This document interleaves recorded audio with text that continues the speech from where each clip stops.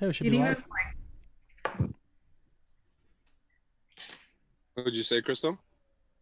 I was just gonna ask if you think that's like a geek pickup line. Like, I've got a 2-monitor setup. No, That if you Are re-monitor. you turned on by that? Are you turned on by that? That's a better question. Well, Yeah. I don't know. I mean, I guess it's about size. You know, like the 32-inch. Size. That's what she said. That's what she said. A little That's, jealous. that's exactly what she said, actually. Yeah, that was the joke. Oh shit. What are you doing, man? 100 off the bat. 100 off the bat. Oh. Peter. Did you win a lot of money last week? What happened? I was down like two at one point, and I think I finished 400 up. So this is not It's not a flex, no. No. not like a tilt from last week. No, I can't. Can I show my? You can I choose did. sure, your- man. Yeah. Too many callers. I'm not a bunch of callers of that bullshit. Good raise.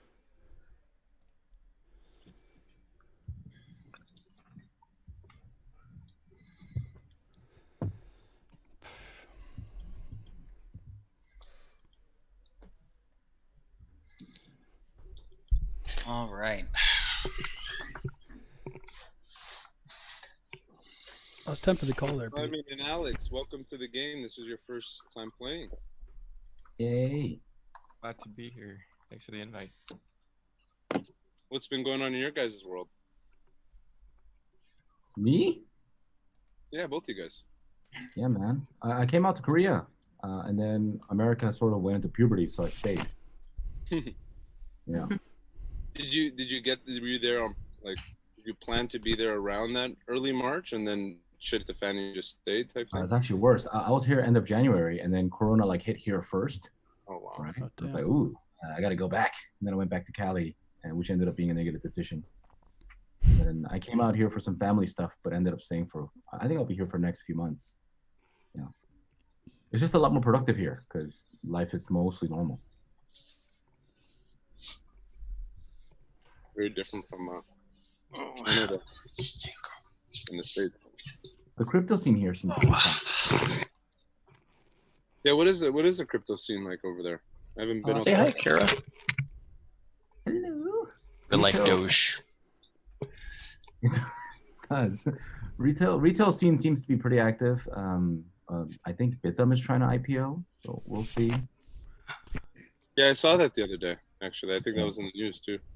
I haven't been able to hit them up and check, but you know the exchanges are at least the big ones seem to be doing okay. Everybody's waiting for Korea to be regulated now. Same old, you know. But I don't see a lot of like new projects coming up in this area. I thought Korea was regulated.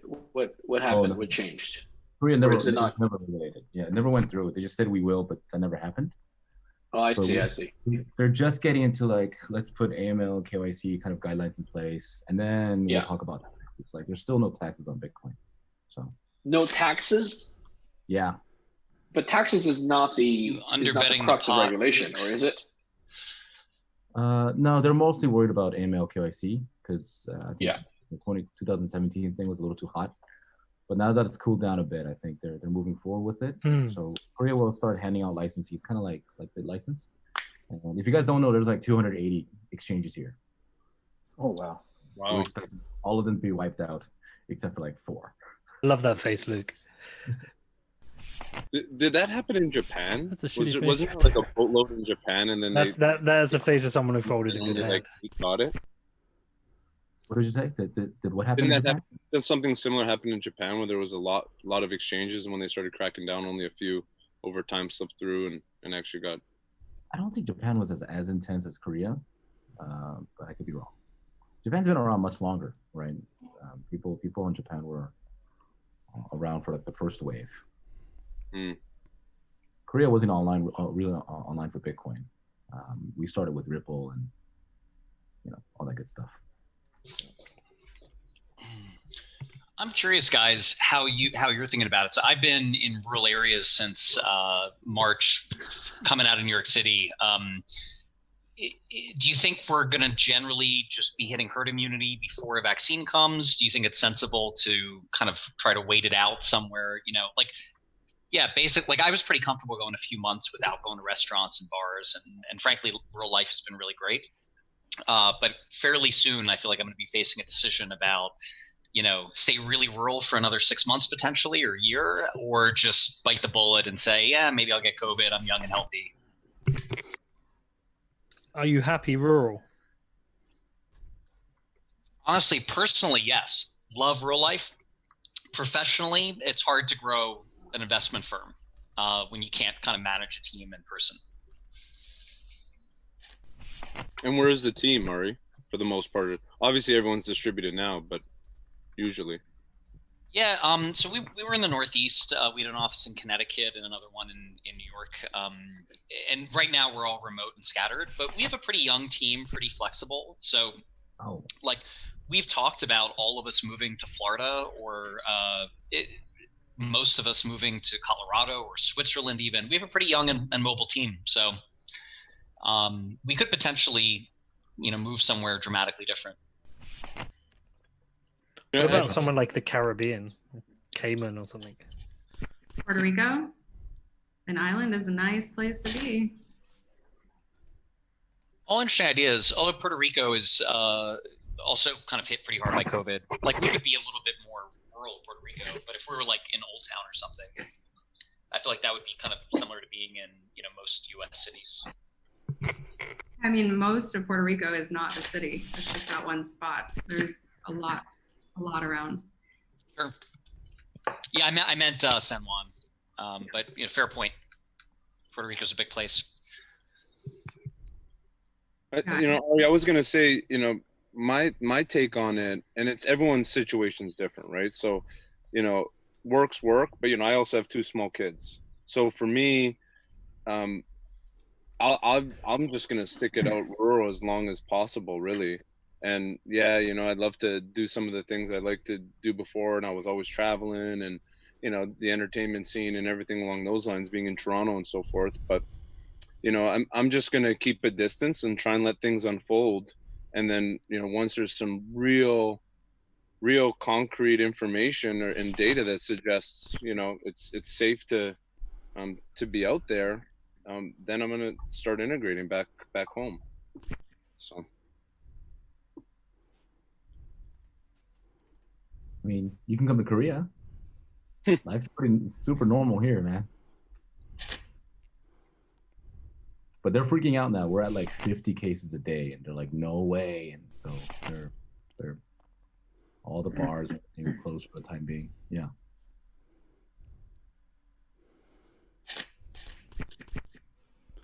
Bobby, that king is a lifesaver for me. Yeah, you got lucky there, Luke. I ran into some trouble.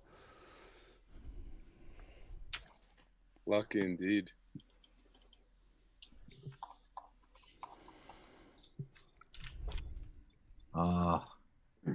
Is there any updates on when there would be a vaccine? Like, can they even predict that within a ballpark of like a year yet? 6 months? I think your question should be when there'll be effective vaccine. They have vaccines right now. They're just not. No one has any idea whether it's going to work or not. Yeah. I have friends that work in life sciences, man. They don't even think about it, whether or not that's possible for the next years to come. It's just every time someone says a year or two, that's already being really hopeful. Yeah, it's like 2 to 5 years. But they're already testing it. I know. I saw some articles. Some countries are already testing it, like real testing of the first vaccine. Pete, it's on you. Yeah, sorry, I was on the wrong fucking screen. Yeah, I'll play it. Are you playing another game of poker at the same time? No, I was just reading Twitter. Oh, gotcha. I was like, were we not enough action for you? Multi-tabling. You playing a higher stakes game on the side here? Higher than this. I shouldn't be playing this. Oh, Bobby. Bobby all in. Bobby. Giving Simon a chance. That's a huge race. It was a big It's race. not really. It's 6 times. I think this is my first official hand. Is this how I come with it? It's just, This is wow. how it is, man. You gotta be prepared to lose. Yeah, It was rule number 2. He pulls up- Very aggressive. It's your welcome hand. Let me put on my glasses. I don't think I've even said like 2 words yet, and it's, wow, just a $300 bet right in my face. Oh, countdown. All right, I have to call you. Well, it's technically not $300. Oh, Oh. Nice hand. Oh, so close. All right, I'll double up. Classic flip. To be honest, it's when you get to the $5,000 hands, it gets a bit ropey. Have we seen what's the biggest hand we've seen? Peter. I think there's a 10K hand. I think there was a no. 10,000. Was there? Well, there was 3 people all in. I think you were all in with like. Yeah, no, that was mine. That was like $6,500. Okay. I don't know then. That's the only one that only sticks out to me. But there's been like quite a few, like 3, 4, 5,000 ones as well. Sometime we got to do a special 1 Bitcoin buy-in game. Whoa. Dude. Dandy a little bit. Chill out, Ari. I think that's the week Ari's going to really turn it on. Yeah. I think I had even I had hands in Brock's monastery in Old San Juan, where Brock, Scott Walker, we had 5 people go all in and had some 7.5, 8 Bitcoin on the table. Oh, my God. That's a Brock, lot. we all got in pre-flop. Brock ended up taking it with a pair of 5s, I remember. Wow.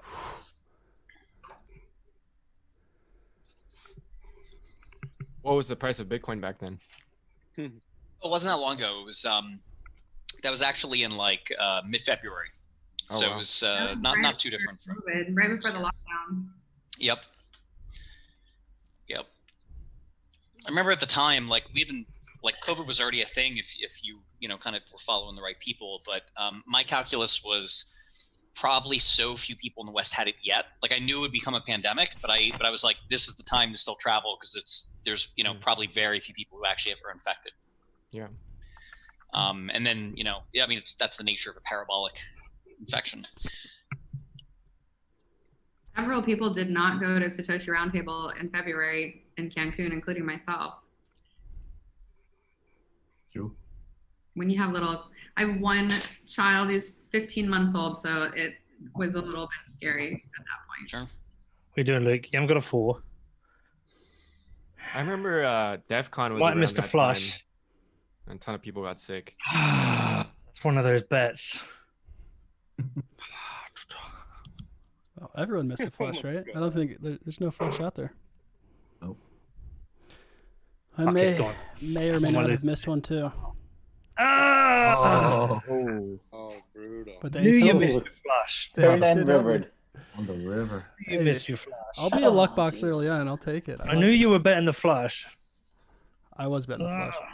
And you know the crazy part about that, Luke? I had the same hand, just not suited. Oh, My really? cards are out of the mix too. That's crazy. Yeah, I think the flush would have killed the action, but 2 times, yeah, I'll get lucky early on. I'll take it. I'm not complaining.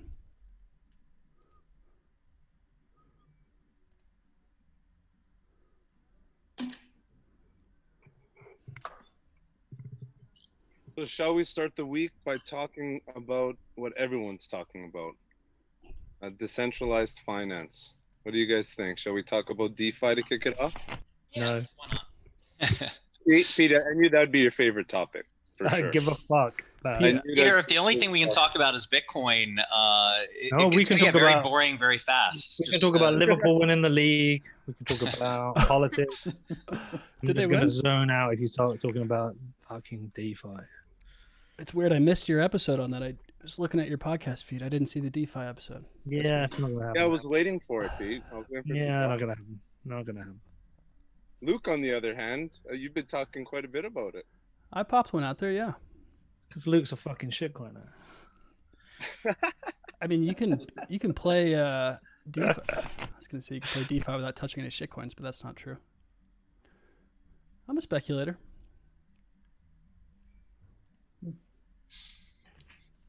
Whoa. Whoa. What is happening with all the coins? They're all distributing now, right? It's been some time after a lockup on these networks. You mean, Yes you mean and no. So I don't think Compound has spoken much about their plan to release a token until recently. But both them and Balancer and a few of the other players like Curve and Curve, yeah.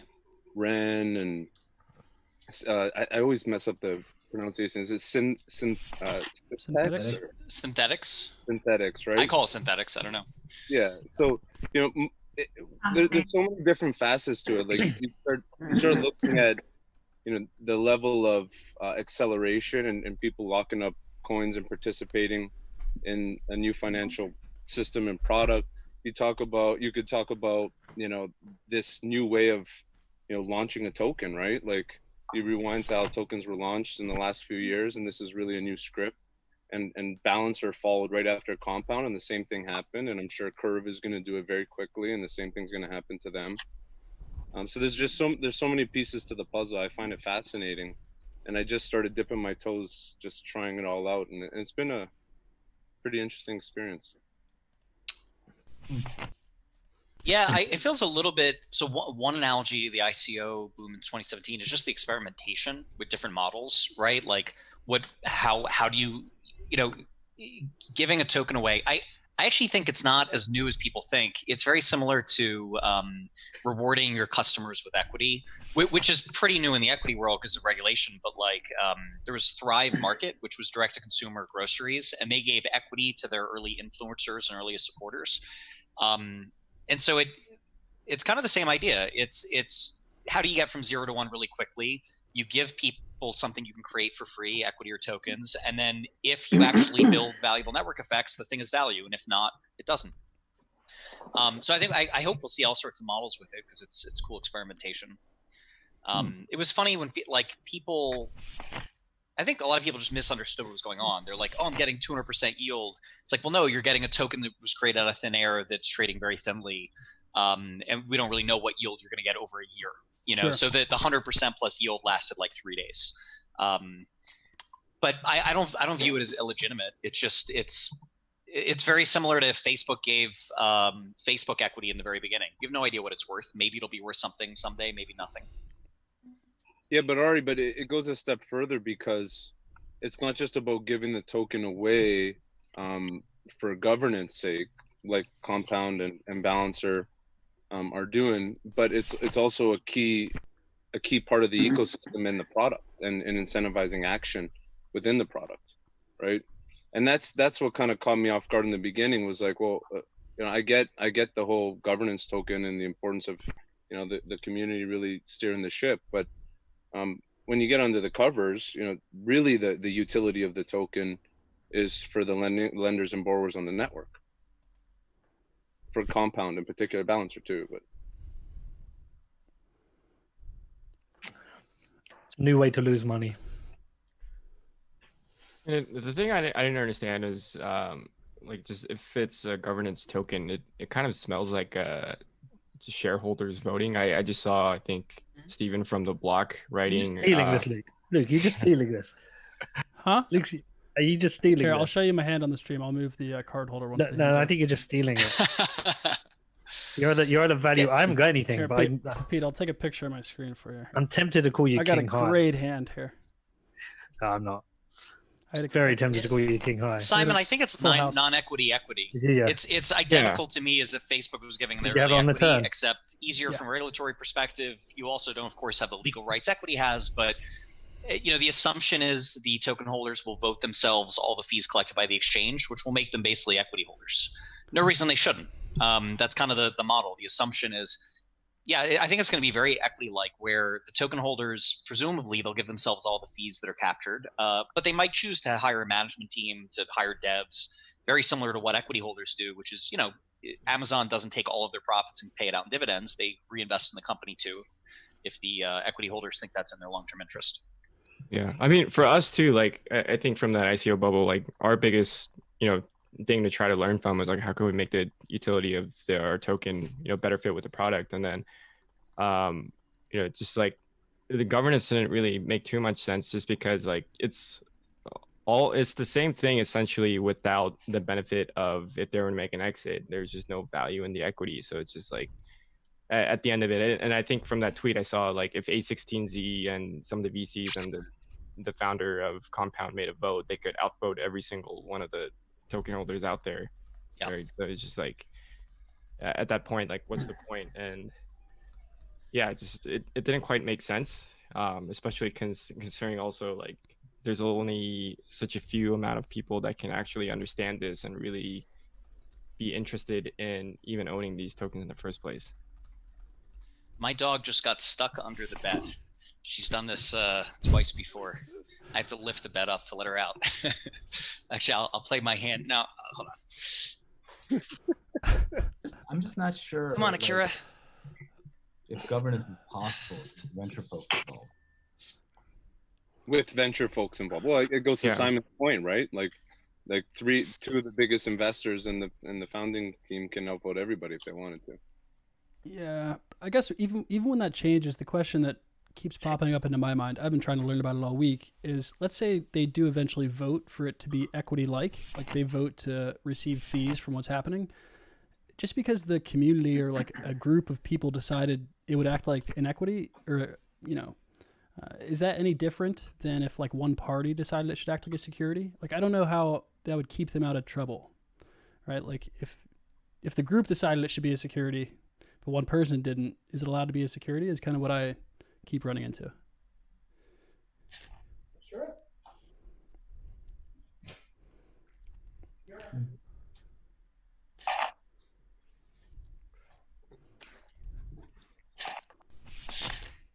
That's an interesting question, Luke. You know what I mean? Like, I just don't know how they'd be allowed to do it. Like, maybe I'm just not understanding that decision, but. Well, technically, they didn't raise money. Well, I'm not sure what the structure of those deals look like. I'm not sure what those deals look like. Like, was it a straight token deal? Was it equity in the business? It sounded like it was. Yeah, that's what I just don't know. It was equity. It was equity, right?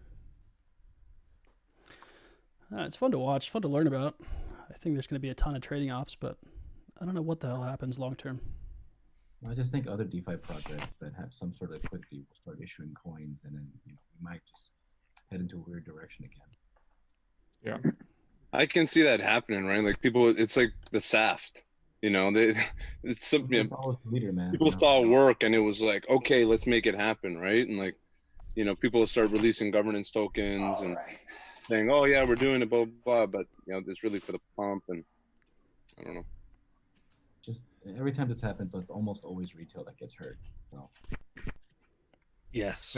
Yeah, and I can tell you from like our personal experience too, it's not fun for the team when we have like a huge pump that happens because external forces control it, and then it crashes, and then everyone's just yelling at you at the end of the day, and then you're still making progress, but everyone's so like just focused on the price aspect of it that a lot of news gets buried. So it's unfortunate. And I read, I think Balancer had like less than 10 people, and they're getting valued at like hundreds of millions of dollars now, and same thing might happen again. So hopefully it doesn't. Do you guys think price is important for Bitcoin and crypto? Or is the utility, spending it more important? Price is the utility. I was going to say price is the use for Bitcoin. I think unfortunately price is, in my opinion. But I do feel like Bitcoin price action and sort of the rest of the space has decoupled a bit, right? So we'll see. Oh. Every tech bubble, every like new tech cycle follows this. You get crazy speculative capital, a lot of it gets wasted, but it also spurs a lot of innovation, a lot of infrastructure investment. We now have hundreds of millions of dollars stress testing all sorts of DeFi models. It's pretty cool. And a lot of that will be lost. Well, I don't know about a lot of it, but certainly there'll be more attacks, more bugs. Come on, Charlie. Really? Charlie, I think you have me outkicked. I folded an ace. Oh, that's too bad. Holding pockets. No guts, no glory.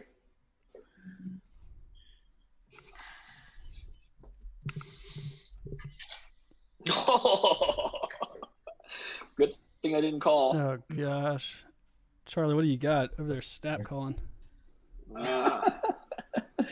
Probably have you beat. I've got an This ace. is gonna be fun. This is gonna be fun. I'm glad I'm out. Saved If you a lot just of have an money. ace, you should call. No, I think that's it. Famous last words. Fucking Luke. Where's Luke Reason? Oh God. Fucking Oh. two pair again. Oh. Oh, Wow. Oh, man. I was dead last. Oh. Charlie, I was only called because you told me to. I say you should fold if you just have an ace. You should I was just- worried You about said you that. should call. You said you should Yeah, he said you should You call. definitely said you should call. call. I was like, well, I've got one of you beat then. That's awesome. I smelled something was wrong when it was 100. I knew I should I have. had ace 4. I had the sucker's hand. That's hilarious. Luke's only raising because it's my big blind. I'm just raising because I'm an absolute luck box tonight, catching every hand. You got to play your streaks, as Yeah. Joe Brunson says. But no one. God, that guy has some absolutely insane stories he's been tweeting out. He's Joe a Brunson. great follow on Twitter. Oh yeah. I didn't even know he was on Twitter. I didn't even know he was on Twitter. Isn't he like 85 years old? Yeah, but he keeps up and he's like good at Twitter. Like it's awesome. Really? I mean, he's still good at poker. He still plays high stakes. It's 10-2, isn't it? 86 years old. 10-2, 86 yeah. years old. Do you look it up? I just went to follow him on Twitter, and in his Twitter name, Christian poker player, 10-time WSOP bracelet winner, 86 years old. Yeah. 10 times winner, huh? Pretty good. Yeah, he's pretty good. He won, That's I think he won that's 2 bracelets with 10-2. yeah. Mortals Oh, can't achieve that. 10 bracelet wins. Simon, what did you have? I haven't seen you bet like that. We'll see. No comment, Alex. No comment. Keeping that one to himself. Luke, I'm Right. surprised on the pot you won, you didn't take a stab at it with a pair of fives, with dealer position. That's why I didn't think you had 2 pair. Yeah, but 'Cause I there's thought you would at least take a stab at it once. there are so many people, right? There's like still 5. If I would have bet, then it gives 5 of you a chance to just kick me out of there. Check raise you. Yeah. I figured someone had a king, but I don't know. Good I'll call. take the luck.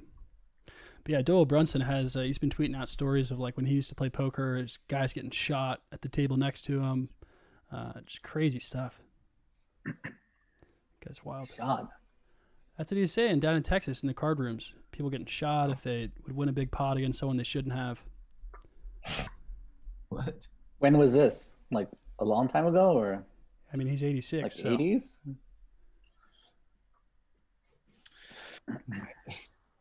I don't know.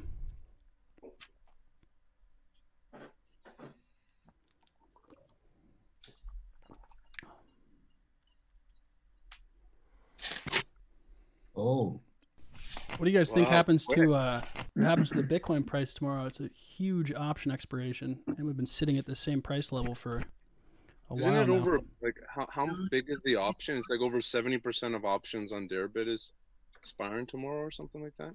Yeah, it's more than $1 billion of open interest expiring. It's huge. Tomorrow, which exchange? What is it? Deribit. Terrible. And CME. So Deribit has the bulk of it, but I think that's a 7-hour time difference, and then the CME expires as well. What time? What's the time? What's the expiration time? I might be off by an hour. I think CME is 1 p.m. EST, and Deribit is like 7 hours earlier. So either 4 a.m. or 5 a.m. Eastern time. But don't quote me on that. I'm gonna check. So Deribit is a European time zone, Alex, it's on you, by the way. Believe so. oh, very nice. Okay. or yeah, maybe Asia, European, I guess. Yeah, they're on European time. Okay, so what happens when $1 billion of the options market expires then? What moves the market? People shift around, buy, sell, and pushes the prices one way or the other. Not necessarily a whole lot. So one thing that really matters is these are cash settled options, which means, so like if you have options that settle to physical, then when they expire, you have, if you hedged, I don't want to like get too technical with the way options work, but basically cash settled, you don't have any trading to do when they expire.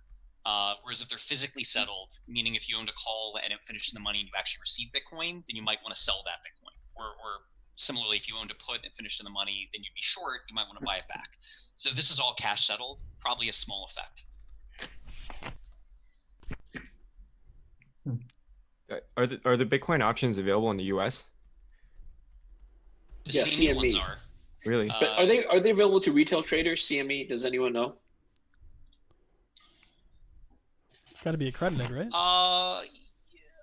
So let's see. I think like interactive brokers would give you access. I don't know which brokers give you access, but they don't. The CME itself doesn't discriminate based on who you are. It'd be if your broker gives you access to it.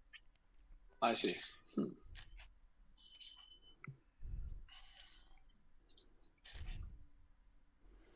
That's crazy how a lot of people think Bitcoin isn't volatile enough that they have to put in 1 to 100 for options.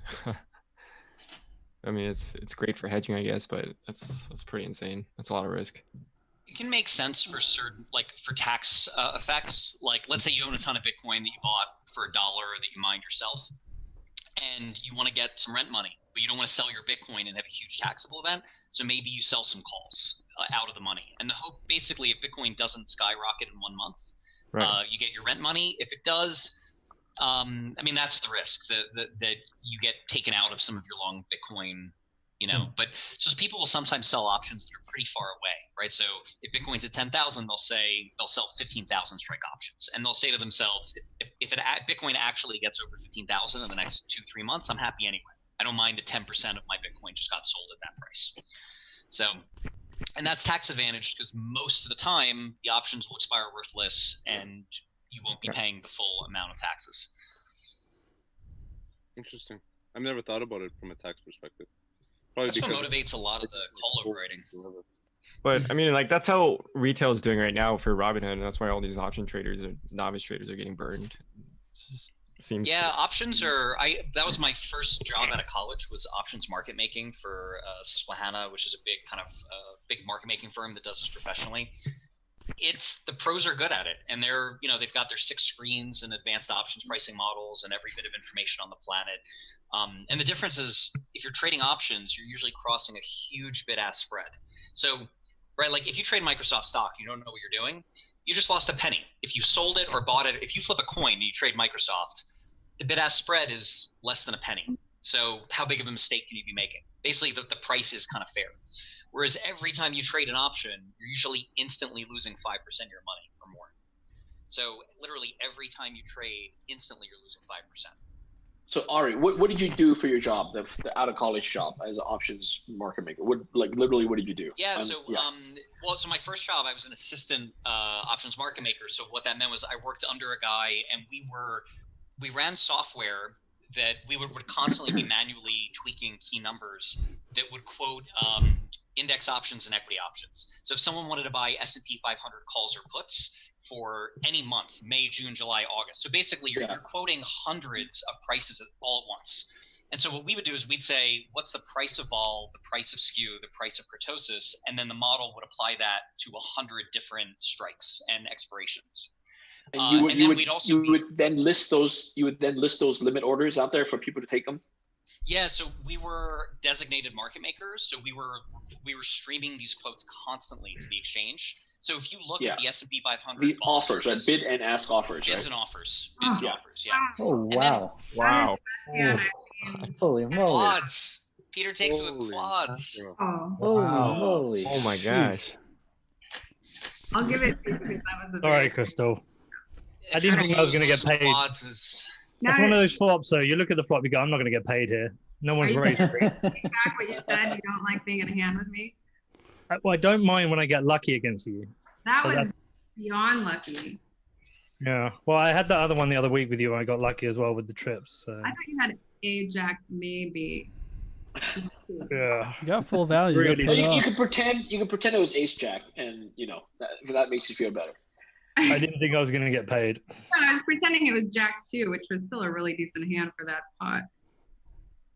Bobby, the other thing we did is we would have customers come in with big I orders. wanted So you to a call that, family Luke. office, a pension, Tens. saying, I don't want to just buy the little bit on the screen. I want to buy half If a I'd have million raised you dollars pre-flop, worth you of would have called and you'd have fancied your chances. In options, Yeah. right, Ari? I would Yeah, have. yeah, and then we would've. would price that, and that would be a worse price than the screen because they're buying a huge Yeah. amount. Yeah, and then do you do that as a over the counter? Like do you then publish that? Is that transaction legitimate or is it like a private deal? Yeah, so what we did at SIG, for most of what's the company Susquehanna International Group did was listed options, so that would all get posted to the exchange and everyone could see it as a block trade.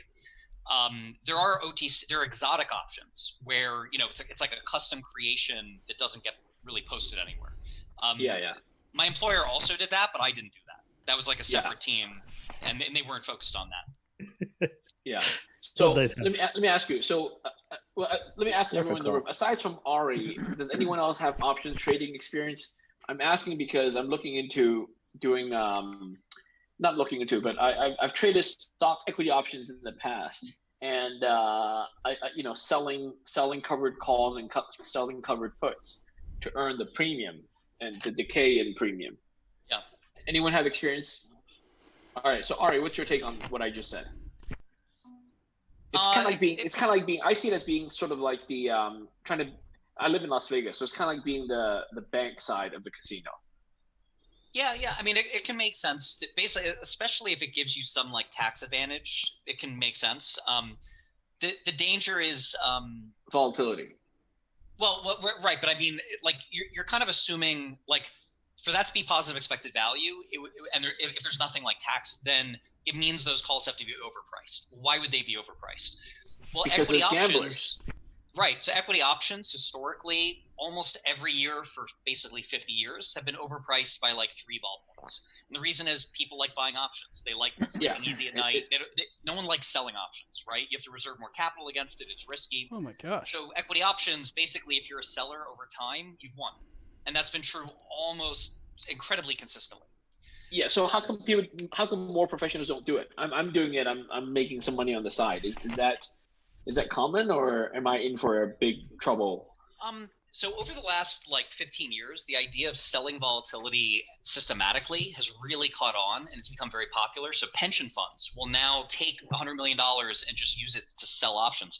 The problem is it's like really high opportunity cost, because when you sell options, that's very correlated with what the market as a whole does. So it's like if you have a certain risk budget, you could either just buy equities and you hope to make whatever 7% a year, you could lever that up, or you use that same capital to sell volatility, and it's kind of one or the other.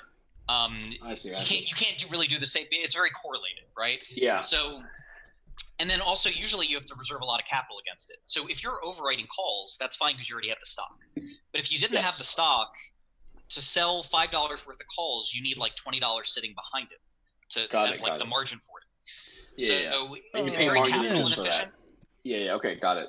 Chris, why are you firing off like this, dude? Do you have pocket threes? I mean, if we have 2 quads in a row, I just have to see it.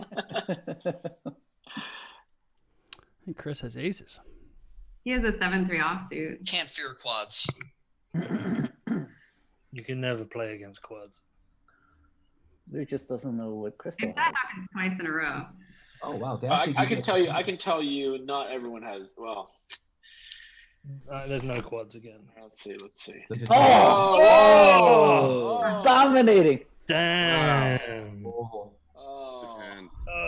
that was a fishing attempt. That was like, Nice, Chris. you can't have quad. Go fishing. I was Awesome. following. I was basically trash talking. Feeling left out here. I want to get in a big hand. God, I was about to shove that with ace 9. Did you anything to re-raise Ace with high? that, Crystal? No, because I actually thought, based on that horrible hand with you, he might have something like pocket Yeah, nines or pocket. You had threes. like I didn't short go term. out completely, right after. You had quads PTSD. Quads PTSD. Had quads PTSD because like you were calling if our hand hadn't happened, you'd have put him all in. I would have gone all in if our hand hadn't. Yeah. but my little analytical brain kicked in and said he might have pocket knives. I know, and when that's, I think you can think you've not got the nuts, but I'm the literal only You person on this played that entire really, team really that well, doesn't have because nuts. if you would have re-raised me in the turn and on the river, I probably would have folded. hold on. Which is why I What did didn't- you say, Crystal? You're the only one I in said this I'm game who literally doesn't the have only one- nuts. Yeah, you said if you think you don't have nuts. I meant the nut. You know what I That's meant. what she said. You know what I meant. That's You what know I what I meant. Until we get more female representation, I've gotta just throw those out there. Can you get Brittany? Where's Brittany Kaiser? She was gonna join. Can you get Brittany to play? Yeah, she's gonna join next week. All right. Great. So back to the options. Who else here has anyone played with crypto options, Bitcoin options, selling covered calls and stuff like that to make income on the side? I haven't. Does it make more income than holding Bitcoin itself? Just hodling? If you do it right, like for example, Bitcoin. Let's say Bitcoin's at 10,000, and let's say you're already planning to sell one Bitcoin for profit taking, right? Let's say one Bitcoin out of however many you have, you want to sell this year for profit taking. So instead of selling one Bitcoin for $10,000, you could sell a covered call where you sell the option for, at 11,000 or 12,000 strike price. You take in $1,000, $2,000 right away, and then if Bitcoin ever hits that price, you've effectively sold it for $12,000 or $13,000. But the only risk you take is if Bitcoin crashes, then you didn't get to sell at 10,000. So it's sort of that kind of thing. Well, look, we've had 2 years of Bitcoin basically being sideways, right? Like, not saying that'll continue. It'd be very weird if it continued, but selling options has been good for a couple of years. It's not really sideways. Well, yeah, very volatile. In 3,000 that's to sideways. like 10,000, 14 to 12,000, 3 that's to 10 sideways. isn't sideways. That's 4x is sideways. 4x return. 4x is sideways. If you have We're 20, in ridiculous world. 30x, now we're talking. Yeah, fucking sideways. It's only done it. Well, if you take March out of it, if you take the 3K move out of it, it really has been like 6 to 10K. It's still pretty nuts, but it's not that. I call it sideways. I agree with Ari. Yeah, I don't know. We went 19K to 3K, and then since then we've been in that range. I'm not. Look, it's been volatile. The point is just Bitcoin hasn't had a yield since 2017. In any, sitting on it hasn't produced anything. Well, it's better than gold in that sense because you can extract the volatility yield from it, whereas gold you can't. So when people say gold, so basically a volatile asset has pluses because of you could sell covered options to soak in the volatility. Bobby, I basically look at the option order book and just assume that everyone in that order book is smarter than me at options, and I avoid them. No, it's actually, I look at it the way I look at all those people who have the positions. They're all gamblers, and then if you have some assets to be the house, you could really take their money, right? They're all just compulsive gamblers. All these people holding longs and shorts. Yeah, calls and puts. But I can't spot who's wrong and who's right, so by default, they're probably gambling better than me in that arena. So I'm out. Yeah, that's fair. You do have to accumulate some experience. Yeah, that's fair. I'd say that my current impression. So for a while, Bitcoin vol was overpriced consistently, and that made sense because it was retail people gambling, and gamblers generally want to be long options. But then about a year ago, very roughly, we started getting systematic sellers of vol. There's some funds out in Asia that sell big size every month, and since then, vol's been roughly fairly priced on average. Doesn't mean it's priced efficiently. It's just basically being a systematic seller has not been terribly profitable. At some point, if there was a crazy amount of systematic sellers, they would push the price of vol down to a level that it'd be profitable to buy it consistently. I don't know if that'll ever happen. You do have professional market makers that market make all day, but they want to be roughly flat. So they don't really set the vol level. They more kind of arbitrage between different strikes and expirations. If retail just keeps buying and buying and buying, the market makers, they want to sell at the best price they can sell at. So they'll let vol go up and then sell at to try to time the top. Damn it, Bobby. All in. Oh, I didn't realize it put you all in. I think the three of us. Yeah. Oh, you're looking for that yellow chip. It's a nice looking bet. I was I'll gonna tell say you. that We're 1K talking chip's pretty about cool. gold, and then you threw out the gold chip. Ooh. Wow. Wow. Nice. All right. See, that was step number 4. You guys are dangerous. These fucking trips tonight, eh? Wow. Yeah, there's been a few. Better lucky than good. Something didn't feel right. I had that ace. I was like, nope. So How do you go Simon, from would like you buy 20 it to for 1,000? Yeah. Put it in the chat just so we so I can keep Got track.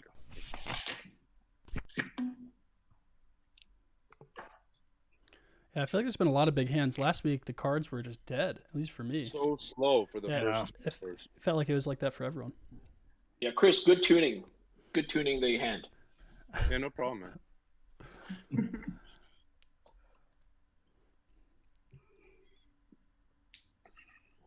So I was thinking of tweeting something, and then I actually hesitated. So I'm gonna tell you guys what I was going to tweet today. Basically, I was going to say that this is actually a time of this is a Bitcoin price. Okay, it's been a time of what do you call it? Stability, which is a good time to buy. So for people who are on the sideline, who want to buy Bitcoin, who want to accumulate more, this is actually a good time to buy when prices are stable. What do you guys think? And again, it's my opinion that prices have been stable the last few weeks and months. I tend to, and I've said this a few times over the last couple of weeks. It's just hard for me to believe that the stock market and equity markets are going to stay the way they are. And if they don't stay the way they are, it's hard for me to believe that Bitcoin won't go down with it. And it won't not for go nothing, down with it. like, yeah, there's Oh, no. actually, I'm you're saying if stocks crash, Bitcoin will crash as well. That's what you're saying. Correct. That's what I'm saying. Now, I'm also not saying it's a bad time to buy. I've been buying, but I go super long, right? And if you're willing to buy and go long, that's fine. You buy at 8, you buy at 9, you buy at 10. Who cares? You know. Whoa. But you know, short-term perspective, that's how I'm feeling. Peter, do you have top pair beat? You have to tell the truth. I've got top pair. You have to tell the truth. Well, he can't have quads, so there's that. Yeah, I've got quads. Quads are up. Oh. Trips. Oh. Terrible call. Terrible Another call. trip. I'm Oh, really terrible. surprised you called that. What's pairs tonight? Peter never bluffs. I'm surprised you called it, Ari. Yeah, I do one bluff Peter a does night. bluff. I do one bluff a night. One bluff a night. And then I do it, and I'm like, add more chips. When just know when he bluffs, he doesn't hide his mouth behind the microphone. That's I when he do knows this. he's Put your mic closer to your heart so we can hear the thumping noise. bluffing. That's a good one. Ari, I'm surprised you called that, because when you turned it over, I thought you would have ace queen. I wasn't worried about getting out kicked. I didn't think the kicker mattered. It was yeah. You thought I was Bad call by bluffing. me. I'm not defending it. Yeah, exactly. It was about a respect. It was like There were a lot of draws out there. You could have had 10 jack. You could have had the flush draw. You could have had middle pair with a flush draw. I thought you were weak. Bad call by me. Oh man. Yeah, 3, 4, 9 doesn't exactly. It's not like a lot of big hands in there. Obviously, except for trips. But And he called 50 pre. Like I don't know. Can't easily put him on a hand. But I'm not defending the call. It was a bad call. I'd put you on ace queen. I'll be fair. Well, but And what I'm saying is probably that's would've basically called- the same hand. Like I would play ace queen and queen jack there. I think are the same hand. yeah, Yeah, I'm not sure I would. See, I play ace queen like ace king. Like 9-handed, like 6-handed maybe.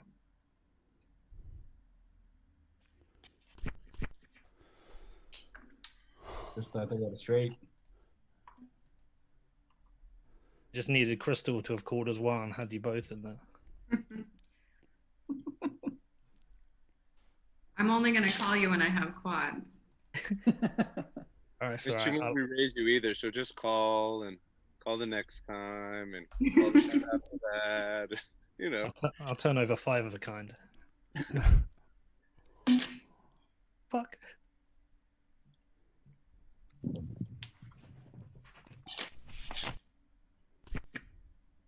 So what did everyone? It's a little bittersweet this week, I feel. But what did everyone think about the announcement or the announcement to the announcement to the announcement of PayPal accepting and allowing? What was the final analysis of that? Are they doing it, or is it just rumors it's and? still, it's still rumors based on, I think, 2 or 3 quote unquote reputable resources or sources. Excuse me. They're just allowing buying and selling though, right? It's like Venmo, PayPal, buy, sell. That's it. No transaction function. Like Well, I mean, buy sell is transaction, right? What kind of transaction are you talking about? I mean in terms of Withdrawals. Yeah, no withdrawals. to another, Oh, yeah. I see. It's like Cash App. Yeah. Robinhood. Yeah. I'll believe it when I see it. Does that help the network? Well, remember, when Cesaris is on the board of PayPal, CEO of Zappo.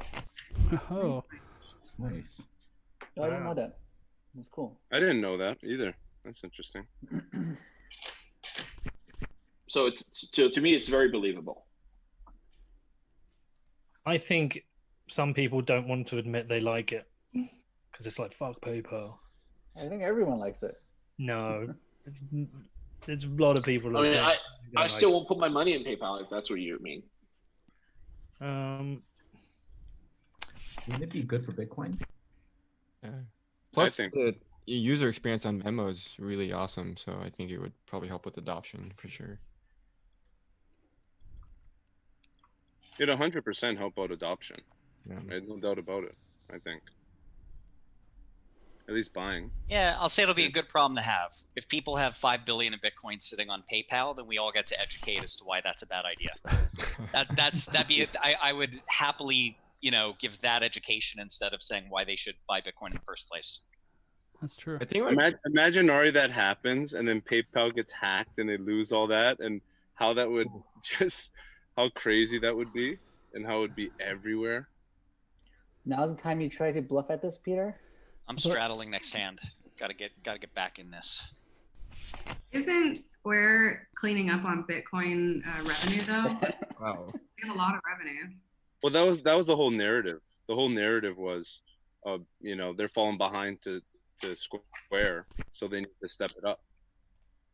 That's kind of the narrative. And no average consumer notice transaction fee Excuse me. off the top.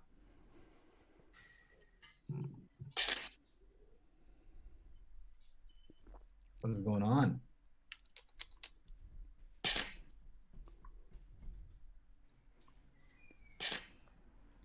Oh dear.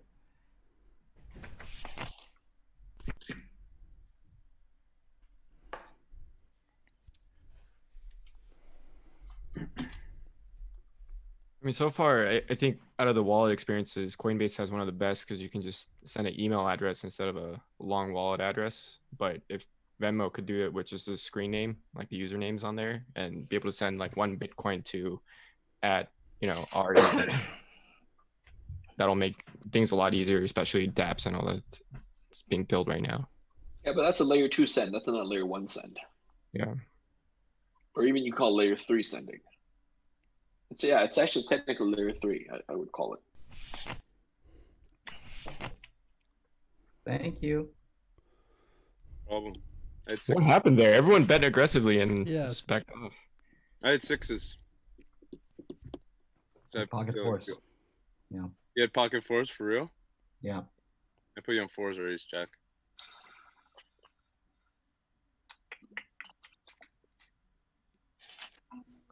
I'll have to squeeze. That would have as been much money out of it devastating if you possible just to called that. If you just called that and 6 came on the turn. I know. Oh, Oh, that would be so brutal. I'll take a break and go cry in the bathroom and come back. Yeah. Totally. Simon, you bought in, right? Okay. Yep. Oh. Jeez.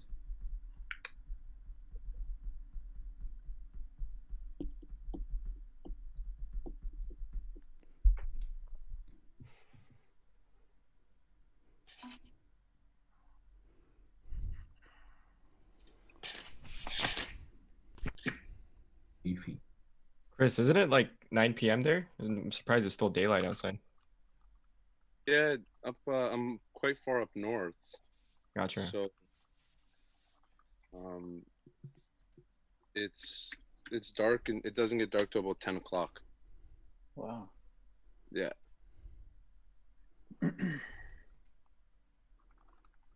It's crazy. Like, I think dawn is at like, or the sun comes up, I think at like 6 a.m. So it's a lot of daylight. Sun. Yeah. Whoa. No. Chris, you're not That's a committed? tough decision there. You're already in. I am committed. I feel like I'm beat, but whatever. Yeah, but it doesn't matter. I think you'd be. Oh Trips my. again. Oh, Oh my God. Oh, no. straight on the turn Wow. and full house on the river. Full house. Are And there was a you lot of, kidding me? That's Are nasty, you dude. kidding me? I feel like Chris gets the The hard. dealer dealt that too fast. He really does. I was going to say that dealer really cost you some entertainment value there. Man, what a Really, good really? drama we could have had with the folding slower. Right? Wow. That's just straight on the turn. When I saw that straight out, oh my gosh. I just feel like this place bullies Chris a bit. Oh wow. Yeah, Chris, you've had some insane runouts. I mean, that's tough to Yeah. watch. Every week though. Every week. I remember last week I had the nuts on the flop and then I lost on the river. Some stupid shit like that. Oh, that's tough, dude. Oh, can't feel Yeah, too bad I for know. him on that hand. Simon flopped the You had me beat. set, right? That's true. That's Yeah, I true. flopped the set. He was Yeah. ahead. You had Yeah, me beat and in pocket the- nines against king queen. Nothing that upsetting. Boom. I bought back in.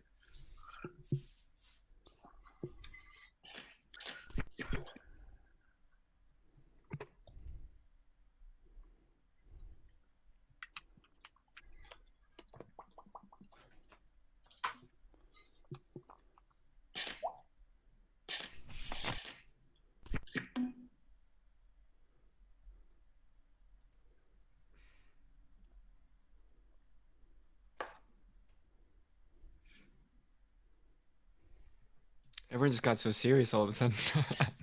Just trying to figure out if Ari has There's pocket too many twos. trips now. Every hand's had it. Someone's got a trips. Yeah, these trips are just ridiculous tonight. Yeah, there's been a lot of trips. Who's got a two? A lot of big pots too. A lot of all-ins. Mm. Yeah, I watched last week's podcast. You guys weren't this aggressive. At least the first 2 hours or something I watched. I'm telling you, it was just dead hands. I was card dead. Not a lot of action.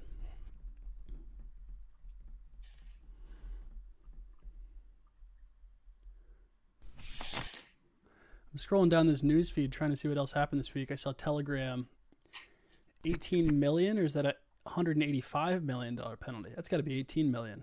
SEC 18 and a half settlement. $1 million penalty, which they also had to pay back 1.2 billion to their investors at 72 cents on the dollar, and that sucks because Block One only paid 25 million and got to keep the rest of their 4 billion. How do they pay the people back? If someone Right just- now, it looks like they've already paid back some and some with loans. They have 4 years to pay back their investors. I only know because I know a few people that were in it and are very happy to be out of it. Yeah. Fucking mess. I mean, That was is the a first mess. deal that all of the Valley just got in on, Like, Lightspeed led that round. Benchmark was in. Yeah. Did they pay that back in ETH or in US dollars? Like, that's what I'm curious about. That's what I was wondering. Like, how do you pay all these people back? Yeah. Tons of people probably just contributed in ETH and syndicates or whatever else. I think majority of the checks came in on dollars. Oh, okay. It's US dollar value, Uh, which is to the advantage of the investor if it were the spot price higher at the time when they invested.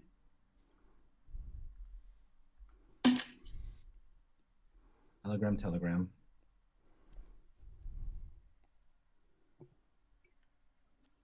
They published some of their code that they had intended on releasing. There isn't a lot. So they sat on the billion to almost $2 billion. I don't want you to time out, bud. Oh shit! You want me to call? I just didn't want you to time out. Did you want me to call? I just didn't want to hear about it later that I only won the hand because I timed out. I want to outplay you. I mean, I don't know what you're talking about. Short stack. Do you guys like using Telegram? Are you like a crypto Telegrammer? I hate all the groups, and I don't know how people get anything done with the way the groups. People just talk all day, every day in these fucking groups. Like, how does anyone get any? Yeah, I can't use it for about a year. Just ignore them all. I used to use it a lot, but now I glance at it once a day. Too much, and noise to signal is not a great ratio in most groups. But the biggest problem, and it's like Twitter and like everything, is Bitcoiners talking to Bitcoiners about Bitcoin, and they're not getting in like wider, bigger conversations. And it's just echoing chamber. Yeah, and then and going down real detailed, like technical conversation, and I just think there can be a lot more achieved and done by trying to actually figure out. Like I keep saying, like we have mass awareness, right? Everyone's heard of Bitcoin, so why aren't they buying it? And then that's what people should be focused on, not such nuanced fucking bullshit. What groups are you in? No, just not. I just can ignore them all. It's just people talking just about the same stuff. All it's boring. Well, every token has a group. I'm not in any token groups. It's just Bitcoin chat or crypto. It's like what platforms do you guys use? They literally have every messaging app ever. Just in case. I'm just afraid of like Facebook or WhatsApp selling all my information to whoever they want to. So, did you guys read up on what WhatsApp is doing in Brazil? Nope. What are they doing in Brazil? Oh, they got blocked out, right, by the like credit card monopolies there, or the bank monopolies. I thought they did like this like watered down version of Libra there, and it was like doing okay for a while, but then that got blocked out. You were tricking me for a second there, Luke. I had to just check it. I was just hoping for one card. Yeah, they were giving Brazilians cheap payments, and the existing banks that charge like an average of like 10% payment processing fees weren't happy about that, so the government made it illegal. Oh. You know why Telegram got popular though in the beginning? Because it was originally made for geeks like myself, and developers used it. But WhatsApp was banned in Brazil, and they got 3 million new members on Telegram in a matter of a week. So it's a pretty big deal. That was kind of where the firepower came. There was a huge kind of like prostitution ring scandal in South Korea on Telegram. So a lot of people left the platform. Oh. Yeah, like really big national news. A lot of people went to jail. You know. Yeah, Kik had some major issues too. Another one with a failed ICO.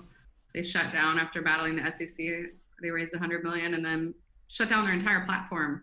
Like the messenger doesn't even exist anymore. Kik? Bobby, are you there? I thought Kik is still up and running. Bobby, it's on you. He looks frozen. Maybe his internet is. Oh no. Yeah, I just read that they pivoted to Solana blockchain. I think they are still alive, but barely, maybe. Really? They had released late 2019 that they were shutting down everything. They sold it off, I think, but now they got ads on Kik. Peter, Solana's a great example of where there's some innovation outside of Bitcoin that could get added as a side chain. So Solana, the team, are telecom people, and they're very focused on innovation in the messaging layer. And most of the Bitcoin engineers, that's just not their background and not their focus. So I'm not an engineer and I can barely understand what they've done. But for example, just internode communication is something that Bitcoin hasn't really done much with in a decade. Hasn't Embassy done that with cups? What's that? Embassy. I'm not familiar. Yeah, Start 9. There's the name of the thing. Not familiar. Cups. I don't know, man. But why is internode communication important for Bitcoin? Let's see. It reduces the advantage of the largest miner because blocks propagate faster. It reduces risk of eclipse attacks if every node can connect to far more nodes and get messages faster. It would enable potentially faster confirmation and settlement just because basically the entire network can arrive at consensus faster because every node can be confident they've seen every transaction minus 10 seconds delay instead of 3 minutes. So there's a lot of like little efficiencies that get gained that might add up to something pretty meaningful. Bitcoin has done quite a bit on like block propagation, especially for miners, right? With what's that network called? I think Bitcoin has done quite a bit on that. Is it just you and me, Simon? I think so. I don't think you got anything, man. I think you should call it. All right, I'm calling. Plug it. Oh my god. Oh, nice. Fireworks. Oh. Check. An ace might win here. I don't think Simon's got anything. Trying to read Simon. But Simon, you haven't bluffed the whole game, as far as I can tell. Maybe someone flopped the straight. Look at that. I think I know what Simon had. Huge bet, Alex. Massive bet. Oh, there you have it. It's there. Oh, I got it. I knew it. Why did you bet? I just wanted to check. Oh my god. Bye. You could have just checked it You down. could have just checked. And now If we you don't were get to gonna see what he call a has. raise, He had it. He might have had it. He might have had 9 high. Who knows? 9 high. I think somebody had a No, straight. could have had a busted flush draw or something It's true. Oh, was there a where there's no showdown Yeah, value. straight. Whoa. I thought somebody had a straight. I bet half a Bitcoin on Donald Trump losing the election this week for shits and giggles. I saw There's that been bet. some very strong opinions about it. Yeah, I think you can make a bet on FTX, right? I'm not going to arb it. I don't care. No, I bet another Bitcoiner. We just half a Bitcoin each, put a Bitcoin in a multi-sig. You could bet it on FTX, but it's close to that 50-50 anyways. I think it's like 45, 55. Would you get to Really escrow it? interesting seeing the responses because there's a lot of people, the majority, vast majority, despite Biden being ahead in the polls and ahead on the betting sites that think they're like, you fucked, you've lost that money, you're an idiot, blah blah blah. I feel like a lot of Bitcoiners quite like Trump. Really? Would you say Yeah, I more think than half? so. I think, yeah, and I think because I think they're so anti-left. I kind of get that feeling.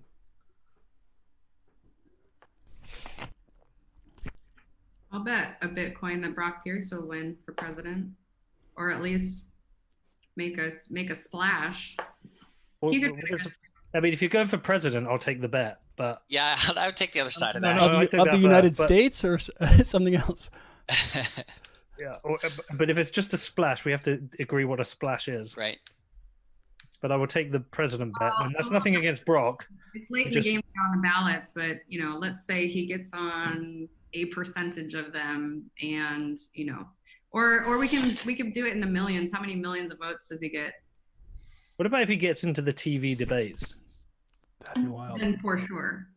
Because that's a good measure. Mhm. That would not be likely at all. No, because like the two candidates are already set pretty much. So No, you're talking about They're not- 2024, right? No, this year. How about we bet a Bitcoin on the likelihood of Brock running for president?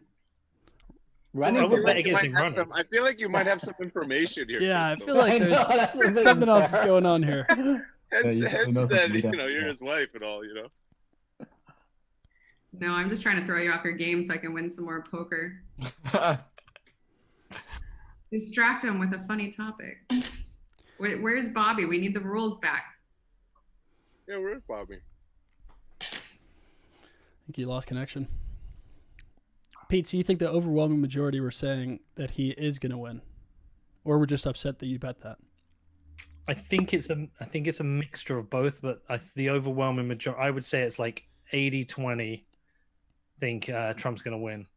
But I think there's like a lot of bias comes in these situations, and I think Bitcoin is a naturally more Republican leaning because they're anti-socialist and anti-left. And conservatives Anti-big woke. government?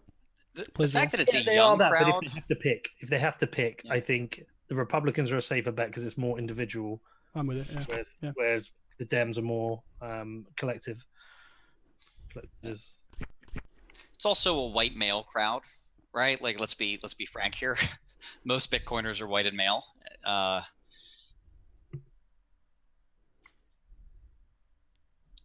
What are you alluding to?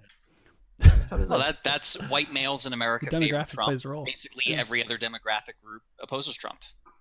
It's a fairly bifurcated.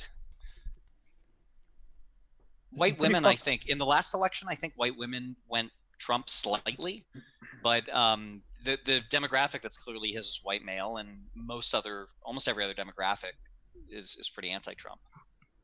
There's some pretty fucked up voter suppression stuff going on.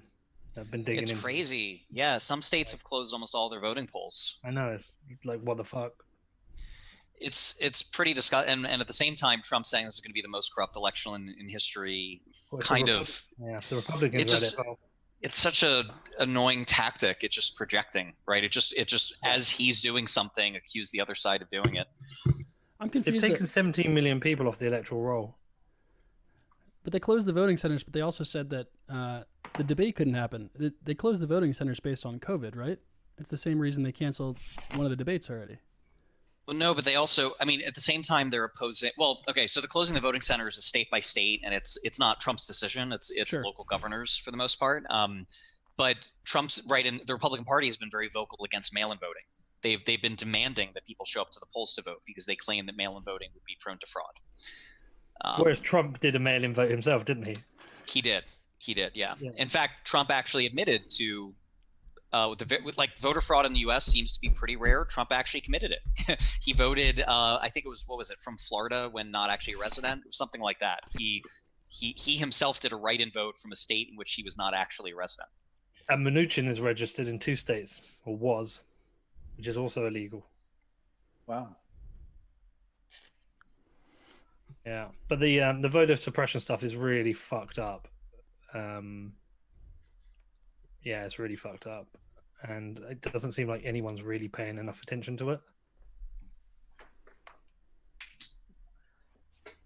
Peter, you seem to care a lot about U.S. politics. Well, I think he's coming to the U.S. It's, Interesting. it kind of basically, I think some guy was having a go on me on Twitter today. He was like, fucking keep an eye on your own country. And I was like, well, look, hold on. America interferes into more countries than any other country, right? So if you're going to be world police, everyone else has the right to look in and critique. All my business is in America. I've traveled to the country 60, 70 times. Most of the people fucking bitching, I've probably put more money in the economy than them. So, I mean, I just think it's really interesting. I think US politics is really interesting. And it's I think it's very influential on the rest of the world. And I think we should all take an interest in it. Big call here, Chris. I know. Sorry. I'm just thinking about it. 835.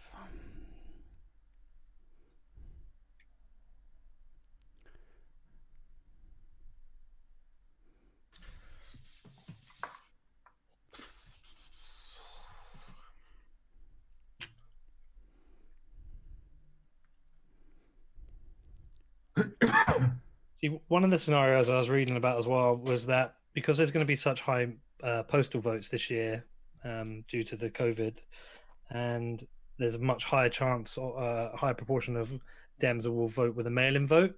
There's a good chance that not all votes will be counted on the night. Like a significant probability that Trump would be ahead on the night, but when the postal votes are counted, he's behind. Yet, if that's the case, then he won't concede the presidency. So that's the biggest risk scenario for it ending up in court, or one of the big risk scenarios. That'll be so unpleasant if we have if basically people lose faith in the election process over that. There's maybe other reasons to lose faith in the election process, but a sore loser would be a sad way for it to happen. Hey, Simon, what do you have there? Do you have 9s or 10s? The last hand? Yeah. Yeah, I was I trying had to a- think. Ace, queen, spade. Ari, what'd you have if you want to share? I'm trying to think how that much money gets in on 835. I think Ari had. Pocket eights. I'm not going to share on that Sixes? one. All right. Stone cold bluff. That worked. No way. Uncle Bluff. I think like a 10s. I don't know. It's so weird. I don't know. What was your hand, Chris? Pardon? What was your hand? I had fuck all. You're just thinking about I it. thought I had king queen suited. I thought, you put 35, he put 35. You guys are just chasing, and a re-raise would get you off like 4x, but I was wrong.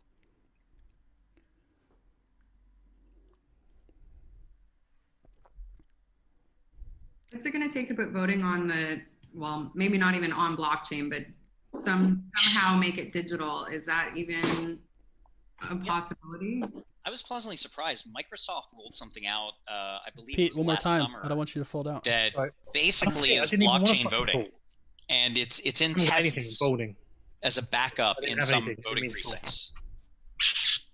The idea is people do everything exactly as they normally would, but you also have a record of your vote on the blockchain that you can personally verify. So that's the way it should get rolled out. Wait, what happened last time? I remember when people were proposing that voting should take place in the blockchain. There was someone, I think they were in the encryption field, or they were like a scientist in that regard, and they were saying that it didn't work as people were saying. Like, there was all these kind of ideas that blockchain voting would work, and they were saying, well, it's basically impossible in the ideas that were proposed. Like these ICOs that claimed it was possible. Do you remember that thread, Ari? I don't remember the thread. So I very publicly said we should do blockchain voting. Here's how we should do it. And some of the experts engaged with me, some poli-sci experts, some statisticians who've done voting work. And I wasn't very impressed with the counter arguments. They basically would attack a very specific implementation. They would say, if you do it like this, then people can buy votes. So one of the biggest concerns is vote buying. But there's a lot of easy ways to remedy that. So Microsoft rolled this out a year ago, and you can do it as a pure backup. Basically, you just give people the ability to verify their vote when they go home to ensure the overall election's integrity. And you can do it where there's no way to do vote buying because you don't give anyone a provable record. So for example, if I show like the equivalent of a public key to you after you vote, but the last letter is either an A or a B. And if it's an A, then it'll show you one result, a B it'll show the other, and the A or B flashes on the screen. Basically, if you share your public address with me, I don't know if you voted Democrat or Republican. You have no way of proving to me, but you saw what appeared on the screen. Sure, then you get into issues of like, well, what if you take a picture on the screen? You can find ways around that. The biggest issue everyone raises is vote buying, but there's a lot of like little clever ways to mitigate that, I think. What's wrong with paper votes? What is this fixing? Well, one thing is current voting machines are extremely easy to hack. It takes like 30 seconds. Paper votes, like just put in a paper in a ballot box. Well, then the counting is the issue. Then you have to test the counter. One, you're relying on the counters, and they get lost. They get lost. So pallets of paper votes every election just go missing. They don't get delivered to the precinct. Deliberately or non-deliberately, I imagine. And then, but another issue, Peter, is who knows, right? If I can't verify my vote, right? I cast a vote. If I have no way of verifying if my vote was counted and counted correctly, how do I trust the election system? Why do you need a blockchain? Why can't you just use a database? Because you then you trust the can database. verify and check it. You have to trust the database. You don't need a blockchain. You need, and you don't need to distribute a ledger. Really, what you need is something like public-private key cryptography to let you confirm an entry without, like, yeah. But I don't are think we you going to need have to teach distribute it. everyone about private keys then? No, Well, no. timestamping, right? But you don't. You You just need to do it. timestamp some information. You do it very simply. You give people a string of letters, right? And you say, plug this into a government website when you get home. And it should show that you voted, that your vote was counted. And if you enter something else, your private key, it'll then show you, how you voted. But again, you have to add some little tweaks so people can't sell their vote. To me, it's a huge, it's crazy that we all vote. We have no way of verifying if our vote was counted at all. And yet somehow we trust that it is. The technology's been around now for at least a few decades to let us verify our vote. The issue, Ari, is that as Peter has raised, and I have the same question. I like the idea of verifying, but in the end, what you propose, if I have to log into a government website and type in something and have the website tell me whether I voted, and also type in something else, tell me what I voted, essentially I'm trusting that website. So it might as well be a database, and it doesn't have to be so-called centralized blockchain. I agree. Yeah, I don't. The key here is the magic here is not the blockchain. It's having a public database that everyone can go to confirm their vote. Yeah, and then all you need is an independent party to just verify that. Yeah, but well, what then, party's independent? Yeah, you're a Russian citizen. Which party are you going to trust? Putin's going to tell you the party that you trust to verify your vote. I don't know. I get to see that. Some institution. Peter McCormack LLC confirms my vote. Yeah. No matter what, Peter McCormack has confirmed everything's checked good. it. It's all right. Yeah. Button one. Can I collect my half of Bitcoin now? I never get the question, why do you need a blockchain? Because Bitcoin doesn't need a blockchain. Bitcoin needs a distributed ledger. It's like a weird question to me. Like, blockchains are so kind of unimportant. Bitcoin does need a blockchain. No, it doesn't. You could do Bitcoin on some slightly different distributed ledger. Which one? Tell me. I'm not sure. Like, what do you mean? Which one? Well, we could tweak the blockchain structure so that you do need a blockchain. No, it's just pretty arbitrary. Like, so what is a blockchain? A blockchain is just a series of blocks in perfectly linear, right? There's nothing recursive. There's no splitting. Mm-hmm. What are you replacing it with? I'm thinking right now of how you just slightly tweak that kind of somewhat arbitrary database structure. Well, the point of the blockchain is you can't change something in the past without invalidating everything in the future because of the amount of work that you need to do that. So that's the kind of the reason why the blockchain works. So you'll be replacing proof of work as well. No. You don't need. You can do proof of work with. There's nothing that ties proof of work to exactly a blockchain. Well, like I said, the reason why the blockchain is you have to chain it together in such a way that you can't just replace something in the past, right? If you use any other kind of distributed ledger that's not a blockchain, you can kind of muck with the past without causing it to invalidate everything in the future, everything in the present. Well, no. So, like, a blockchain is a special case of a DAG, right? Of a directed acyclic graph. Does it have to be so? Okay, you need cryptographic linkages between the blocks. You need one directional time backed up by a consensus mechanism. Let's keep it as proof of work. But do you need it to be exactly one block to one block to one block? Like, why can't a more general DAG type structure work? It can, but it just complicates things. But it's still maybe like it's worse. I don't like. I'm not saying it's still the same idea, though, right? Like Ethereum has like uncles and stuff, which is it's still a blockchain.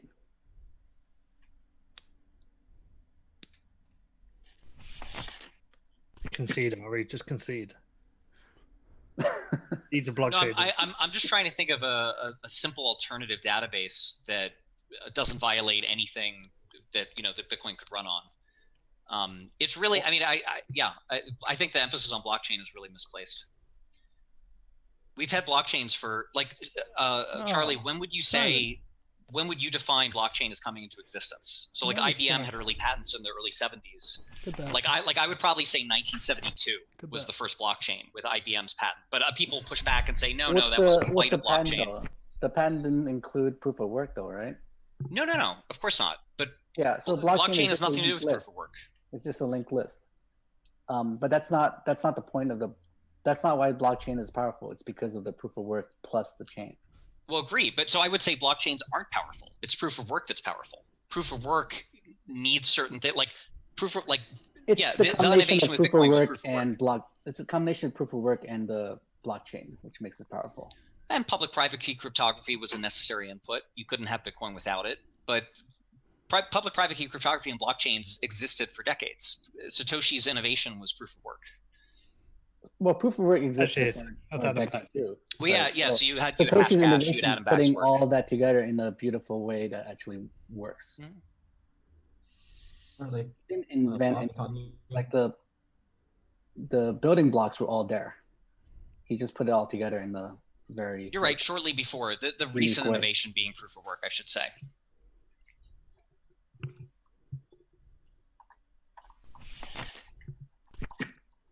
Oh, Adam Back invented proof of work, right? Right. Right with And then hash cash. hash cash.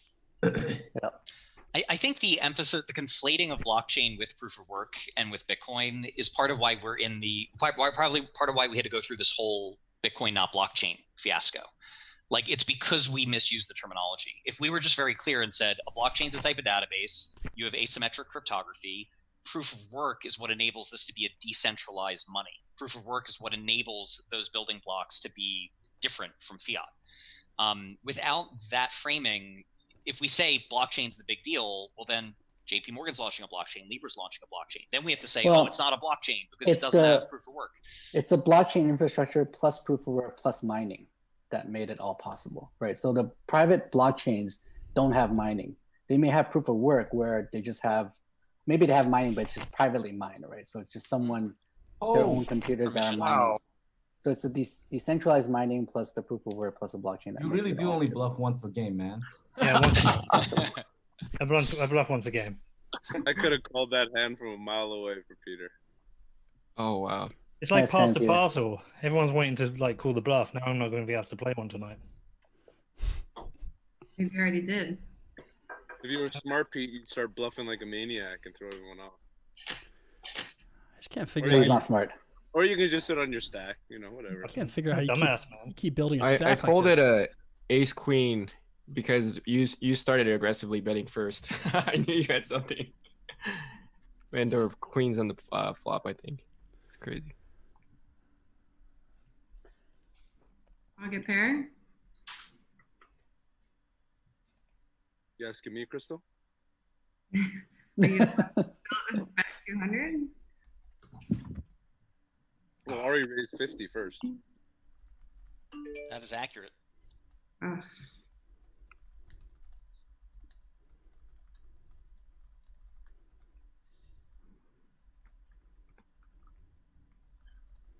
You ship him, Ari? You wanna rock and roll here? Yeah, let's do it. I'm so glad I folded. I got king ace suited. I got jacks. We got the classic race. Oh, Ooh, got look at that clubs, you got suit. clubs. Ah! Oh, That's gross. brutal. No, it was a race. It was a coin flip. Well, after the flop, he was ahead, right? He had, was it 15 Yeah, no, it was a outs? race. That wasn't like a bad beat or anything. It was, yeah. I'm a slight favorite pre-flop. Not a. After about 4 or 5 weeks ago, I folded king ace Yeah, man. suited to Luke, and since then, Luke, I've won it. I've won a bunch of times with it. So thank you for that. What did you fold to Luke? Was it pre-flop? Yeah, he folded pre-flop. So the action Oh was. yeah, that was pretty Yeah. crazy that you would fold pre-flop. Yeah, the action. I think you were the first raiser. I called. I raised. And You then- called. Someone re-raised. It's Nick No, went no. all in. Nick Carter went all in. Nick goes all in. No, something happened. Like, you re-raised me, right? So Nick raises, I re-raise Nick. You go all in like 3,000, and like we're doing decent. I had like 3,000 chips or something. Nick folds, and then it's on me, and I folded. No, Nick was still in the hand. Nick won with Jack. I had Ace Jack. Oh yeah. And then I would have beat you though with Yeah, the big side. Yeah, you called because you were already in kind of deep, but it was still it was a ridiculous kind of play by me. I just thought. About the ace jack raise. Yeah, I thought people would overfold. Or I thought, like, I don't know, if you call there with ace queen. But you admit him finally, because like for a few weeks we've discussed this, and you haven't actually yet admitted that. Well, I'm still not admitting it's a bad play because I did make Chris fold. So, like. No, you got away with it, but it was a ridiculous bet. Yeah, but if like my goal was to raise so he folded and he folded. Because we talked through it after, right? And we've been through it many times. It made a lot of sense, right? Like even if you had kings, you know, I still had a decent out, right? And then and they were suited too. Yeah, you got a call there. So that's a call. Yeah. Luke, did you make money from that? You didn't make money from that pot though, right? I lost a small amount because Nick was really short. He doubled up. He had about $400. Okay. Ooh, whoa. 2-7 call. Just like that's a good call. 2-7. 7. Because you don't have to play more. You don't have to put more chips in there, right? So it's just. Yeah, it was already in. Yeah. Buy in one more time. How do I? Where's the chat? Wow. There's like what $100 of dead money, and you need to put in 50. Yeah. No, I got such a kick out of that hand, but yeah, I still lost money.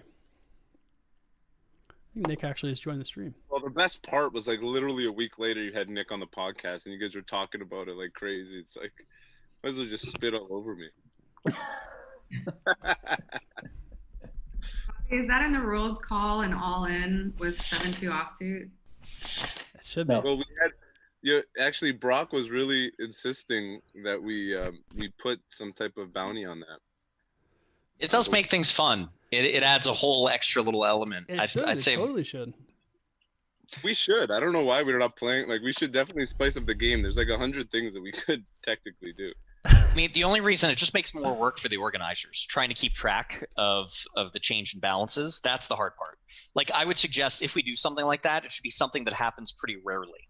You know, so maybe something more rare than 2-7 winning, because otherwise you'll have, you know, a half dozen, a dozen wins. And well, I don't know. Look, you guys are doing the work. If you can track it easily.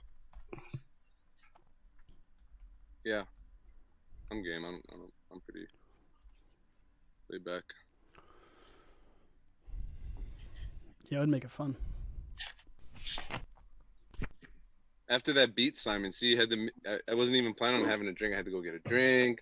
I had to get a cigar. I had to go hold the 9 yards here. The only thing I didn't do was spark a joint, because that would have really put me over the edge here. Did you not tell Simon that new players are meant to just come and lose money to us all? Yeah, like Alex got the memo. Yeah, what the Buy back in. No. There's seven on. Alex I is can say that watching you guys play the last week's episode did help a little bit in terms of how you guys play. Good to know. Terrible play. Is that what you're saying? Yeah, it's just totally crazy poker. That helped.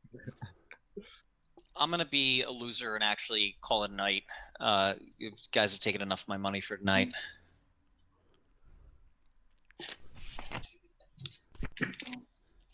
Good game, Ari. Yeah, literally. Good seeing you, Ari. Good seeing you all. Oh, another thing, when anybody's finished, just throw your remaining chips. How much chips you have left in the chat box?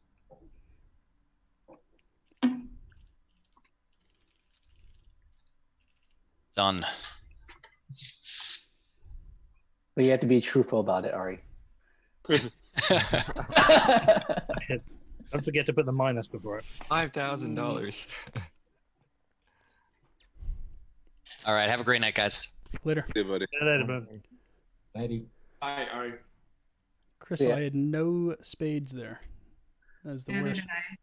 You didn't have either. You didn't have any either. Actually, I don't see Ari's Oh fuck! That is message so in the But bad. I chat had box. the nuts. Trust me. I think he sent it in Telegram. Okay, That got is it. so I fucked. Tell me what I have if you want to tell me what you had. I had ace two, no spades. I had pocket jacks, Oh, okay. So I still, but that spade worried me. yeah, I was scared. I probably would have still called you. Yeah, I wasn't gonna try it. Don't do it, Chris. Don't do Chris, you what? actually have a hand. Who, me? Yeah, it's your turn. He's gonna raise. Like, Chris, can we get what's You it called? straddle, right? The last hour again to give us all his money. What's his name? The guy, the Blockfolio guy. No, Ed, you mean? Ed's a Yeah, good just message him. Just say there's a seat at the table. I was gonna say, Peter, that's gonna cost you 1 week. I think Ed's a pretty damn good That's player. gonna cost you, I'll tell you, because Ed was a pro for like 9 years, so he knows how to play poker. But funny enough, I actually messaged against him. decent players. I messaged him before you even said that. He wanted to play anyways. He wanted to play this week. So.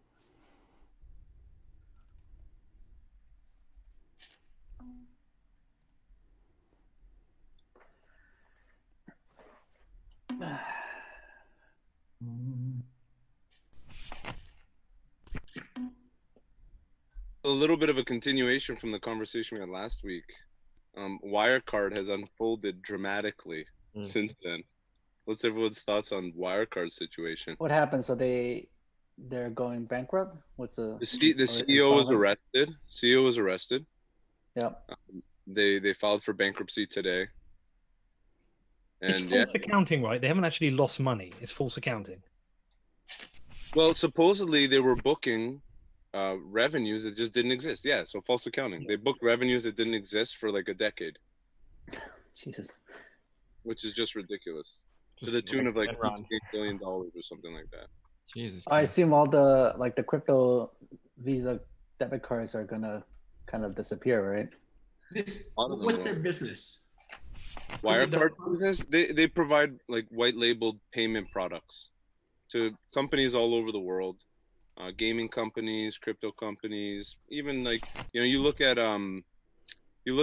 some of the big that's dirty like Verizon, that's dirty, Apple, and these guys they're not with Wirecard. I don't know if they're with card, but if they decide to launch a card, they'll use a partner like them that have relationships with like issuing banks and primary Visa membership and all that stuff. They'll use them on the back end, and then they have software to go with it and make it easy to manage everything and so forth. And they take a cut. That's their business. But it's crazy. I've been seeing some headlines. It's like, at least in the crypto community, it's now become like Crypto.com's card provider, Wirecard, has gone insolvent. Like now it's just Crypto.com gets thrown to the front of every tagline. It's just brutal.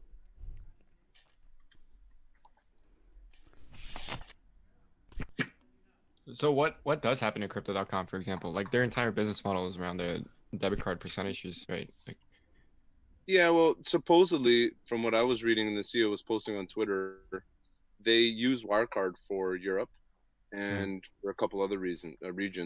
I think they use I don't want to say Silvergate or another big bank in the U.S. For the U.S. cards. And Canada is something different. So I don't think North America is affected as much. Oh, sure. I literally have a 7-2 offsuit, so I'm now going to fold this hand too. Oh, classic. Fold into Luke. Last time, Luke, call me. show nothing. Show your four. Show your four, Luke. Show your four. I like that hand now. I never played that hand before, but since we have a potential bounty on it. Potential. You want to put a bounty on it? Throw it on there, Crystal. What's the bounty? I just earned my bounty, but if you want to add to it.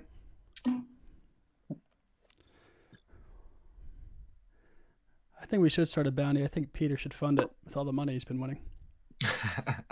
Dude, that's for my daughter. Peter, I'll tell you. She'll understand. Most folks weren't around when we were laughing last week about like your daughter, you telling her every Friday, oh, this is so much I want, blah blah.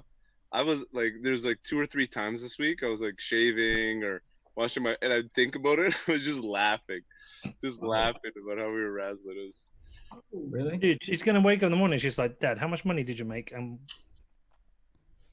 what do I get? What do I get? What are you stealing here, Luke?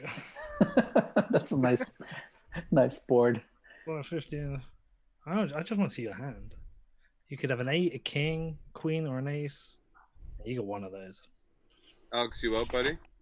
No, actually, you know what? I realized I got to go chase some morning meetings. It's closing in on 11 a.m. here in Korea. So it's been great, but I'm going to dial out. All right, buddy. Thanks for playing, man. Yep. See you. man. Yeah. Peace. Thanks for having me. Hi, Simon. See you then, man. Oh, sorry, that's me. My bad. Well, I haven't had any good hands today. Peter, I thought that Like last week. I thought there was 3 clubs out Yeah. there. There's only 2. I thought I had a flush. I didn't. So Did you have any pairs? I had a jack, but it was like a jack 4, jack 6. I had a jack 3. Yeah. I thought after I bet and you were thinking about it, I thought I had a flush and I realized I didn't. To be honest, there were so many outs there. It's just like, why am I putting 50 into it? No.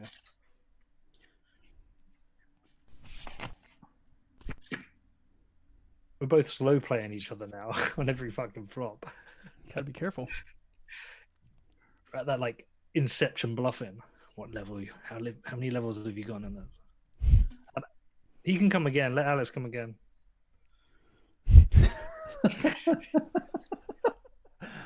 Oh man, he's gonna play that back and listen to that. I'll take that money, eh? My God. He could have cyber seat.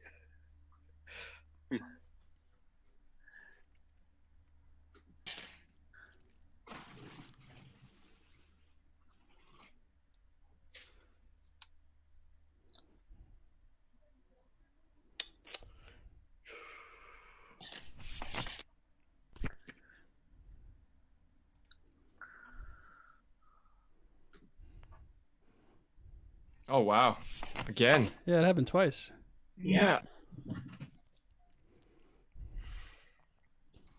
I was on a draw. And the software is just playing with us over here. Well, Luke was on the big blind. What's your excuse, Simon, for playing that hand? Just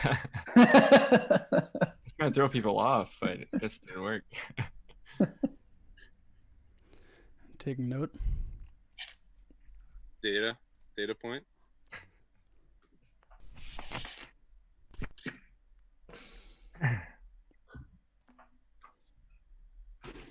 So Simon, what's the trick to doing so well on the first day? What's the secret? Luck. But yeah, I mean, I watched you guys play last week, so it was kind of interesting. Just you could sort of see, like, you could pause and sort of see what kind of reactions you had when you got a certain card.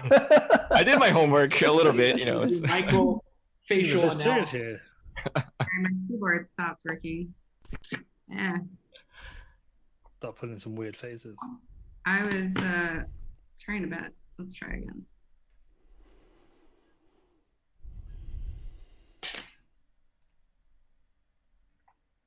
Wireless keyboards are not a good thing.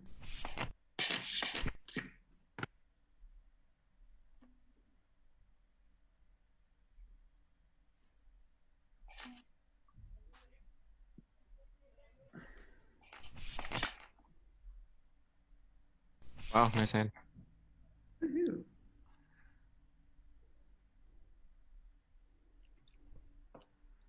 I'm gonna type my number into the pot.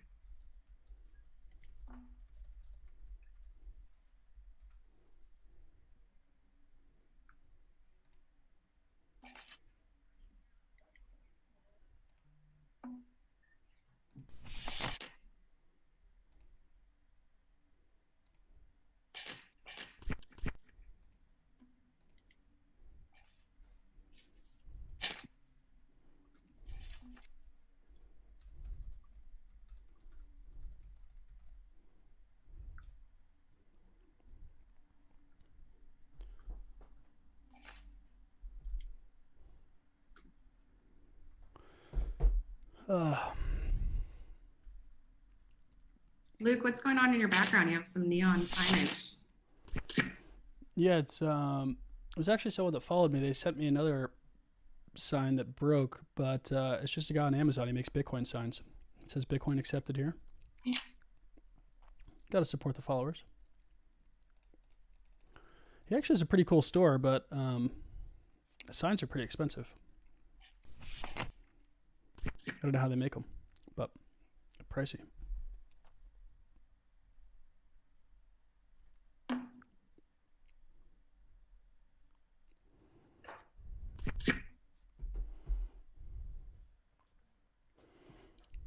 Bobby and Charlie, where are you guys playing from right now? I'm right behind Charlie. We're in the same room. Yeah, they're in the same house for sure. Oh, really? Oh, wow. No, we're kidding. He's on the what is it? The Death Star? What is Star that? Destroyer. Gotcha. Star Destroyer. I'm in the TIE Fighter. Nice. That's the living room of my TIE Fighter. You guys got to fight to the death. I don't know what hand you had. You folded? I take it you didn't have a king. A jack. I think you had a couple of spades there, Crystal.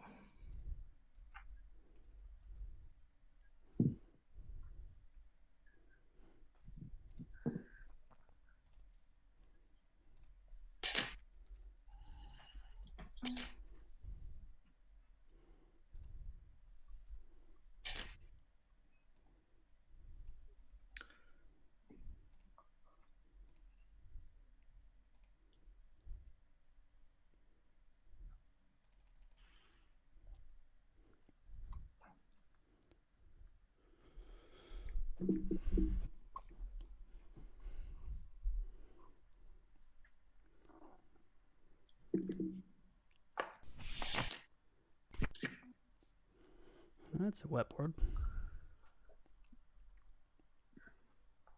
Chris, did you say Ed's actually joining? So he made 9th? No. He isn't joining. Okay. Simon, you want to message Alex and let him know to leave his seat? Oh, yeah. Okay.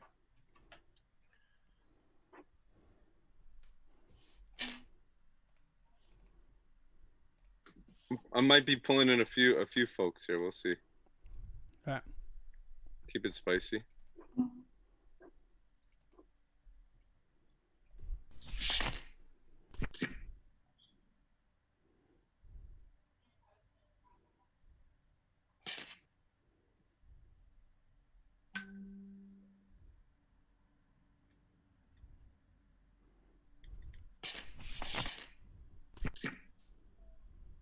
I have a question for the Bitcoiners out here, which I'm one of them, but nonetheless, do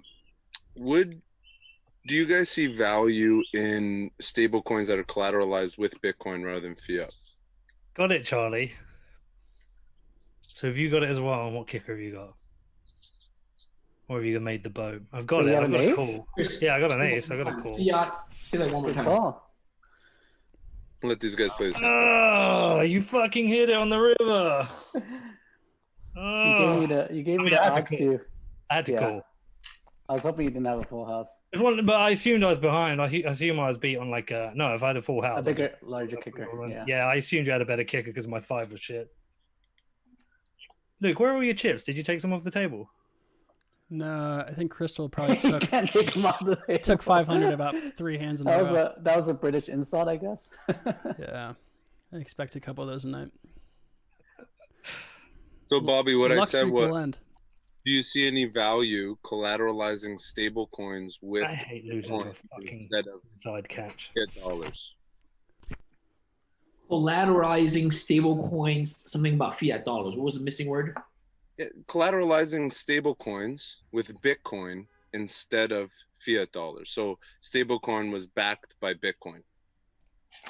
So like Why not BTC just- on Ethereum, kind of like that, right? It would be only useful if it were out of band, right? If this were, for example, if you're at at an arcade parlor or at a casino with poker chips that's collateralized by Bitcoin, those poker chips I made, or real physical things that's backed by Bitcoin.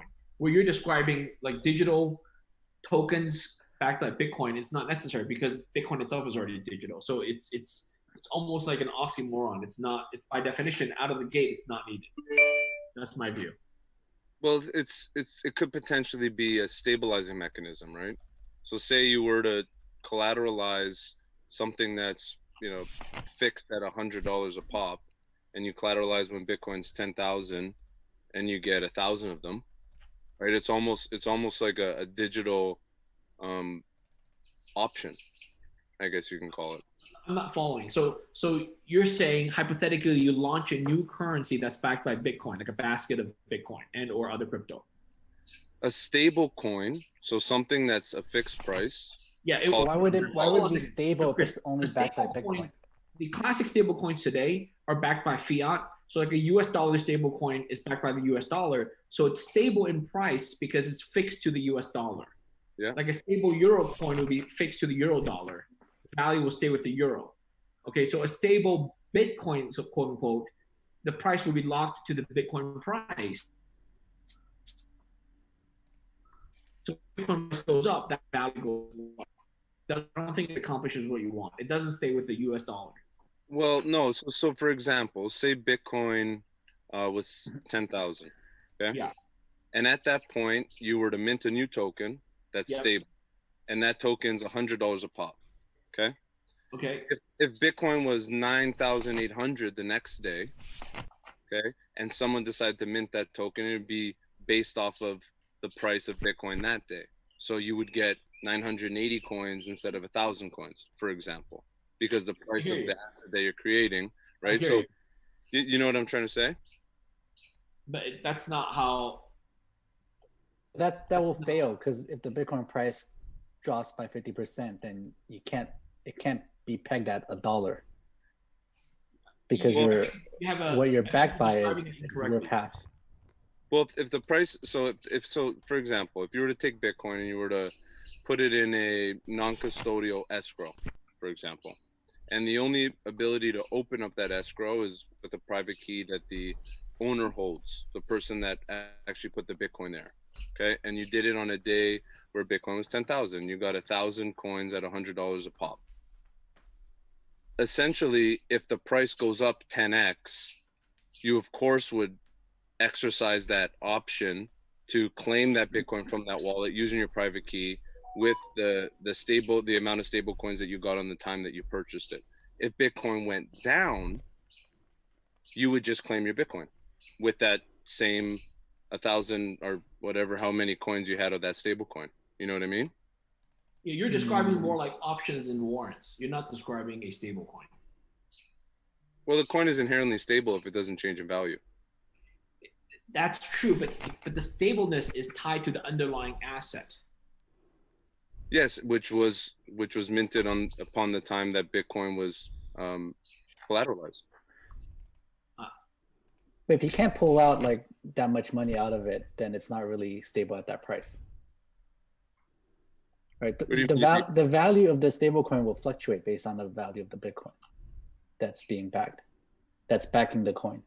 Sounds like you're describing. Yeah, you can't keep the coin value stable. You really have a 9? But you can't. Why can't you keep the coin value stable? If the coin value is what the price doesn't change of that coin. Like, what do you mean? Yeah, that was a 9. Yeah, I saw that. Will the coin be traded? Yes. On exchanges? Mm-hmm. Then the price will drop based off of if the Bitcoin price drops. It'd just be manipulated by the exchange you're suggesting. Not manipulated, just because it's backed by the Bitcoin that's being held. Right? You can't just artificially say I'm going to keep this coin price stable just because you said it. Just because you bought it for that. Right? Just like Bitcoin price, right? You bought it for $9,000, right? The price of Bitcoin is not going to stay at 9,000 just because you bought it at 9,000.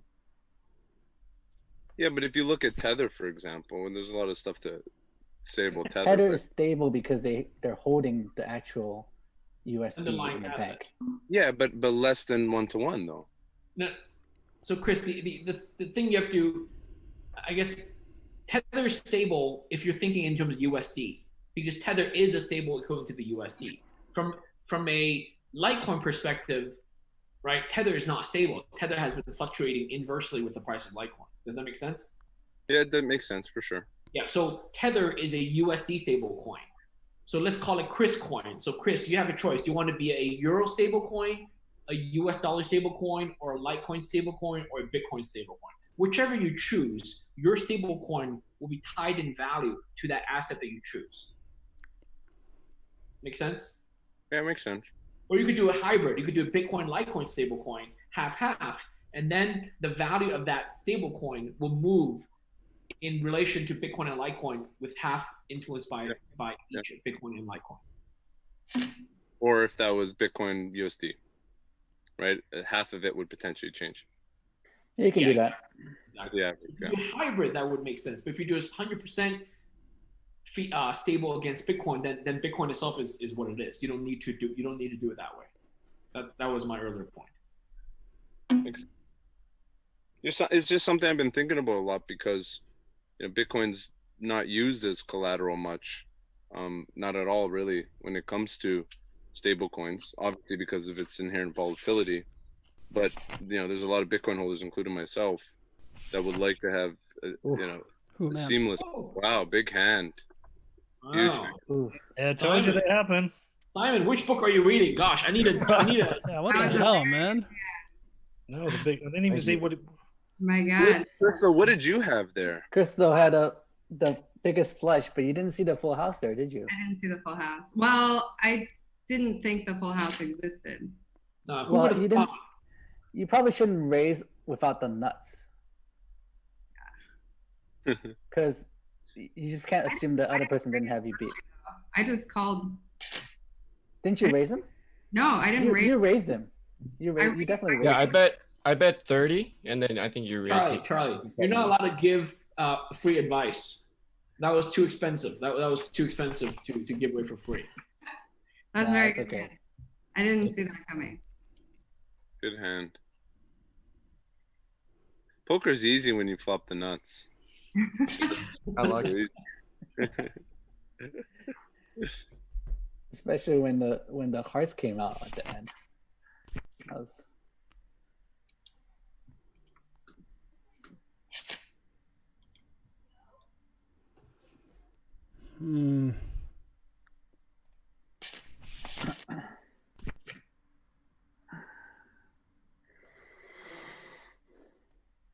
It's your chance, Luke. It's your chance. Gets there.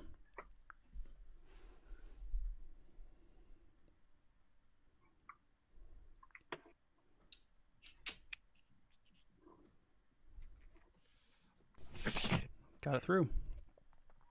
Not gonna show? I can't. My cards are covered. Oh, that's right. Well, you can show us. We'll see it. Was. I had King 2 of clubs. Not exactly the best hand to be shoving there, but it worked. It worked.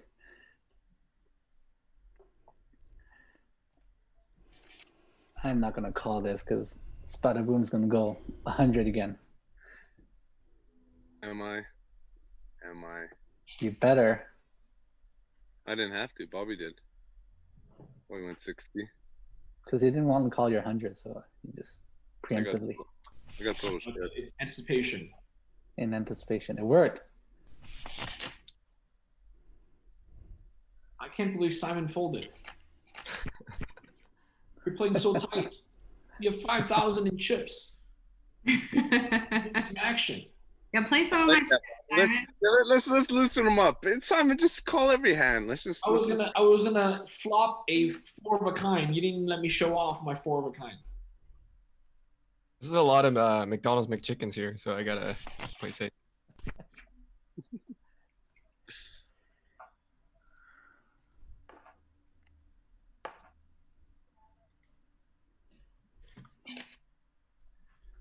What? Alright.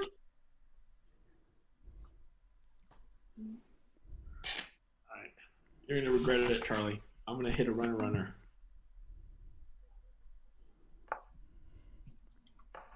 Oh, you don't have it. Chris, are you buying back You in? don't have it. I'm thinking about it. Did you buy in already or no? Yeah, I did. That's a pretty big stack he has. He just got a lot of my chips. Well, all of them to be precise, but that was like 2,500, something like that.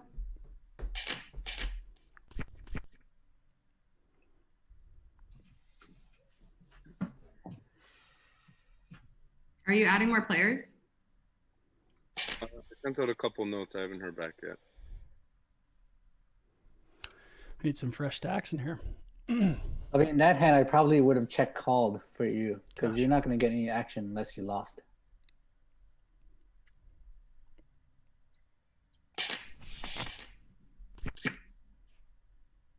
It made sense at the time. Given what else goes on in this room.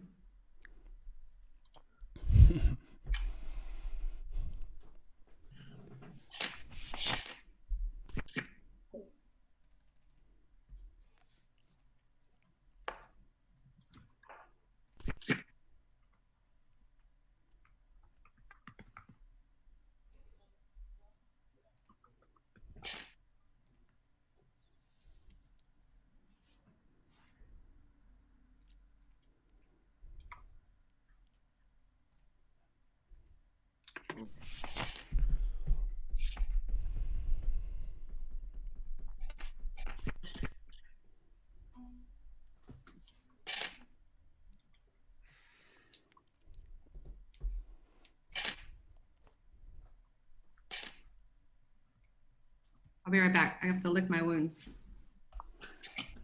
God,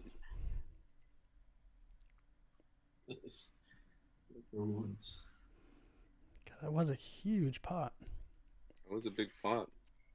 Yeah, I didn't think I'd get called. She had a queen high flush. It was the largest flush out there.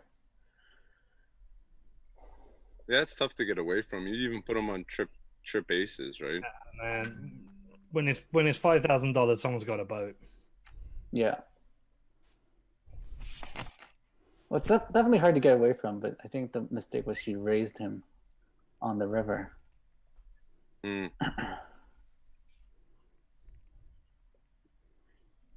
Because it's you, Luke. You're only calling because it's me? Only calling because it's you. Uh-oh, here it is. Spicy. Interesting approach here. Spicy. Well, Peter, 110. So 798. There you go. Oh, there it is. Show it, Pete. And you never show your cards. I do sometimes. I had no diamonds, dude. You could have bet $5. There's two of us. Yeah, right. You can call $5. No, I had the ace of diamonds. I wouldn't have called that. I'm dead serious. You wouldn't call $5? $10 actually. No, I wouldn't have called $5. No way. Just to see his hand? Huh? Just to see Just it? to see his hand. You'd have paid $5 to see my You hand. would have paid $10 to see his You'd have paid. No, you'd have I- paid 30. I cherish every dollar I make from Pete. It's really the only way I measure these games. P&L. When did that happen? For the past 3 When weeks, did you make $1? Huh? when the I shit don't talking remember started. No, sorry, man.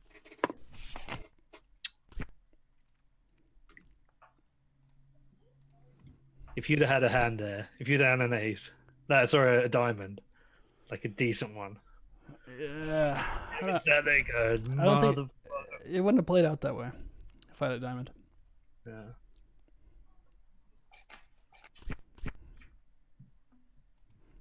Had a hand too.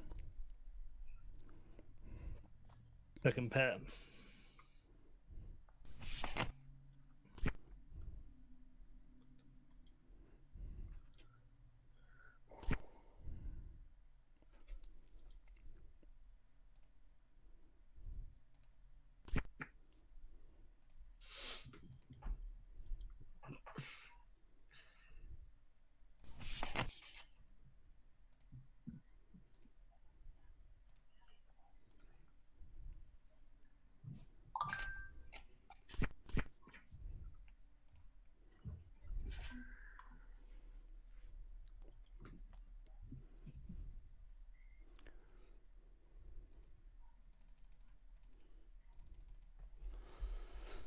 Going card dead again.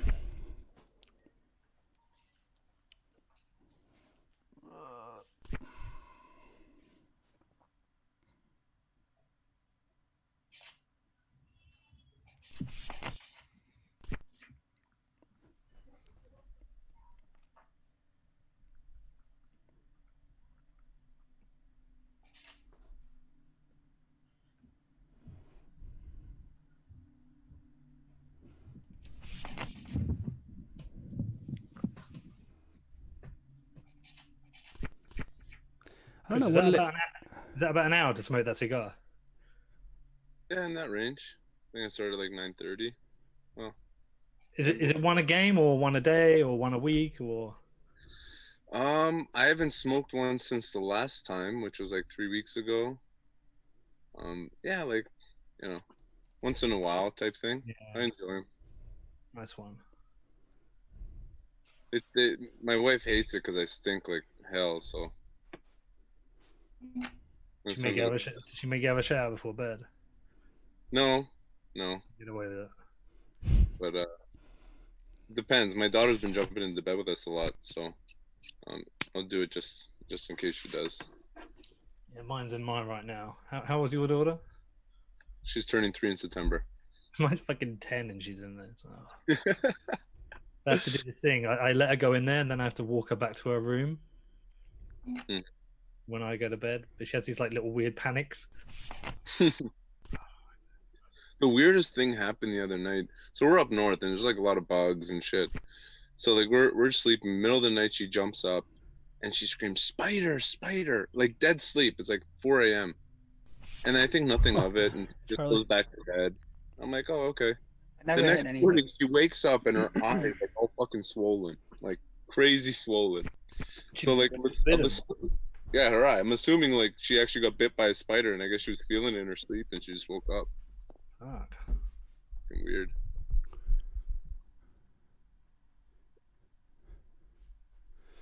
My food just got here, but I got a huge hand here I gotta play before I grab her from the door. This is 7-2. 7-2 off right here. Let's Raise just it up. bump it up. 200. Bump it up Oh with a my gosh. 7-2, baby. 10x. Black chip. Show it. I can't show it. It was a 7-2. Classic. You're on the big blind, Luke.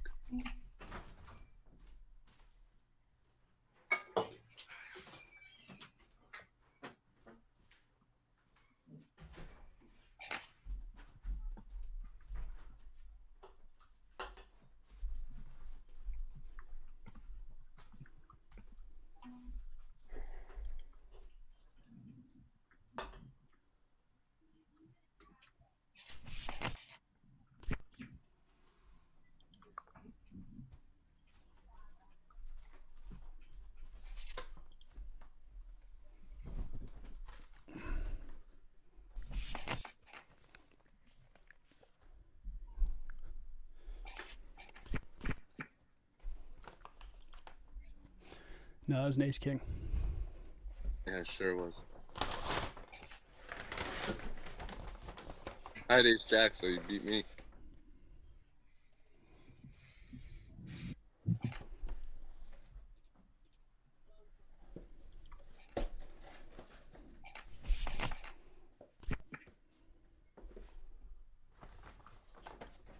Charlie, your favorite competitor is going to join here in about 15 minutes. Who is that? Mike McDonald. Oh, he sucks. Yeah, he sucks. When you guys left, when it was just me, him, and Ed, Yeah. at the end, they were flipping for $300 a hand, just checking, just the whole way. They did. Oh, like, playing Yeah. flips? They were playing flips at the end, yeah. All in flips? That's nutty. Oh, 300. And they bet 300. Oh, 300. And check it down. Yeah. What's the fun in that? Any weird hands? Yeah, they both had ace queen ones. That was weird. Ed lost.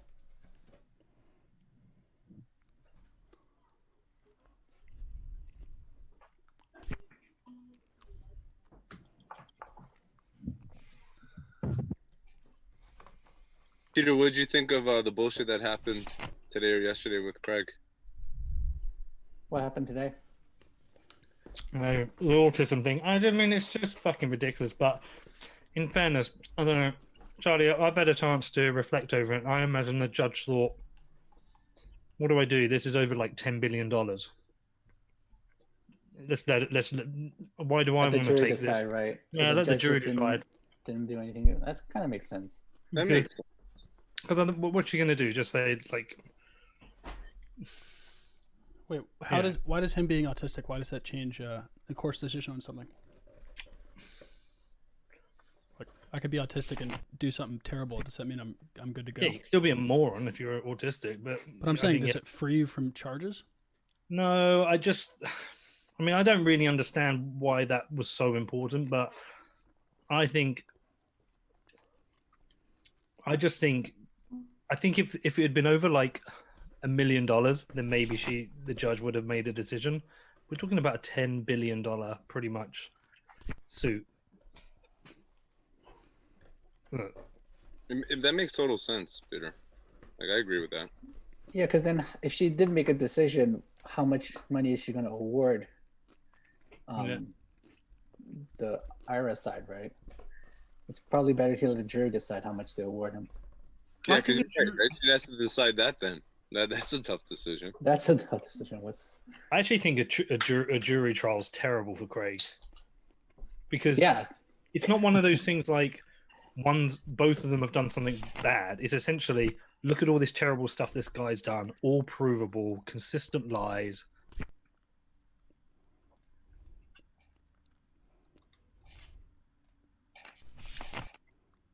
Fucking fuck that guy.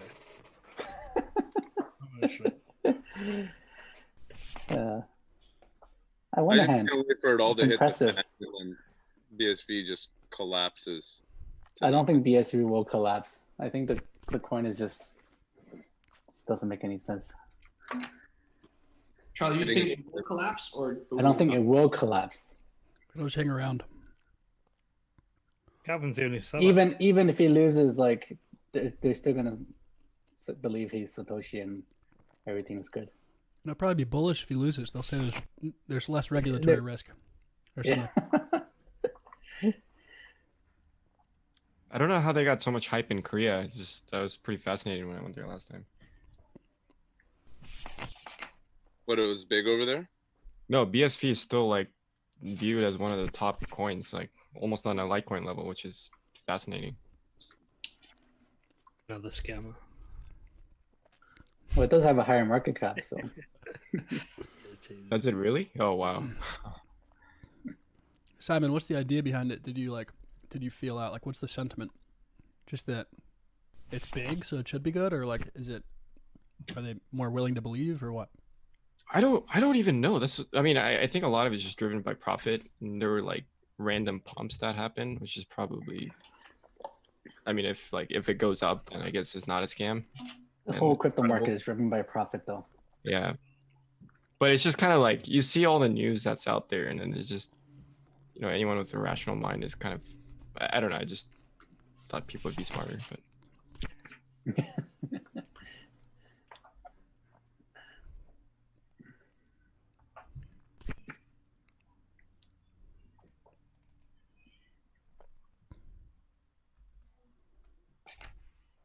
Throw it in there, $1.10 with the flush. Try and get a little bit of value. We could bump it up too. Or it's a stone cold bluff. He has king high. He's king high.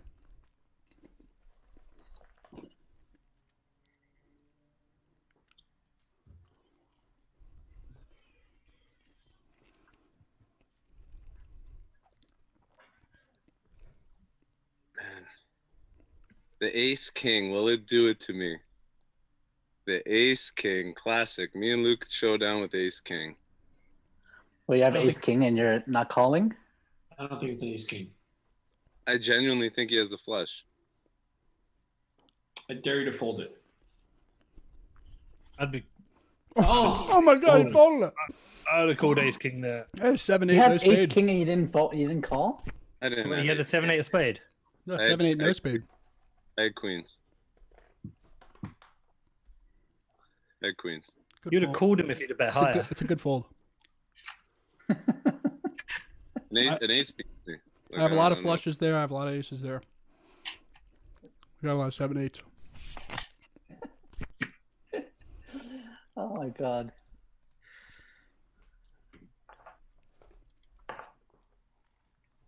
I did a little meditation, so I'm not on tilt, but I think it's a little bit late for me to buy back in.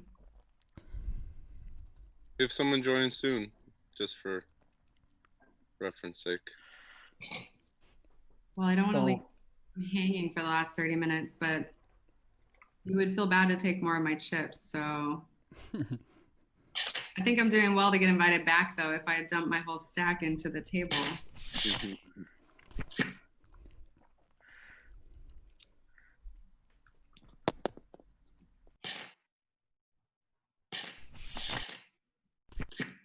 I'm lucky I got out of this hand here.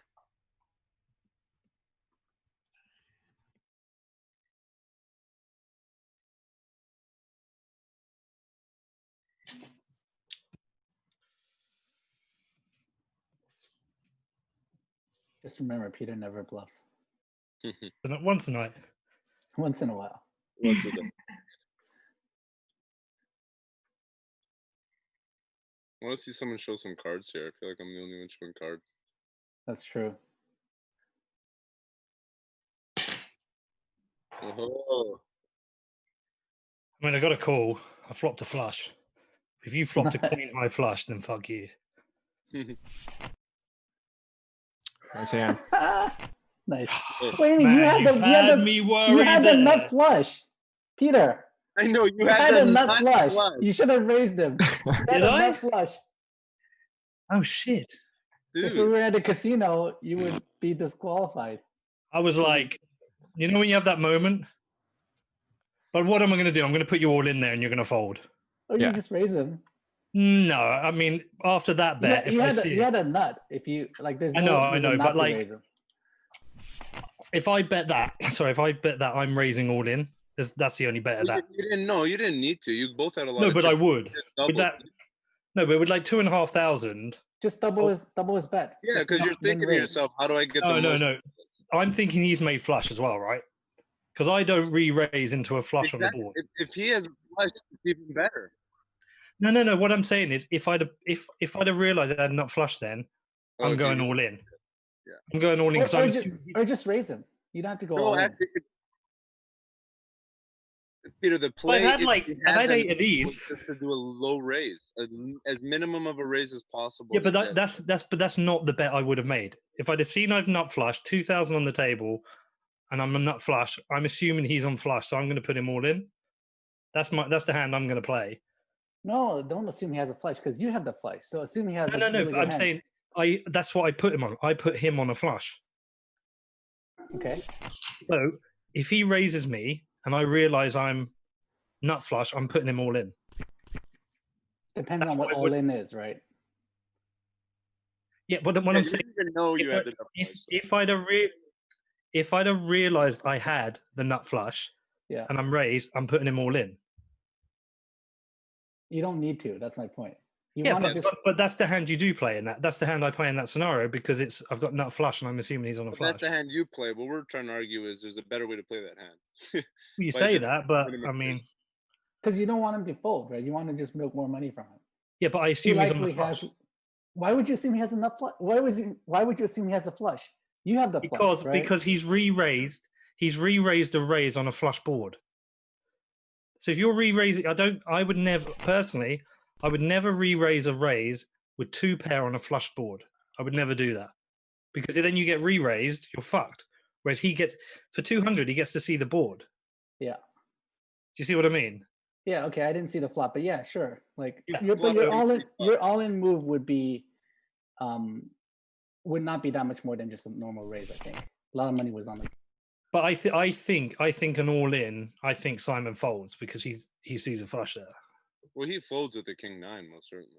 I think you fold. I think if I double you, you might call. But I think if I go all in, you fold. Yeah, you played it right. I mean, you took a bunch of my chips, so at the end of it. Yeah. Well, no, I definitely played it wrong. Yeah, you I played it missed a wrong. re-raise. I missed a re-raise, but I just think if I go all in, if I had gone on it, then you would have folded.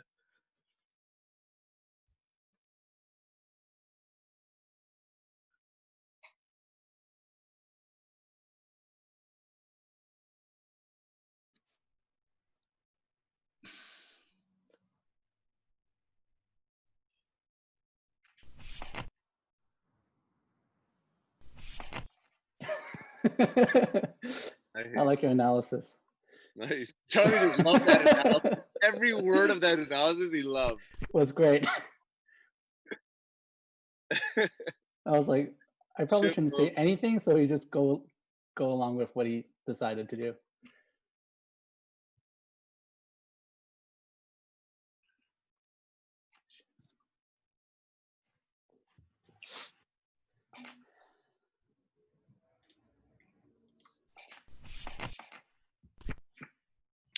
Yeah. I don't think 8 gin and tonics is probably that helpful. You're at 8 right now? Yeah, my 8th gin and tonic, and it's 3:30 in the morning. I'm pretty fucked, to be honest. Good to know. So I'll give myself a pass there. Data. That's data. Still got to do my bluff. Good enough. I figured. I respect your checks. You don't. Yeah. I don't see. You're not a big slow player.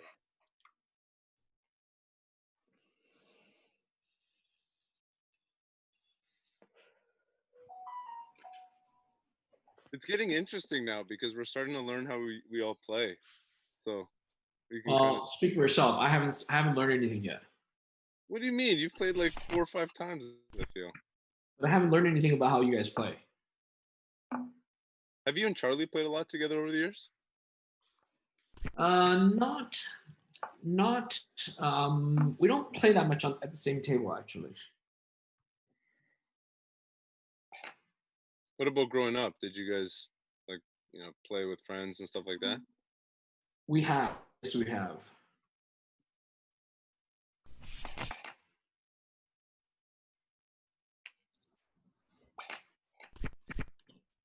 The longer gonna I ask- want to buy back in. I started out.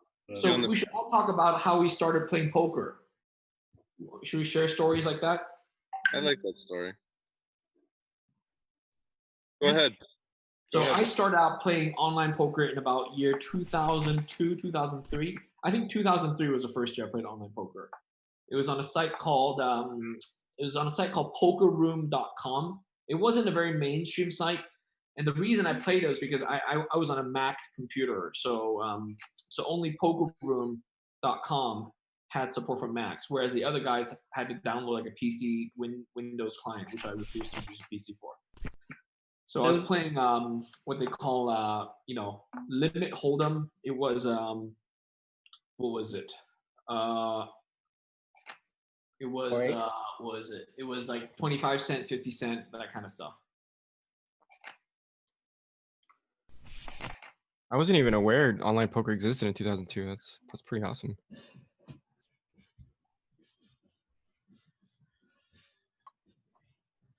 Do you have a flush?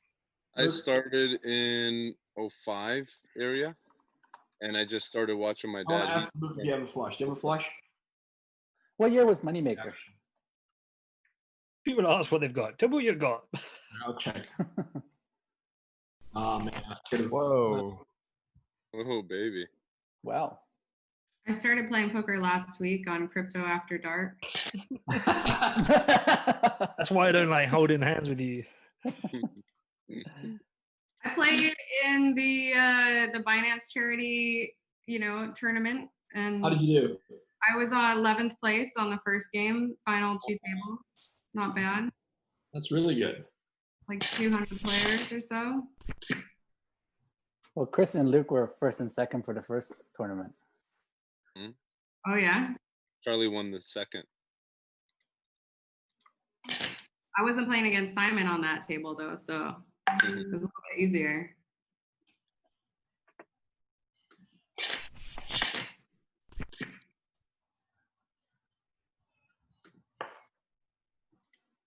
I feel like a lot of people are in the same boat as me, but you know, since I didn't really play much poker in the last 2 or 3 years until kind of quarantine started.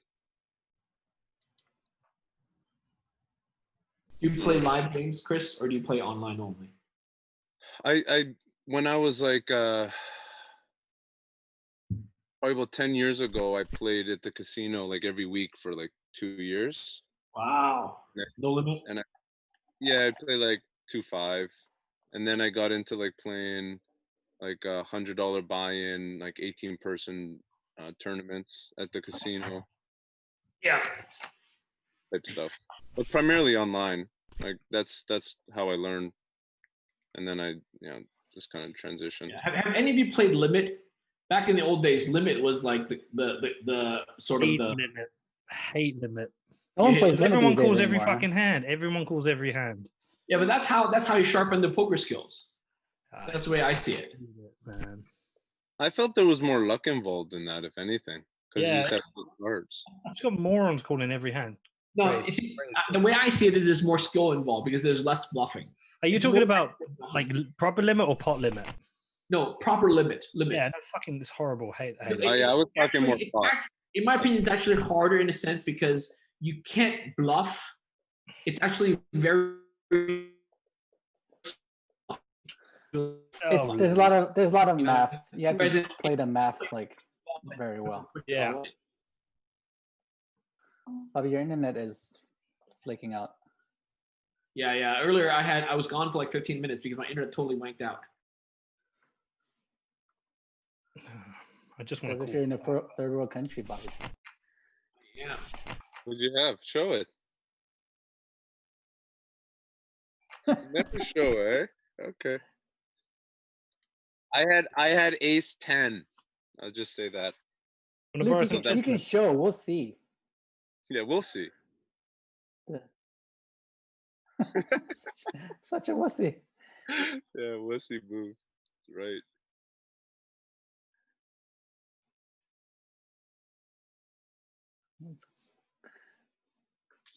Peter should show all his hands.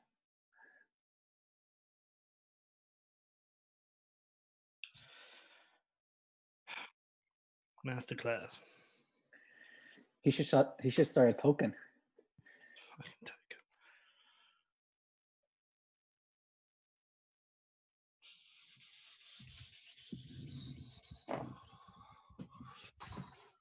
Okay, I'll tell you a poker story. So about 5 years ago, when Brock and I were first just going to our first festivals and hanging out, we went to a festival called Further Future in Nevada. And then we flew through Vegas. Well, we helicoptered to Vegas on our way back. And he's like, let's go check out one of the casinos, check out some poker. So we went to Caesar's Palace. He's like, I'll buy you into a tournament. We bought in late, and he ended up out rebought.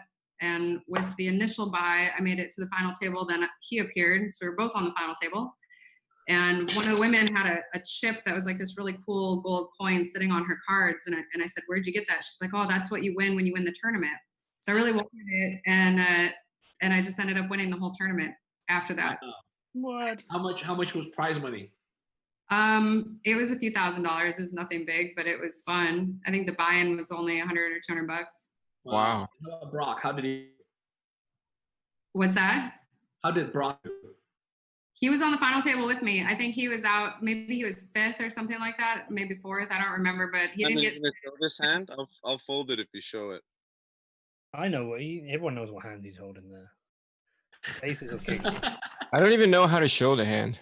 How do you do that? Aces or Aces. kings? You have to go to like the main menu from the lobby. He had aces or kings.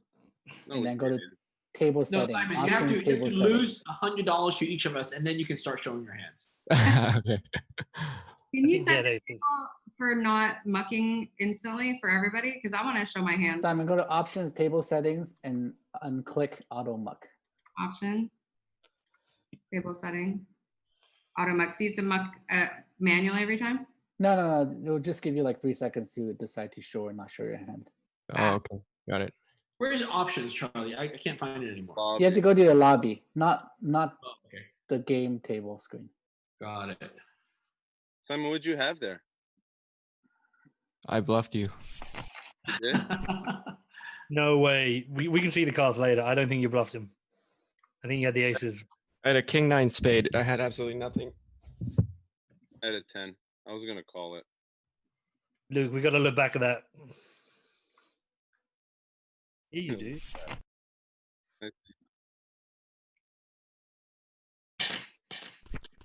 Oh, wow, you can dip your cards face down too. So if you want to hide them from your live stream, Luke.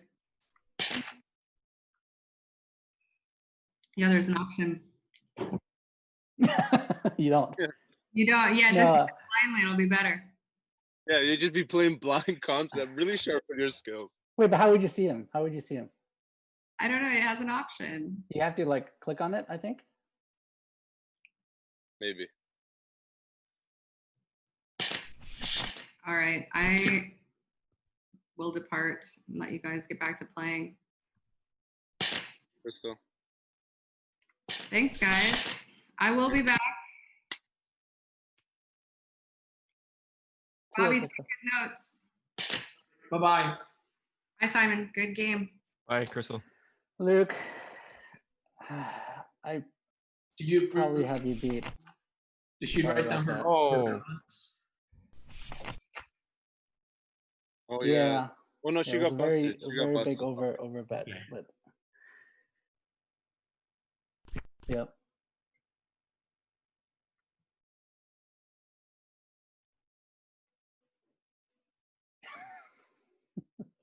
I could lend you some.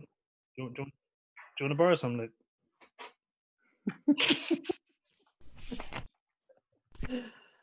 Oh.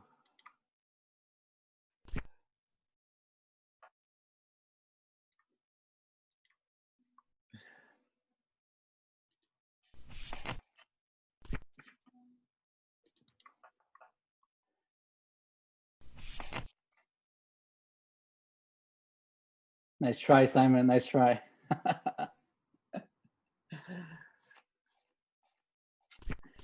I didn't have a hand. Otherwise, you would have made a lot of money from that.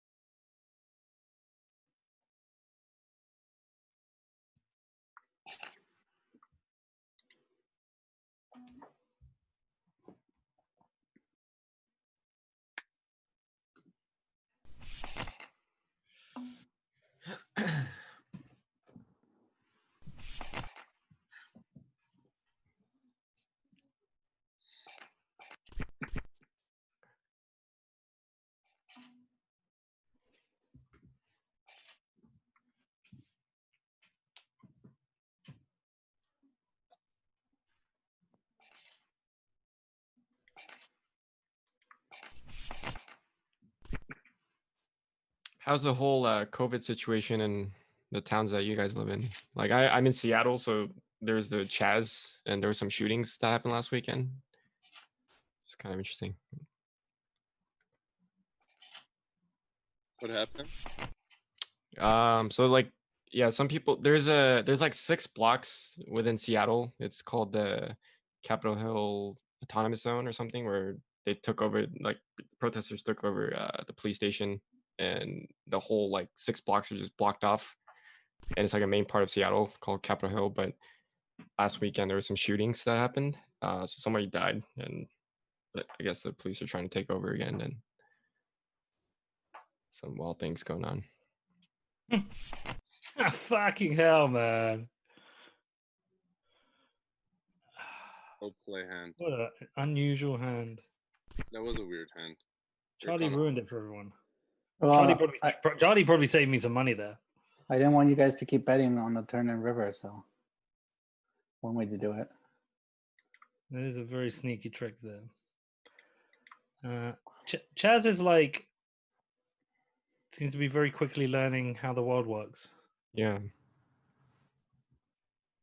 Yeah, I was really curious too, so I wanted to check it out. But the COVID, like getting COVID possibly was not a good idea. Was not fun. Yeah, there's just so many people there, so I didn't go. But the day after, I wanted to go, the shooting happened, so kind of glad I didn't. But also happened like late last night, so I don't think I would have been there at that time. But just it's wild. This year just feels like a movie. A disaster movie. Yeah. Yeah, shit's just crazy, man, all the time. Just like I think the one thing we're missing is like one of the biotech companies will probably come out with a vaccine too fast, and then like people turn into zombies, right? Like, That's true. Yeah, that's how all zombie movies start. It's like always. Well, we need to get aliens first, and then zombies. We already got aliens though. I think it was like April when the CIA put UFO. Wasn't very. We need aliens actually landing and yeah. start abducting people. But it was just a weird timing how like the CIA decided to like release the video then versus any other time. Who knows? We need an asteroid. Or an election. You know, either or. The fucking election is going to be brilliant. Oh my god. Oh my god, please, I hope they have a debate. It's going to be great. They're going to have a debate. For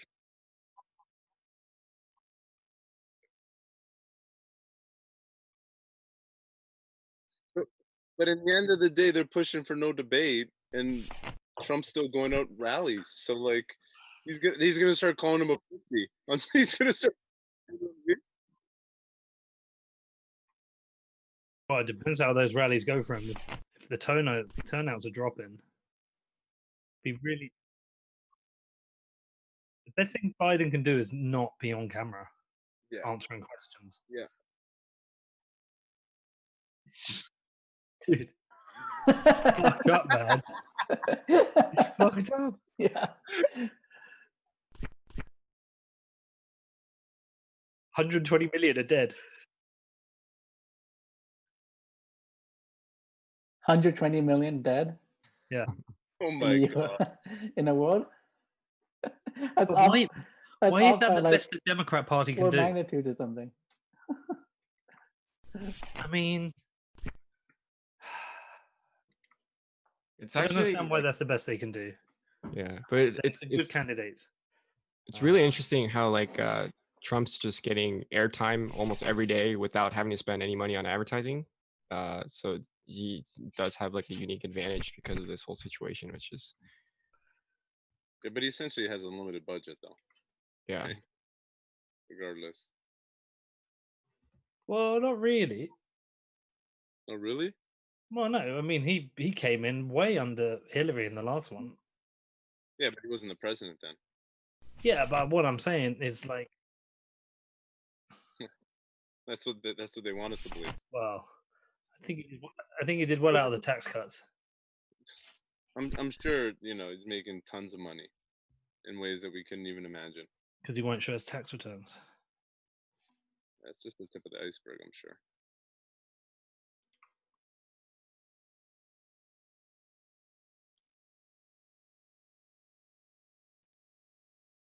I'm surprised someone hasn't leaked them though. They must exist somewhere.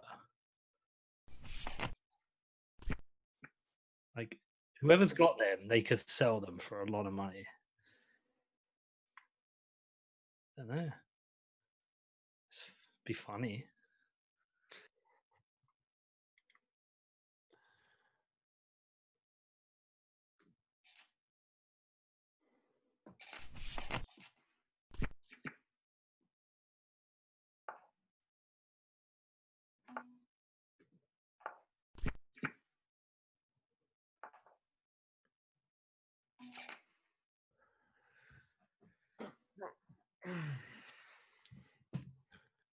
Yeah, flush.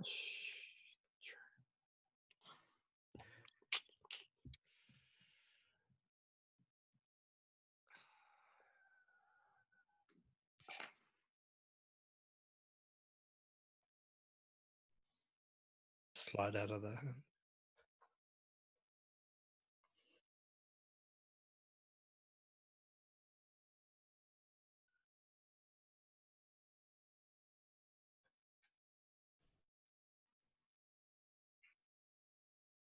Probably.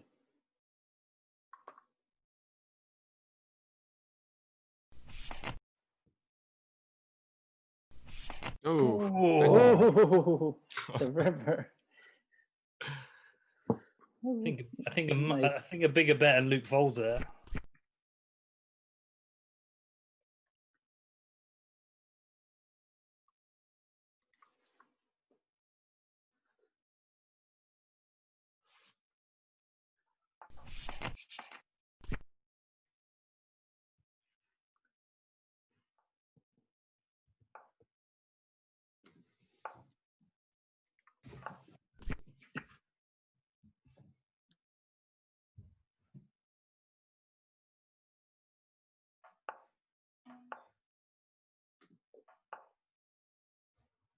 Checks.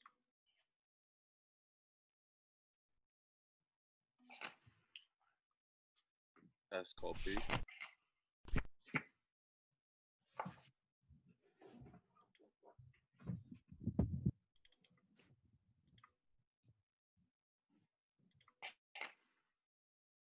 God, Charlie, what do you got? What do you got? What do you got? What do you got?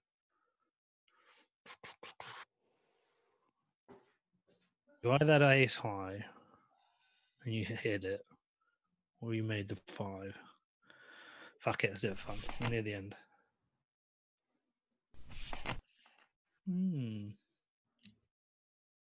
We haven't seen any monster straights or flushes tonight. Oh, we did see one, but I just forgot to. I didn't realize I had it. He had an ace. Drunk moron.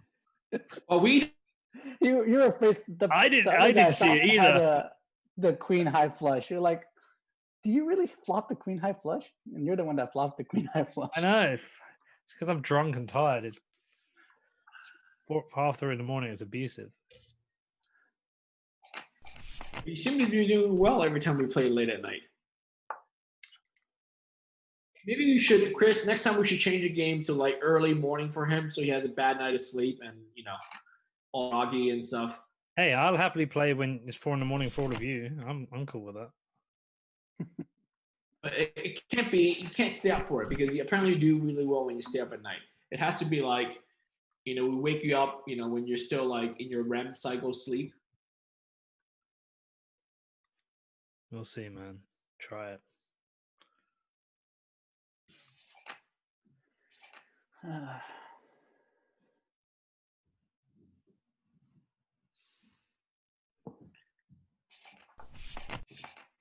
Checks all around. It's so funny. My daughter's gone back to school this week, right? And they've put in all these procedures. Back to school this late? Well, yeah. I mean, they got like 3 weeks left, so they've got them like in these things called bubbles where they all stay in a group of kids, like 12 kids. So the kids have different break times, different lunch times, but they stay within their group. It's called a bubble. There's no intermingling. They're not actually inside a bubble. But doesn't school year end? The idea is they don't mix with. No, we've got like 100 we got 3 weeks left.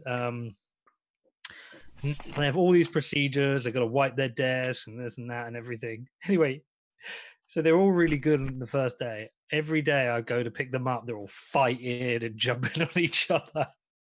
So what's the fucking point? What is the point in this?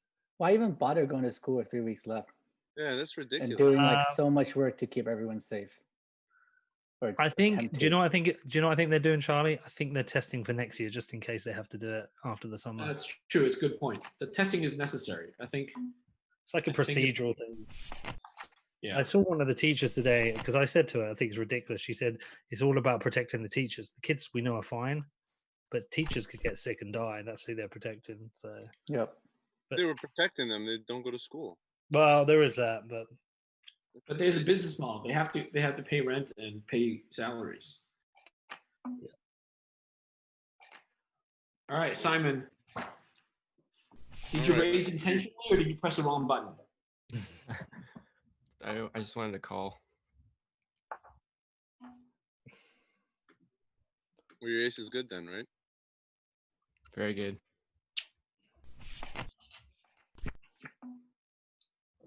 I'm going to call you to the end, Simon. Easy way to do this is check.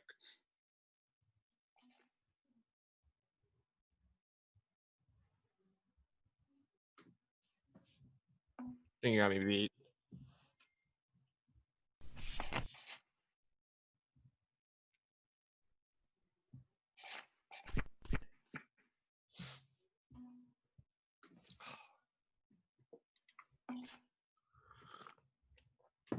think I've had 2-7 like 5 times already. Best hand. You gotta raise it up. Actually, yeah, like 2 people won today with that hand, right? You gotta raise it up.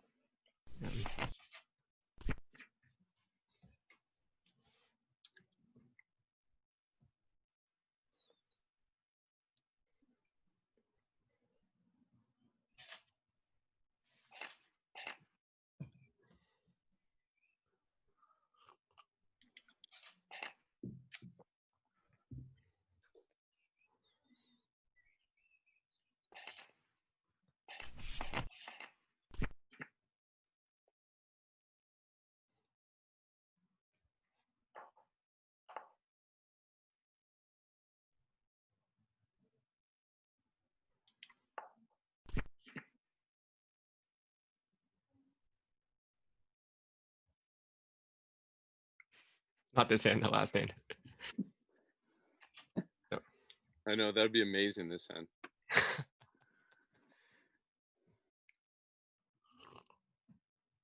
I'm gonna call. That's what Chris says. Amazing. I did have it.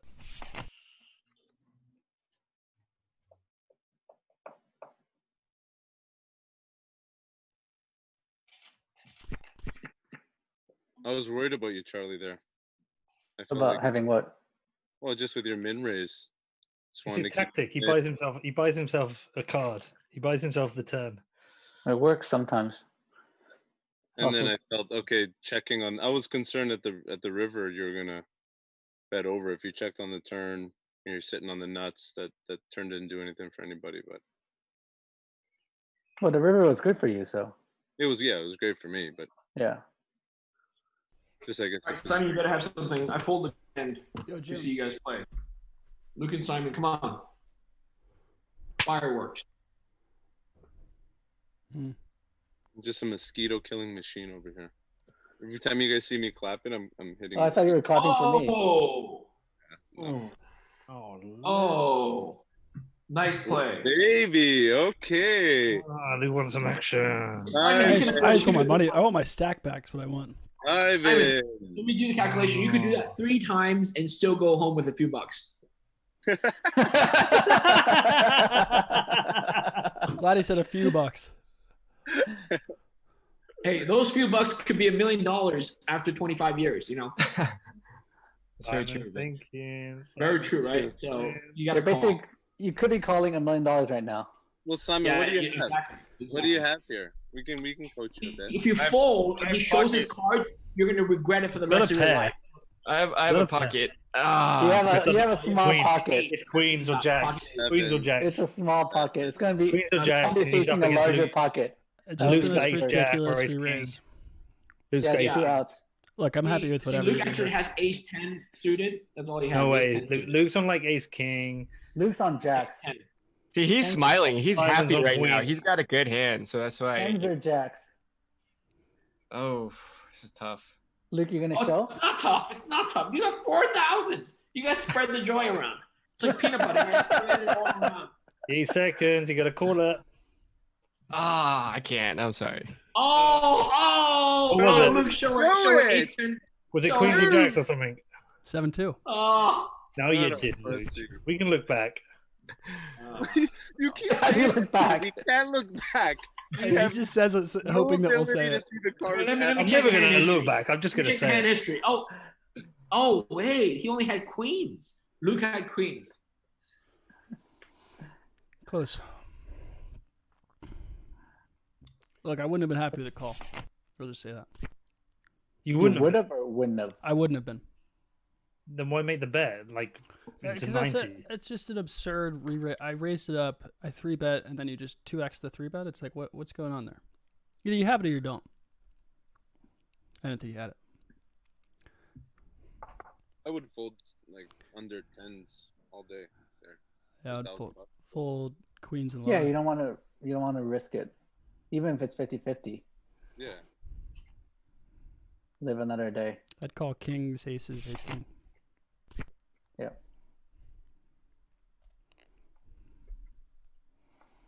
Even with ace king, it's like, No. like calling that much for. I kind of have to, man. Yeah, Gotta you call have it. to. Gotta call Yeah. it.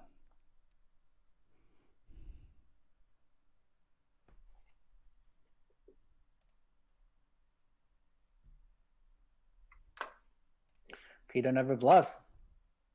Just remember that. Once a night. Show your hand. Missed that chance. You can look back. You can look back. What does that mean? I had a hand. I was trying to suckle people in.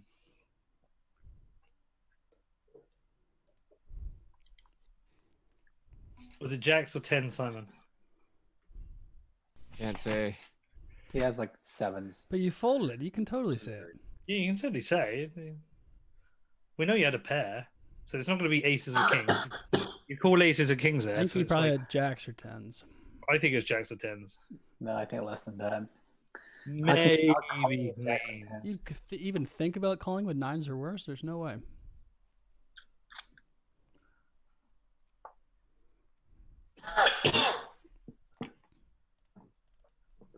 What's the drink of choice tonight, Peter? I've got gin and rose lemonade. Oh, like those premixers? Yeah, because I'm a lazy fucker. I've been drinking those. Those are like my go-tos. Yeah. Summertime, it's hot. You just crack it. It's great. Low cal too. All right, I'm gonna go in about 30 minutes by 8:30 here. Okay, local Yeah. time. Sounds good. about good. Mike should be joining any minute here. He had a call that finished. Kind of late. Good. We need some weak players in here. Yeah. Sharpen our skills, I guess. Yeah. Well, he hasn't played poker in a while, so he's pretty weak. I don't think Mike's ever. Anyone gonna be- trying to Just get in? kidding. Just kidding. But anyone trying to get in on the game? Yeah, Mike McDonald. No. Like Oh, also I got not tonight. I mean, like generally. Oh. fries. It said it didn't come with Yeah, fries. we have a bunch of people that are going to be playing the next few weeks. Robert, Oh, there's a ranch. the founder and CEO of Compounds, joining next week. Is there any beers? I'm gonna fucking give him shit. Can we get some shit coiners on and just really give him shit? Brittany Kaiser's going to come. Brittany's cool. Phil Ken's been, bouncing around. He'll join. Gabe from Bit, he's going to join. Can we get Tone Vase in? Get Tone in just to tease him. I win. Nice. 8-5, man. Fucking hell. That board was scary. I almost just folded that hand like on the flop, just without even a bet. I decided to check. Man, I hope Tone puts on that event again. He probably won't. The one in Vegas. Poker tournament each year. Yeah, not for Yeah. Well, he did it in February, didn't he? Or January? There's usually one in October or November as well. Right, Pete? What was the one that we went to? In Unconfiscatable was in It October. was Feb. It was Feb. Been Each Feb year both it's in years. Feb? Okay. Yeah. No. Never The mind. one your dad came to. Yeah. There was Yeah. another one actually last year. I don't think you were there. It was at a different place. I don't know, man.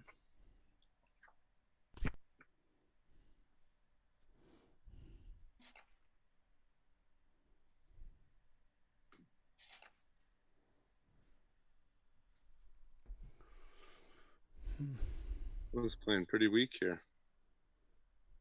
I'm just gonna call.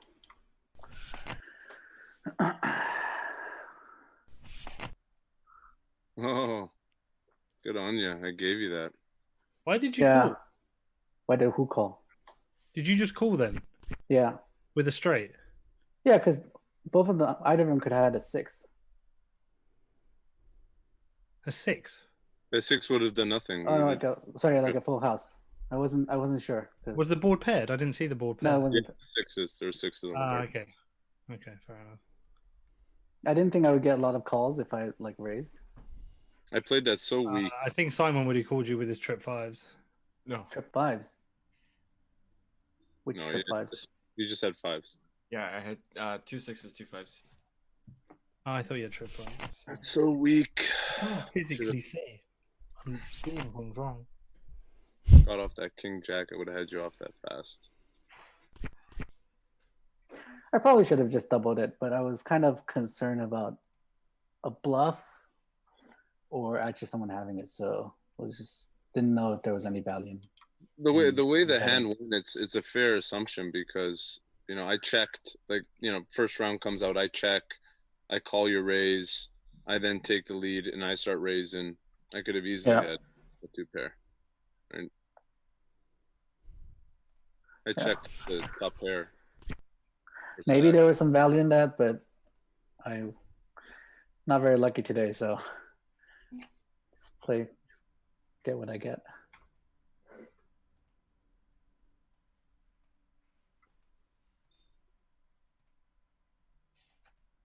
Ooh.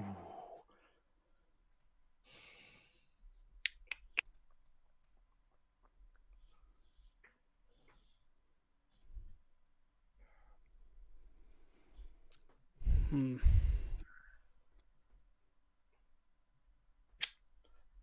annoying.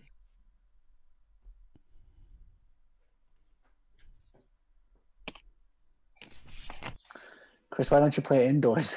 Seems like it's not that fun to try to deal with mosquitoes. No, I like it out here. Well, it's tough. It's the cottage not that big, and then the kids are there and stuff.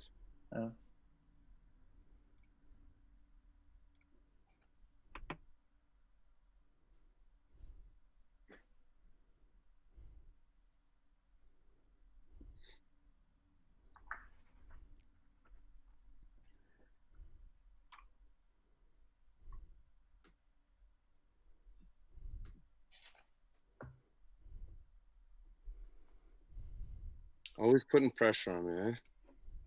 It's rock and roll. Oh, nice hit, man. You pushed me with a pair of 2s.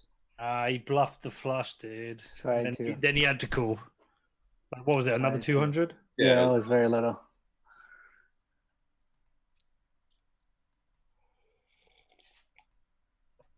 Nice hand.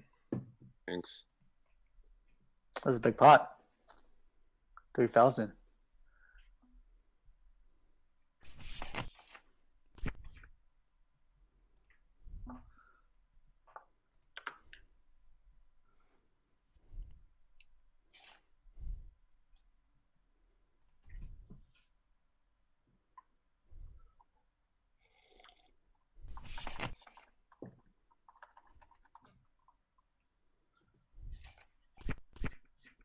Brother, you're doing that thing you do at the end of every night, man. Winning chips. I just played What? the long game, man. The what? He says I'm doing the thing that I always do, which is You come good at the end. You always do. It's always the same. lunch and then. I definitely find I play better like 5 or 6 people than 9. I think you do.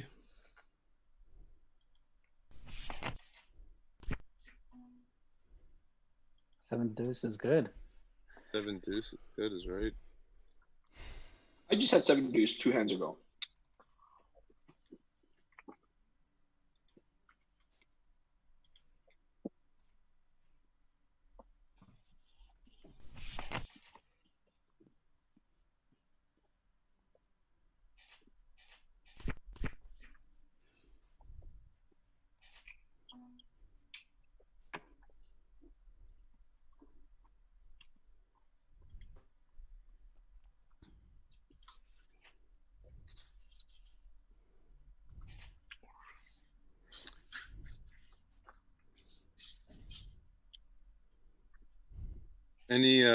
Any recommendations on folks? I know Charlie, you had a few folks that you suggested should play. Anybody else? Yeah, I've asked them, and we'll see if they.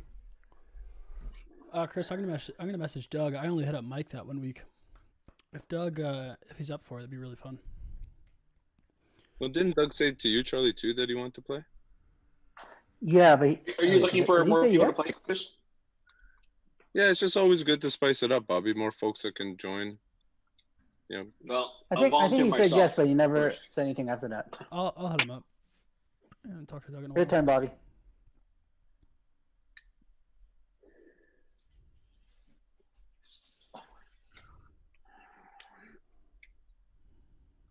No callers, huh? Nope.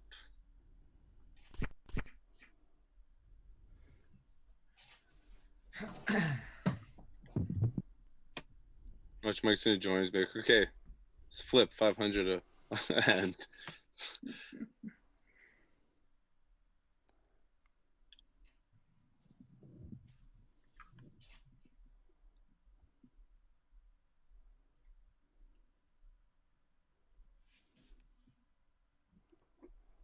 It's on you, Peep.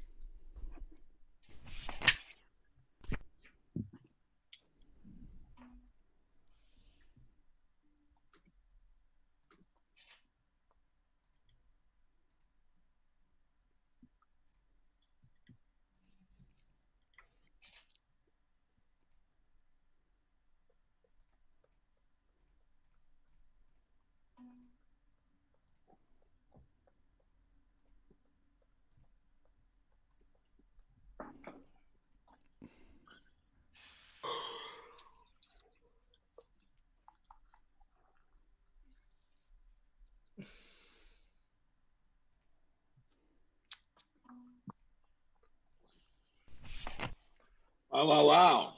Muscle through.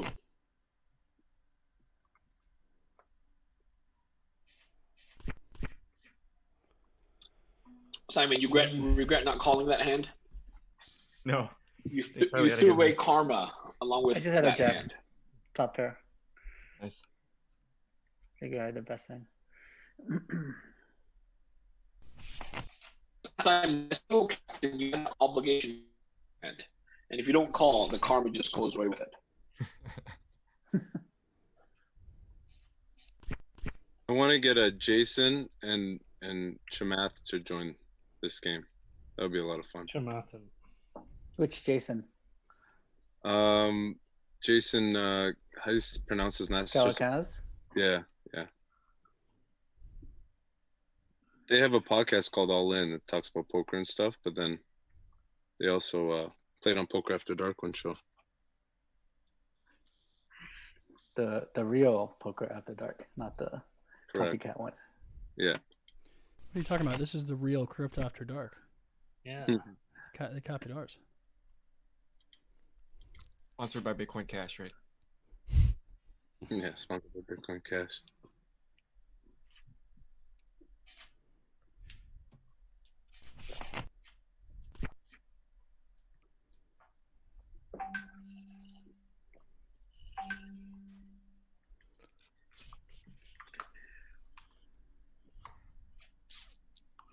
Wow.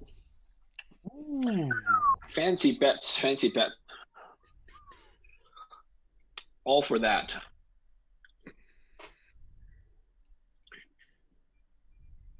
Peter, would you like my analysis about my brother's bet? Go ahead. I think he's got a flush draw. No, he's trying to scare you away. Yeah. The problem is, I'm calling with draw. I'd be calling with a draw as well. The idea is to outdraw him. See that? That's the whole point. Yeah, of the but getting like the I don't want to bet. Like mine's straight draw versus flush draw. It's not. It's just a bad call. Yeah. I have a flush draw. Oh. And the straight I draw. had the Yeah. same straight draw as you. You did. Yeah. The best I had was evens there with you. Yeah. I had the ace high flush draw. Good fold. Oh, good thing you folded because it would have come out. I couldn't play that all the way down. If it was just me and you, Yeah, I had to bet big. Yeah. Because I didn't want any flush draws. There was 2 flush possibilities, so. So, Chris, when are we going to change that Bitcoin Cash logo? maybe. we got to change it. Eh? It's out in the open now. You're a closet It's a Bitcoin Cash fan? It's not a Bitcoin Cash logo. Okay, the card is straight. I mean, the card is The card is slanted. No, The it's card is tilted. The tilted. card is tilted. Yeah, And but you tilted it in that direction on purpose. See, that's the point. You could have tilted the other direction, right? But would have been an ugly logo for sure. no, you could have totally could have tilted it the other direction. Look I'm what a happened big to your believer in video. that. You're like playing in the dark. What are you doing there? Massage. He's giving a massage. Chris is giving him a massage right now. Can you get Roger Ver one week and I just fucking give him shit? Chris, seriously, on my screen, you are right above his window, and you're moving left and right. It's like, see, when you lift your hands up, Luke's gonna complain. You gotta put your hands back down. Yeah, oh yeah.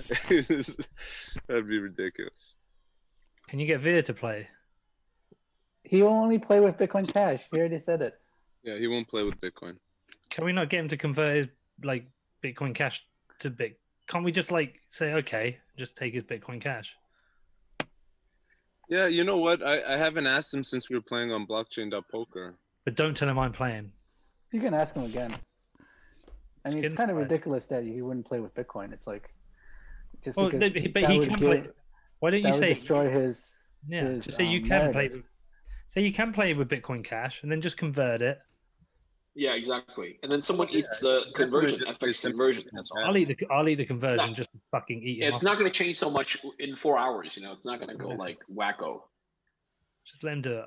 I'll eat the conversion. No, It would just be funny to have him here, and he can rant about Reddit censorship. You guys would be. Yeah, it'd be good. Do you want me to ask him? Please. But just don't tell him I'm playing. I have a Chris, are you already in touch with him, or you want me to ask him, or what? I'm in touch with him already. Feel free if you want to. Your call. Okay, I'll go get him.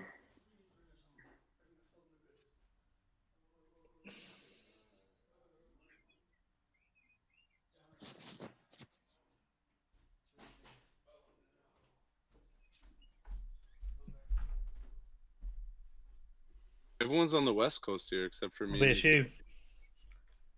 Bobby, your turn. Yeah, sorry.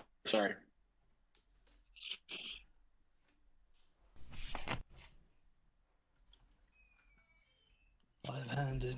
Can't get a flop. I've been having bad poker cards lately.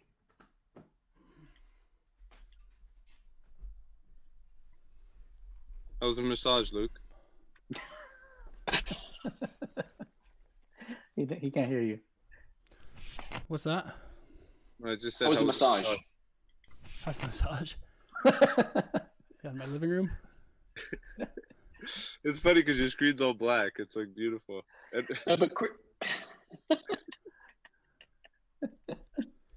I know where you're going with that.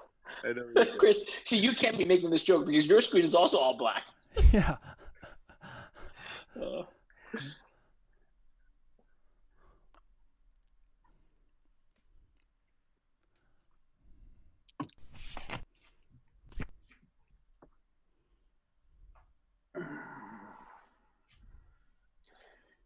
like,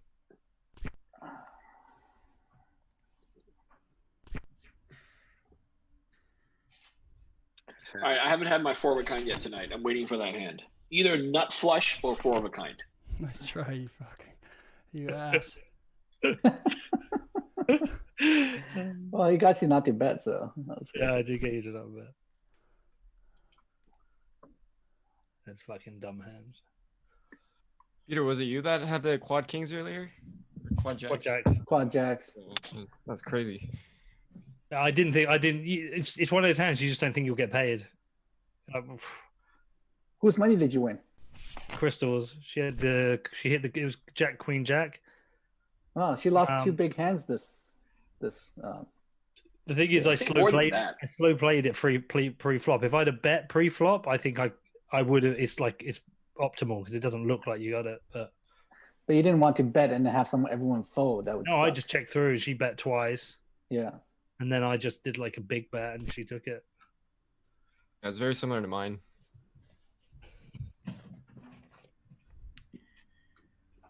But you had quads. No. For the hand You that had I full won. house, ace 3, right? Yeah. I had a full house on the flop, but I didn't bet. And then I bet 30 on the turn of the river. I can't remember. I don't like playing against Crystal because I can never get a read on her. Sometimes she's got an amazing hand, sometimes she's got jack shit. Yeah, she's but she doesn't really bluff. So she just plays her hands and they can be anything. It's really hard I to would play. say she bluffs. I don't think she's a big bluffer. Whereas like when I'm in a hand with Luke, I pretty much know everything he's doing. Okay, so you miss your flush. All right. Really? I'm a net up against you in this game tonight. You're net up against me. Yeah. Is that the victory you're claiming? I'm dead serious. I don't think you beat me really in a hand. I mean, I'm playing the table. Yeah. That's what they all say. And This your is, where mind. this is where it can get a little wild here. Yeah, I know. That last Oh. fucking... I always lose at the start. I was down Fuck, about... really?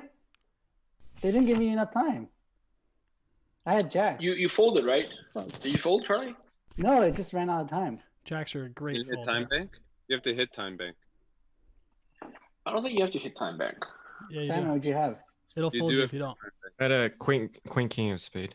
I was raising you like 1,200 and then it just ran out of time. Oh wow. Fuck. Maybe it might have been a good fold. Who never knows.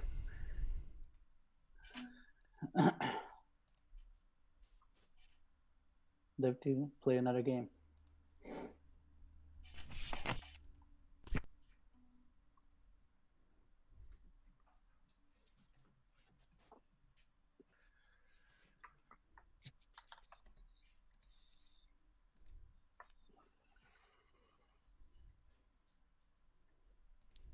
Wow, Charlie bet 100.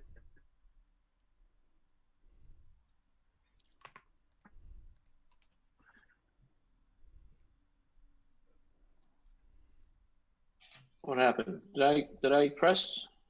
Yeah. You called. My computer is not acting right.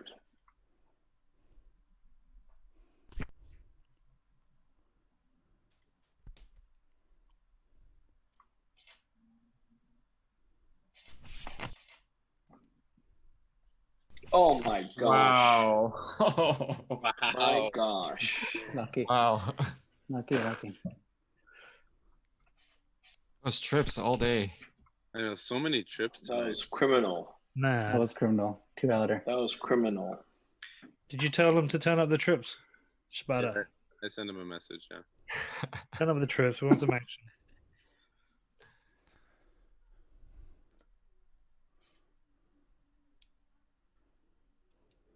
Did you guys see I my still hand? can't after believe I lost? folded my jacks. Ugh. What? Did you guys see my hand? My last hand that I lost to Charlie. Yeah, Jack Queen. Okay. Yeah.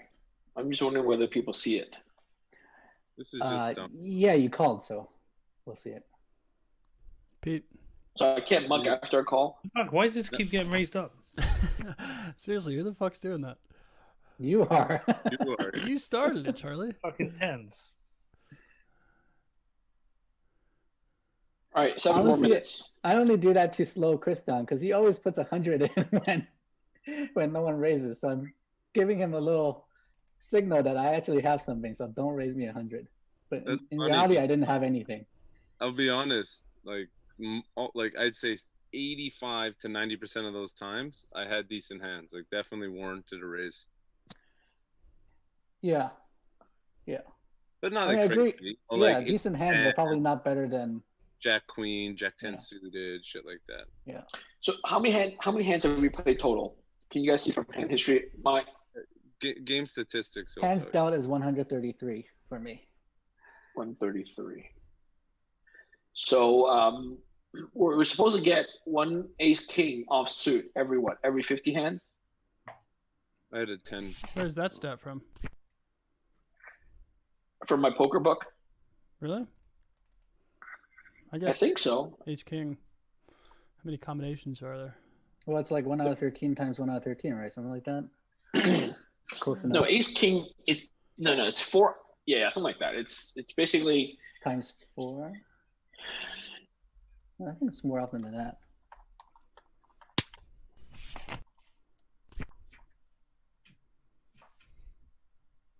I haven't seen any ace kings myself. I need to complain to the statistics guy. I think you missed your flush. I'm just like, I don't know why you're calling down. I guess you check it when you for sure miss the flush. It's gonna really piss me off if you have ace 10, dude. All right, good. I missed my flush and my straight. Yeah, I was gonna say. I feel like you missed Oh, everything. that's tough. double-ended straight, right? I did think of bluffing you, but I 5 and know with 9. me you're That calling. was tough. Huh? I did think of bluffing you. You know I don't bluff often, but I did think then. But I know you were calling me Yeah, I was calling that the whole way down. because if I bet 200, you're definitely calling. If I go over 500, it's gonna Yeah, fuck you off. it's You're a gonna get really- annoyed. It's a tough play. It's a tough play. I'd probably call. I think you're calling more because it's me. I don't have that. You do. My bad that hand. I called that I had a 10. I thought it was just me and Luke. Oh, you said that? Yeah. Oh fuck! If I would have heard that, I would have been firing on that river. I thought there's a good chance he had the ace 10 or miss flush. Should I bet my 3-4? Nah.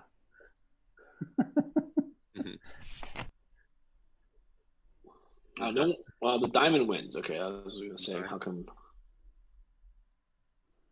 It's only 35. Man, thanks for that pot though, Pete. I'm positive again. Yeah, man. You're back in the game. Good shit. Let's keep playing. Pour up a gin, bud. Let's go. I got 5 minutes left in the can. That's That was weak. a big pot there.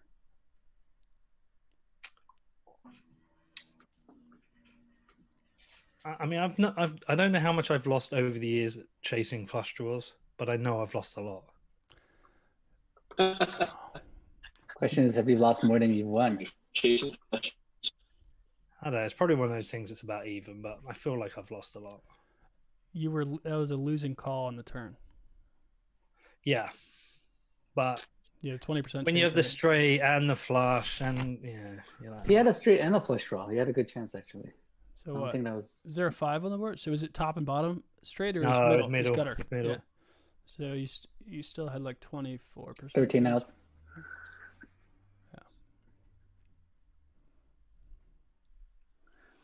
Yeah. 13 outs. It's enough to scare me. Ooh. Not 13 ounces, right? Neat. Do you know what? Do you know why I didn't bet that? 25%. I know you didn't have the king or the 7, Yeah. but the reason I didn't bet it is I assumed you were going to bluff it. No, I would have folded. I thought you were going to bluff it. I could have Not, taken. not against you. I don't know, man. I can barely see it and missing all kinds of fucking hands tonight.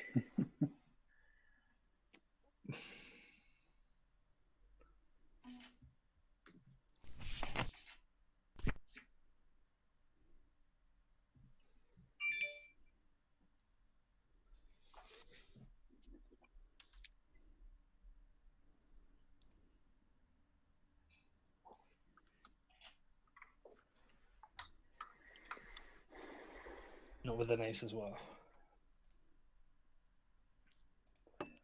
You would have made it on the river. Good hand. Yeah, I know. But I was on a draw as well, right? I was on a straight draw inside. I'm like, already making a bad call.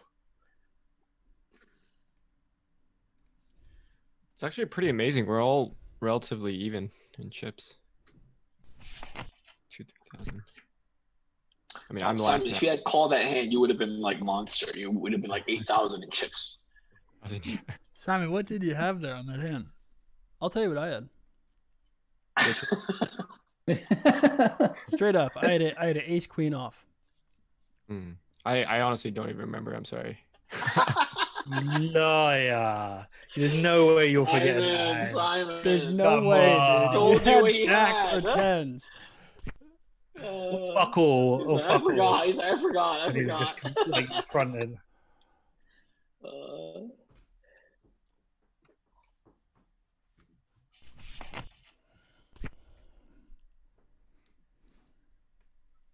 I forgot what I had. That's fucking. I don't buy that for a second. That's dude. classic. That's classic. Forgot what I had. It's like what you would say in court. It's like, Your Honor, I forgot. Yeah, I lost my private keys too, man. I should have bet. Took my free card. You didn't have that strong of a hand though. That's fine. No, it was because there was two of you. I think I Yeah. thought I had you beat Charlie, but I was like, with two of you, Simon's all over the fucking shop now. I was pretty sure you had a 10, so I wasn't gonna call you. I actually thought you had a 10 as well. Then you probably don't want to bet because it could be a bigger kicker, right? Exactly. All right, this is my last hand. So you're going all in? If I hit it, I'll go all in. If I hit the flush, I'll go all in. All right. So you got diamonds. Not necessarily.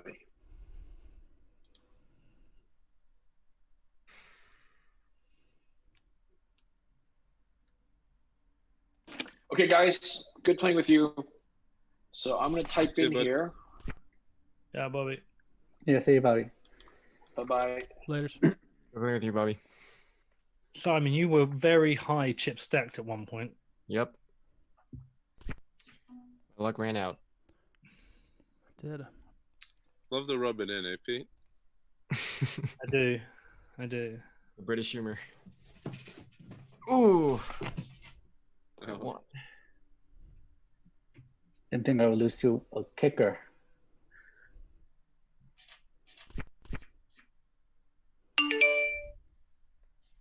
Okay, good luck, everyone. Bye-bye. Later, Bob. Yeah, bye.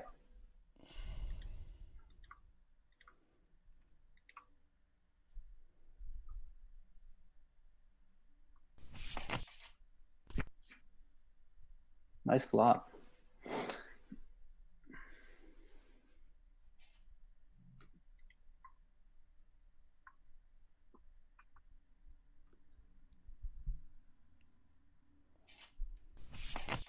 Well, Pete, me and you haven't played against each other much today. Yeah, I always use the Let's unless play. I call you on the river with some bullshit. Yeah, let's play right to the river. No, you want me to because you've got something, you muppet. I know that. I have a hand there.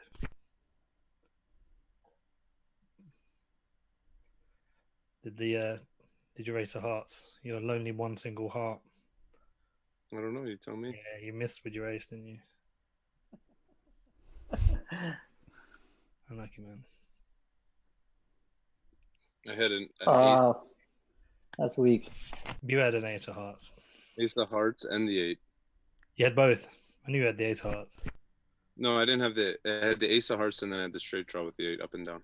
Yeah, but I knew you had the ace of hearts. That is tough. I know, right? Missing both. It's always tough.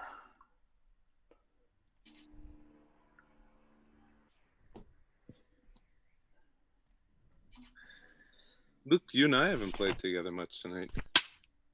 I know. Are you doing that on purpose? I guess. Learn my lessons. I'll give you my money. Okay, I'll show you my cards. I had threes. You had queens, did you say? No.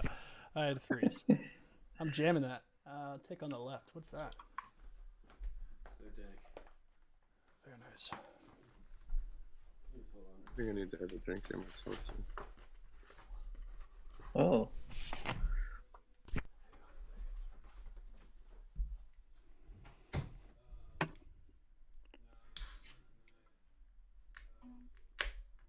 Is Telegram desktop changed? Dude, it's so I can't even think open so. that app. That hasn't changed for me. So I upgraded to Big Sur, and I'm just having problems with Telegram. It seems like it's changed. What the hell is Charlie, I that? would imagine your Telegram is just spam to high heaven. How do you even You can't deal use with it. it? I basically mute every channel. That's what I did, but then I you don't- can't. But then you can't use it because you can't get messages. Just delete the channels. No, if you Dude, mute I the get channels added. that you don't like, you'll get messages from the channels you don't mute or the people you don't mute. The problem for me is there's only a way to archive the top 5, and so if I have everything muted, I still get added to like 100 groups a day. If I turn off get added to groups, then no one can message me. It's just like it's just the worst organized app in the world. You can turn off no one can add you to groups and you still get messages. I don't think they thought about crypto and morons creating trading groups and adding everyone in it. I don't think that's their use case. I know it's annoying for you, Luke, but I think it's probably like quite a rare thing. Oh, totally. Yeah. And also having like, the name of your account is the name of your Twitter account. Twitter. Yeah. But even if it was Luke, it would. Do you not create folders? Do you not put them all in folders? I do, but it's just so hard to organize. Like, there's just no way. It's like Twitter DMs. Like, why the fuck have they not got some? Like, I can't search Twitter DMs and find what I'm looking for. You can search Twitter DMs now. Yeah, but I can't. It never works in the way I want it. Yeah, it's still pretty poor. They have a huge opportunity there if they can figure out Twitter DMs. I mean, I prefer Twitter. When someone wants to message me, I tell them Twitter. Like, that's by far the best. I tell them they message me on Telegram. I think it's the best DM platform. But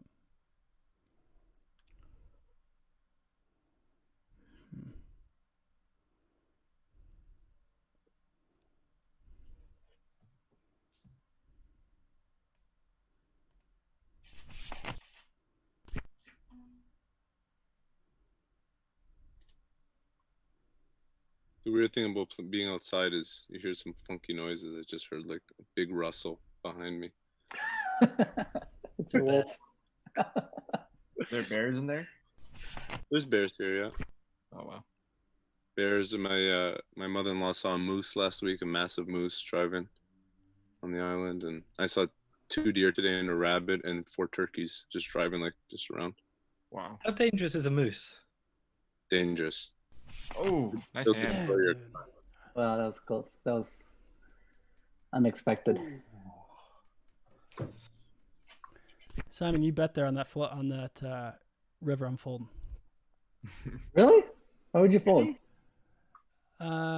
Ace King. pair with ace? Ace King. He reps. Ace Jack all of a sudden beats me, which he also reps. Any Flush. Any flush. No, not Ace Queen. I had 2 pairs as well. I had like the shit. He reps an Ace King or an Ace Jack there. That would be a tough fold. It would be a really tough fold. Every flush I don't beats see me. you folding that, Luke. Every flush beats me. I have no spades. I would not have folded 2 pair. I don't see you folding that one, Luke. I fold some big hands. It sounds crazy because I play reckless here, but I'm capable of the laydowns. It's big hand, Chris. Massive. Monster. Yeah. I'm going to do another round, and then I'm done. It's shocking, Pete. I know, bro. Big day tomorrow. What do you got on deck? I've got a show to get live. I've got my daughter's here this week because she's here every other week. Mm-hmm. So the kind of the week she's here, I need to have my shit together. I've got like 3 calls. I'm just starting a new podcast project as well. So it's exciting. Okay. What project is in a series or totally new? Yeah, just another series. Yeah. You're doing another series. Yeah, just within the Defiance thing. Just it's just like a story I'm just doing. That's dope.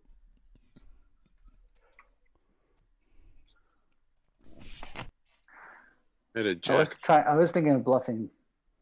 I'd probably called you. You'd call me, so I'm like, fuck because it, you yeah. Give you guys too much credit. I had a jack and I folded that raise. That was just a $20 You're bet. not giving any respect Not a out here. raise.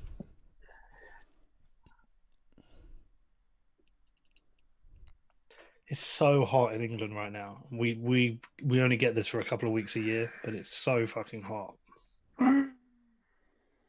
Here in Toronto's the same. It's like 30 degrees Celsius every day. Is it muggy? Is it humid there? Uh-huh. Not here. I'm on the water, so. Not in Toronto, yeah. Toronto it's dense city, but Like the back of my head is like you can feel it. It's hot here. But we're not like a culture of having what's it called, like fans in the house and air conditioning. It's just not our thing. Yeah, there's no air conditioning. I realized that quick. I feel like when I was in London for a summer, I don't think our office had air conditioning, and it was so fucking hot that summer. I'm sitting there in a suit every day, sweating every single day through my suit. Where, Luke? I was working in London. I'd lived in London for a summer. It's just so hot, man. Every single pub, every single restaurant I went into, no AC. No, we don't, because we don't. It's not never that hot here. It was that summer.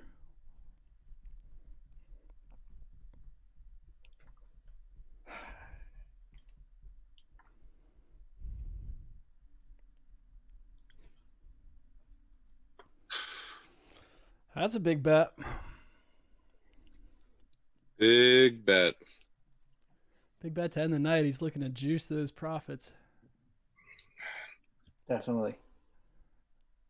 Look, he's already smiling, thinking about how much he's gonna make. He's gonna tell his daughter he made tomorrow morning. No, he's thinking about this is one bluff tonight, and he's gonna show it. I made an extra 500 last hand I played. Oh, Ooh, what is it? Oh, shit! oh my god! Nuts! Got the nuts. Dude, You don't call Peter when he's laughing, when he's smiling. I was in a Honestly, I honestly thought you were bluffing. I did too. I honestly did too. I thought I sold it as a bluff. No, I think Peter would be like shaking if he was. How many bluffing. 4-5s do you end up with there? I mean, it's just. Do you know what the thing was there? It was like, do I bet or do I wait and see if you bet? And I didn't know if you were gonna bet. I would have checked. Yeah, I think you would have checked. Chris, what'd you That's have? a It bet. flashed on my screen. I didn't bet. fully see it. Top pair, ace, small kicker, 5. Yeah, that was definitely a good bet. Nice size too. Yeah. I'm surprised you called my raise on the flop. You raised like 20. No, I raised 50, but still. No, Yeah. you didn't, did you? It was He had half. 4 outs. It was half flop. You Implied raised odds. 50. No, that's just my inability to see right now. Well, no, it wasn't. I thought I saw a green chip, so I thought it was like 20 or something, 25. Dude, you're a damn good player when you can't really see the screen. I'm fucking Because if you don't know what hands you have, we can never read what hands you have. So Yeah, yeah. I put you on a bluff. It's there. truly random. I feel like Charlie, your talking put me in the mindset of a bluff. I'm telling you. I appreciate that. Sorry about that. Bluff for the night. I didn't think he was bluffing. Sorry about that. I probably played a role there too. I couldn't get enough. He's laughing. He said it was one of his last hands. I was I expecting think we were all something. part of that, to be honest.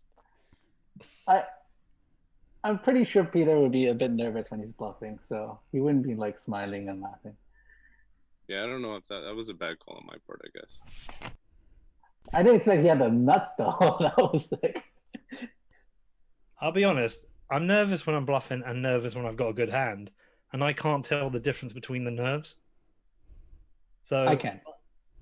No, but like, I think everyone else is kind of nervous on both.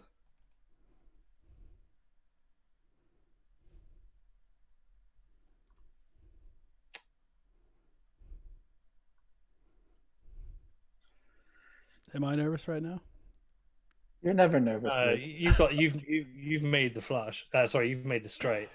Have I? Oh, look, Mike's here. Yeah, of Mike? course you have. What's up, Mike? How's it going? Good to see you guys. You're joining at the tail end of our game. I think I bluffed too much to get nervous. I just think I'm in trying to bluffs like figure out this. if you got the better one. The better what? The better what? Better straight? Now we both do. Everyone has a straight now. You shouldn't have told Peter that. He wouldn't have realized. No, I've got a hand. Peter's like 7, 8, 9. Okay. 7, Yes. Okay. Yeah, there's a straight on the board. Okay. Have I got a queen? No, You said you've you have got a the good- queen. You said you have a good hand? Yeah, I got a good hand. I wouldn't have called without a good hand. Luke's like, how much can I squeeze out of this? I'm trying to think how Wait, many how good much can hands I- does he have on the turn? How good is my hand? I don't think you've got me beat. Really? hmm I'm a little bit nervous, but I'm gonna go all in. Yeah, I know. You're Classic right. Luke. I am a little bit nervous. I'm gonna go all in. Oh baby! There's literally no way I'm calling that. Oh wow. I tell you what I've got. What do you got? Tell me. Doesn't matter what you I've obviously have. got a straight here now. I'll tell you what you should call. You had a 7 previously. That's what you No, had. I didn't. You can look it up. Show it, Luke. Show it. 7-2 all Oh day. my God. I folded ace jack there. Didn't matter what you didn't have the queen, so it didn't Peter, matter. can you stay on the table until I have more chips than you? Yeah, No, Peter, I'm you gonna can bet leave soon. now. We got a new player now. Yeah, we got a new player. Come on. So Yeah, I who's, had who's been winning today? 2 pair on the turn, Luke. Peter's up probably the most. I had to buy in again, so I'm only up 1,100. So I had 2 pair on the turn, Luke. Oh, did you? I had the straight draw on the flop with 1 pair, and then 2 pair on the turn. I know you had the queen. I had you beat the whole way. Yeah. You had me beat the whole way. Okay, interesting.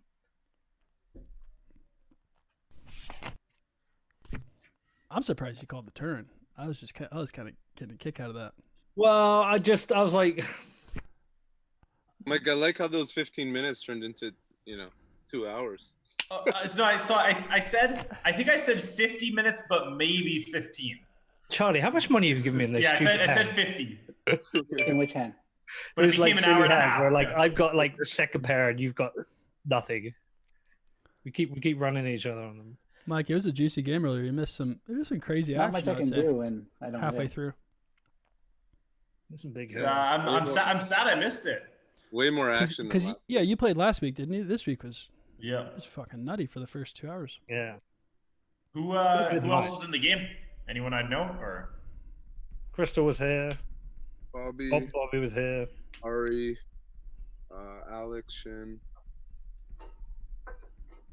Cool. Few folks. You know, what, I'm gonna grab a whiskey and just have a little bit more time playing. Yeah, I just grabbed a beer. Yeah, grab a Let's go. couple whiskeys. Yeah, I'll get like a bottle.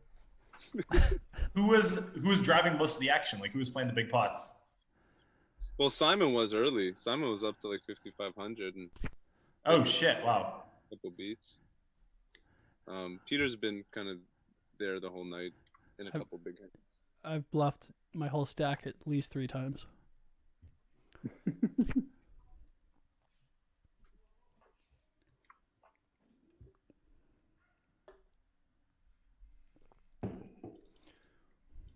Mike, looks like a change of scenery there today. New Yeah. spot. So we're upstairs.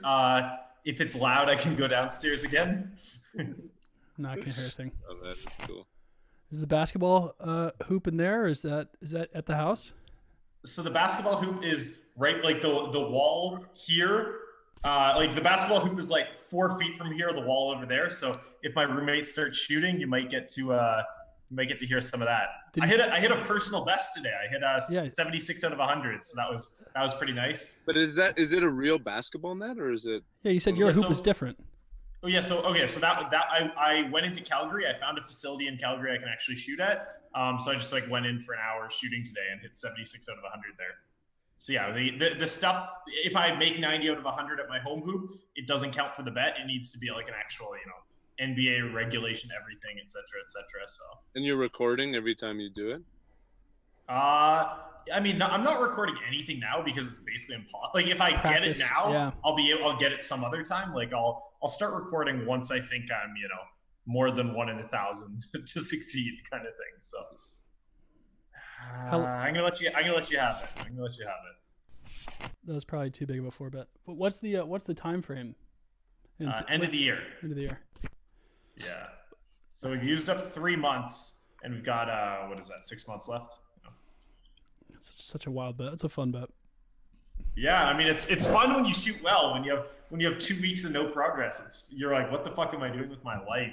Shooting free throws like an hour and a half a day or whatnot. And the worse I do, the more I need to like ramp it up. Like if I'm in bad shape come November, it's like, does this become my fucking life? So Yeah, but well, you could be doing worse things for an hour and a half a day. It's not like the worst habit to have. You get active. No. You can think through some stuff. totally. Like I spend so much time sitting at my computer, like, Yeah. refreshing the same 6 websites over and over again. Like, Exactly. like, something to get me away from that is kind of nice.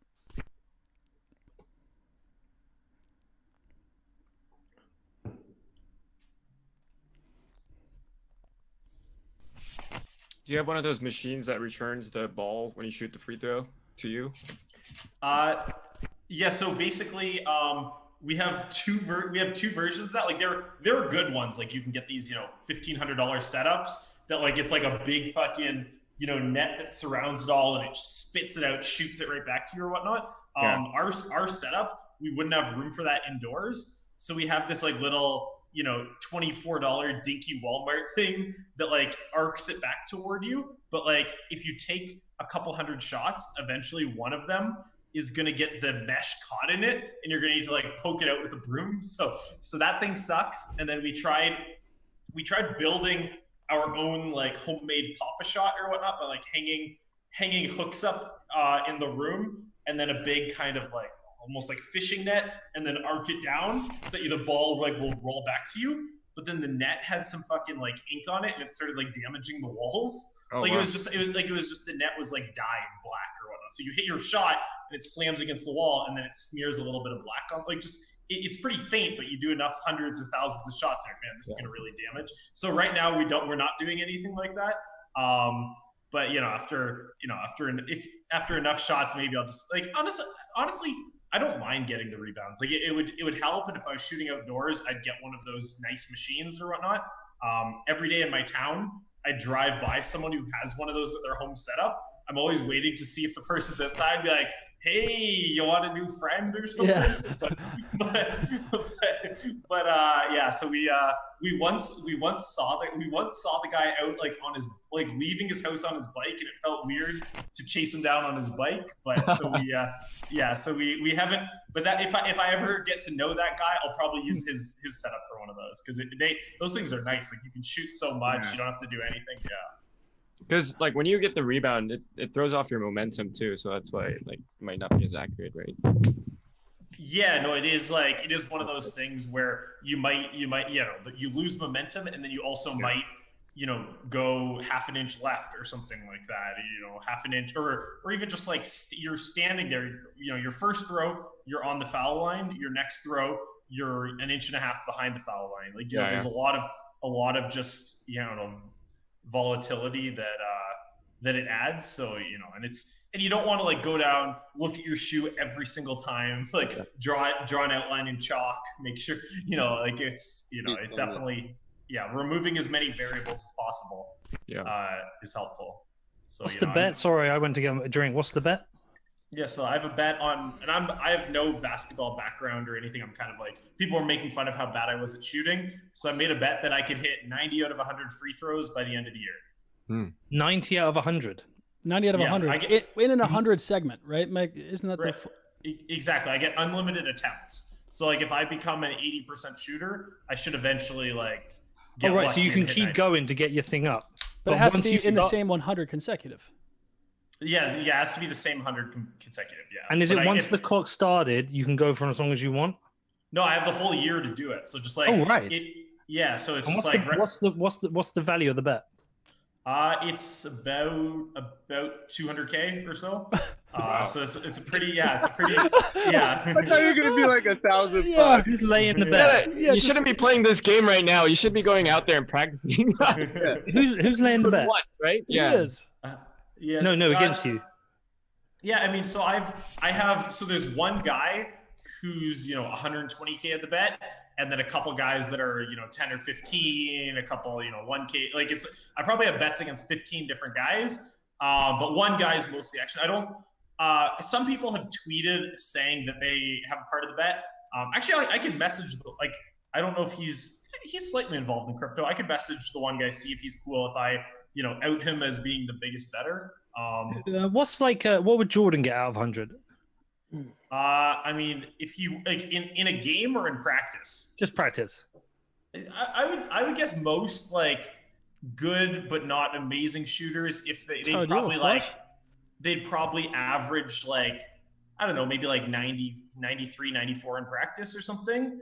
Basically you've got to get within 3 or 4 of Michael Jordan. Oh, flush. But I mean, Michael Jordan's probably at some point in his life, maybe when he was like a 16-year-old kid, even hit 200 in a row in practice. this. Like, you know, he's probably had some fucking insane streaks. Like, sixes or eights. I think 90 is a good bet. I think Insane. What, do you even have a 85 flush? would be tough, but 90 is a good bet. That'd be insane. oh, Fuck! whoa, wow. Oh shit! Holy shit. Holy shit! Oh, wow. Oh That's shit, dude! sick. That is brutal. That is God, that's- brutal. Oh shit! I feel bad after that. That's not even sick. cool. That is ugly as fuck. Oh my god. Probably shouldn't have played that hand in the first place, but Ah, Oh man, Wow. no, that's so disgusting. There's no escape. dude, Charlie, everyone gets trapped by that. That's so Charlie, you're disgusting. right. That's so nasty. You shouldn't have played that Horrible. hand. That's the only thing you messed up. Yeah, but he was. Yep. You were Like, big there's blind. been so right? many Small hands tonight, blind, dude. $20. no, I was dealer. Oh, okay. It's just been like a crazy. I don't know. The number, Really has. number Mike, there's generator been is insane. fucking hands tonight. There's been 5 hands like that. Jeez. Oh, That's a proper turnaround for you, Luke. Oh, proper. You've been doing that a bit as well, right? Coming back late. I mean, I only had one bad. Like last week, I had a bad week, but other than that, I've been positive. And it's just kind of, you know. God, fucking dead bet. Dickhead. That's it for me, guys. Good game. All right, Charlie. Good game, Charlie. Yep. Good game, Charlie. Peace. Nice playing with you. Yep.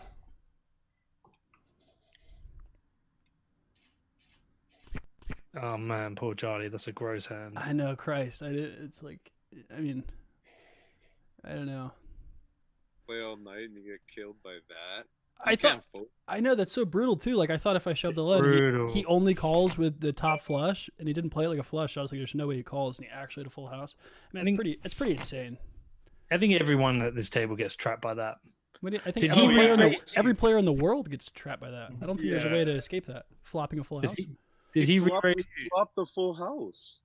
Yeah, and he also has the top full house. Like the only way he loses Game 5. 4-4-10. Yeah, there's only one combo of 10s.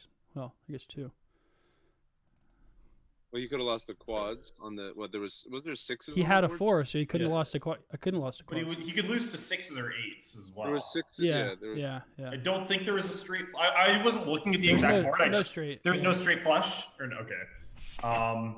It was and so the action was you slow played on the flop. He bet the flop, right? I bet flop. I raised it to Okay. 35, but it wasn't a big bet. I was the open raiser. Yeah.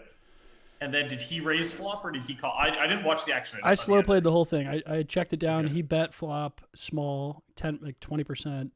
We both checked turn, and then I bet like 1/3 on the river. Mhm. It just played a small hand. I said you don't have a flush, so he bumps it up, Yeah. and then I shoved all in.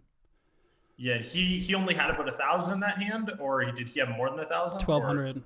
1,200. Okay, yeah, no, there's nothing. Like Yeah, if, you if have you to had get back. 2,000 or if you had 2,000 there and you're raising 400 to 1,800, then you can like start thinking about it. But it's just like, you know,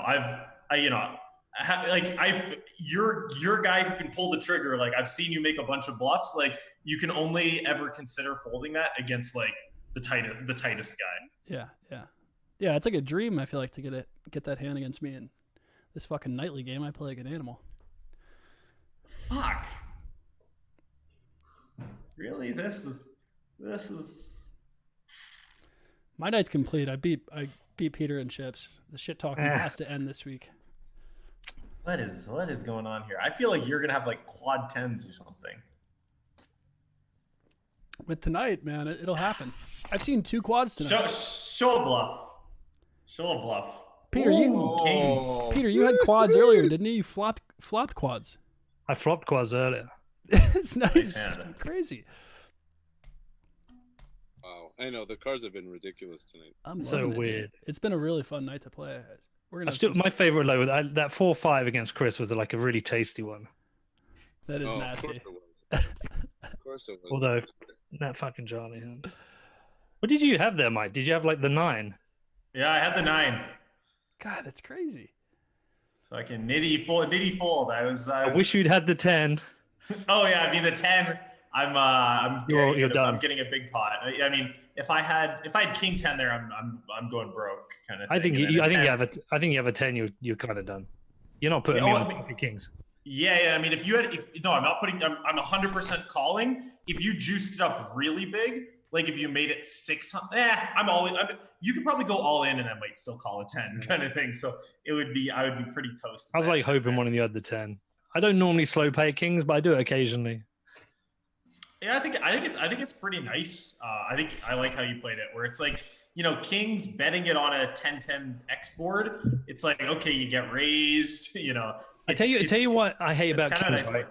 That board is the perfect example why I hate kings. Right, so I bet it up. Right, comes out that, and I'm like, I put a bet, and someone's, I'm like, it always gets in that situation. I'm like, for fuck's sake, let's get busted out. Yeah, no, I mean it's definitely on paired boards. You like. It's horrible. It's never easy to win a big pot with an overpair on a paired board. No. So I just rather play them sneaky. Yeah, no, I like. I mean, you wouldn't have called anything there, right? No way. Yeah, you played it. You played good.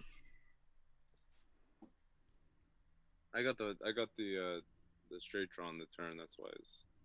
Yeah, I was going for a straight draw too, but not lucky anymore. I also, Mike, you missed I had a big pot that I could have made a lot bigger, but I'm so drunk I didn't even realize I had the nuts. Oh my god, that's awesome. Oh shit, that is awesome. You asked him too. You said you don't have a queen high flush, and then you turned it over like you were like relieved, and I was like, Peter, you have the fucking queen of clubs right there. I still don't think it cost me anything. Because I still think I'm going all in, and I still think king 8 of clubs, and he was sitting on like queen 10 or something like that. I thought I had the jack 10. I thought it was on the jack 10. I don't know why, but it's because it's two things. I'm not wearing my glasses. It's 4 a.m, and I'm drunk. That's a lot of factors that don't help. I gotta say though, you've been playing a lot better drunk than you were sober. I play well every week. I mean, I don't. Have I had a week where I've been down, Chris? 1 week, but it was only a few $100. Yeah. And you like lost it right at the end. It was like the last hand. You're like, fuck it up. Yeah, fuck it. Your daughter's probably gonna be proud of this session. She's gonna be happy when I tell her tomorrow 2,500. She's gonna be like, "Can I get something on Amazon?" And everything she wants always is like fucking £10 or something. So.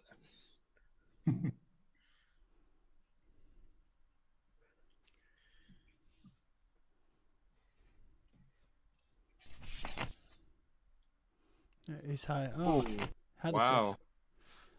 Sixes. Would have gotten me if I had an ace high or something. I would have folded that, but I think it's kind of a nice bet to get me off of. Ace high. Ace high. Yeah. I wish I. No, I had a full house. With a 6, yeah. But if you just had the ace, I was trying to think. Yeah, I think it's easy for you to have 6 or 8 there, basically. Yeah. Or even like a pocket 7s or something. So I was thinking, I was like, I feel like you miss this board most of the time.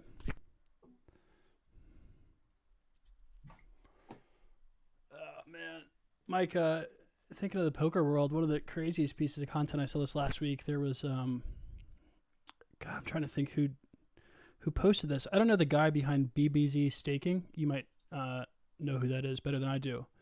Okay, yeah, I don't know those guys at all personally, but seen the name? You know, a million mutual friends, etc. Yeah, they've been around for a while. Him or someone tagged him or whatever it was, but that's how it showed up in my feed. But they tagged this ring of players on ACR, and I think they were on GG and something else. They were claiming to have a real-time solver.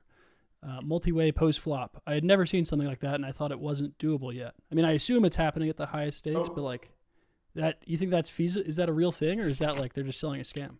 Yeah, no, I think it is. You know what? Wow. That was a good check, Peter. Yeah, I was so close to betting. I was like, I didn't even answer the question. Fucking Simon, you sneaky fuck, Joe. Oh yeah, so I saw that tweet. That was Patrick Leonard tweeted that. Yeah, I didn't know he was BBZ. No, I don't think he is BBZ. Maybe BBZ is just tagged. He might be. I'm not sure. He's a big part of staking, but yeah, I wasn't sure the name of his staking. Oh, he's BitB. That's what he is. He's BitB. So, okay. Basically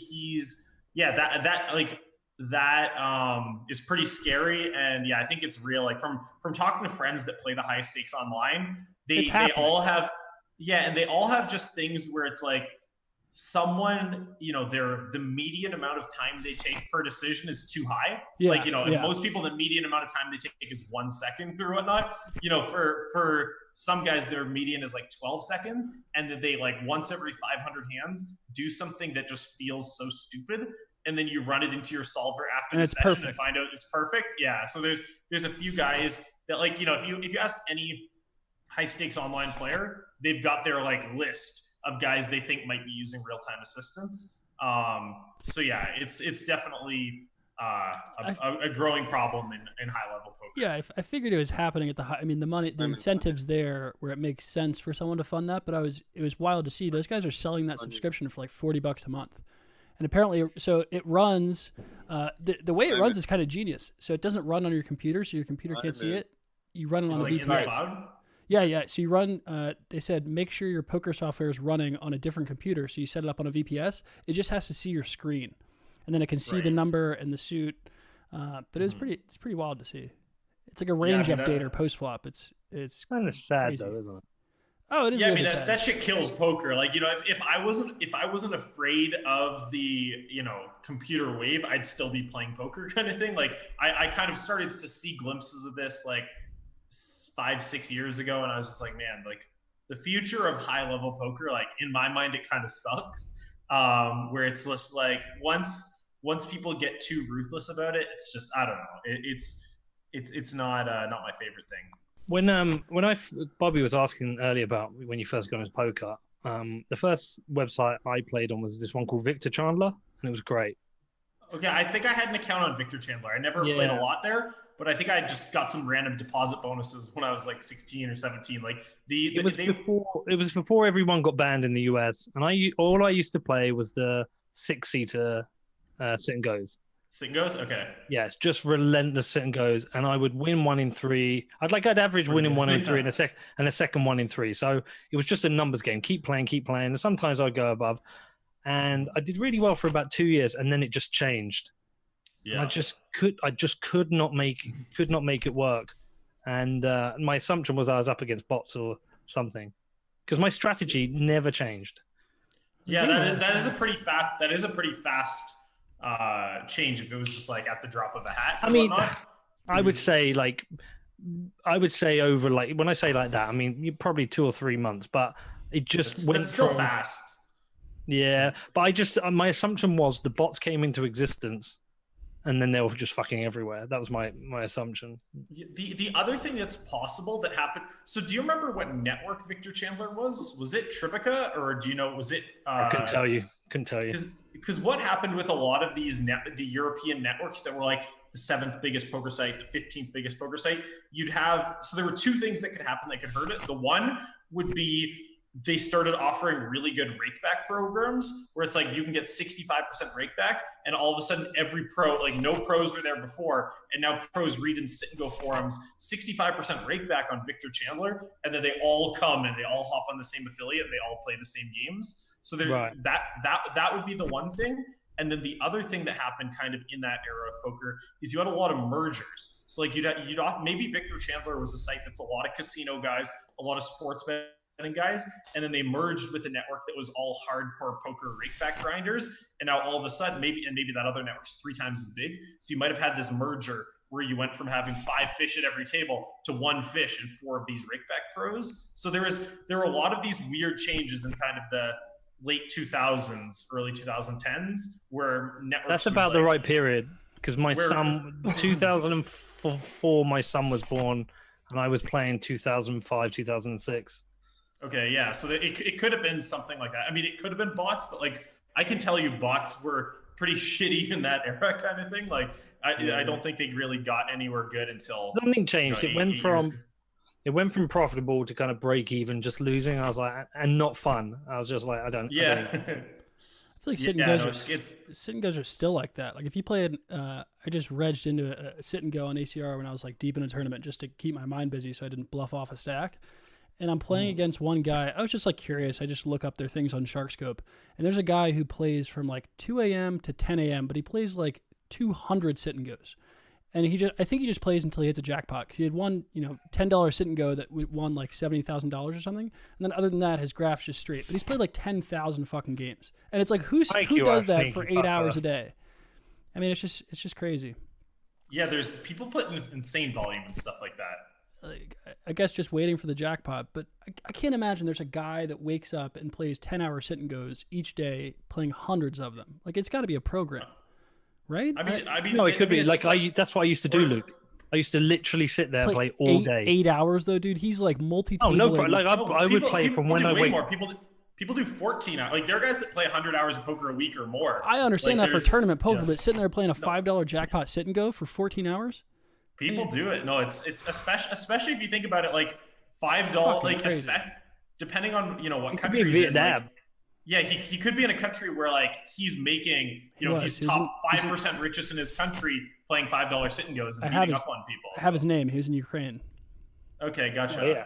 I mean, seeing Ukraine is probably the #1 bot country, Yeah. so that sways it a little bit. Like, I would say I'm a little less confident there. But A side point, Mike.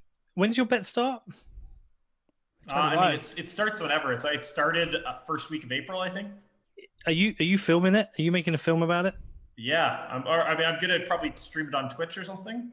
No, what I mean, are you making like a little mini documentary about it? Because Yeah, I don't like that kind of stuff. it'd be so interesting to watch you go through that process. Yeah, I don't know. I just don't think that's. I don't think that's for me. It would be interesting. It's like Yeah. I think for me, like for me, if someone else did it, I would want to watch it. But like for me, like I don't want to. That's going to add pressure. Yeah, it's going to add pressure, and it's also just going to like take away like some degree of mobility. Like I don't want to be like, if I want to randomly like fly somewhere one day, I don't want to think, okay, is my cameraman coming along too, or I don't like. I don't know. I just kind of like. I like just as close to like full autonomy as possible, and it feels like something like that, takes some away. Like even just random like sponsorships or events I've attended, when it's like, oh, you've got to send out a tweet between 10 a.m. and noon each day for the next 5 days. I'm like, oh, fuck, that's like one more thing on the to do. Like it's minor. I get it. I like you want to focus on winning the bet. Exactly. It's like I want like as few distractions. Yeah. If someone covered your side of the bet, I guess it's different. Yeah. If it was just like free money, it's one thing. But I just kind of for me, I'm just. It's a great fucking bet. Well, what do you got to put in, Mike, on that bet? Yeah, so I most of the bet was at 1-1. A couple I got some odds. I put in high 100. Like it's maybe I'm risking 180 to win 220 or something like that, approximately.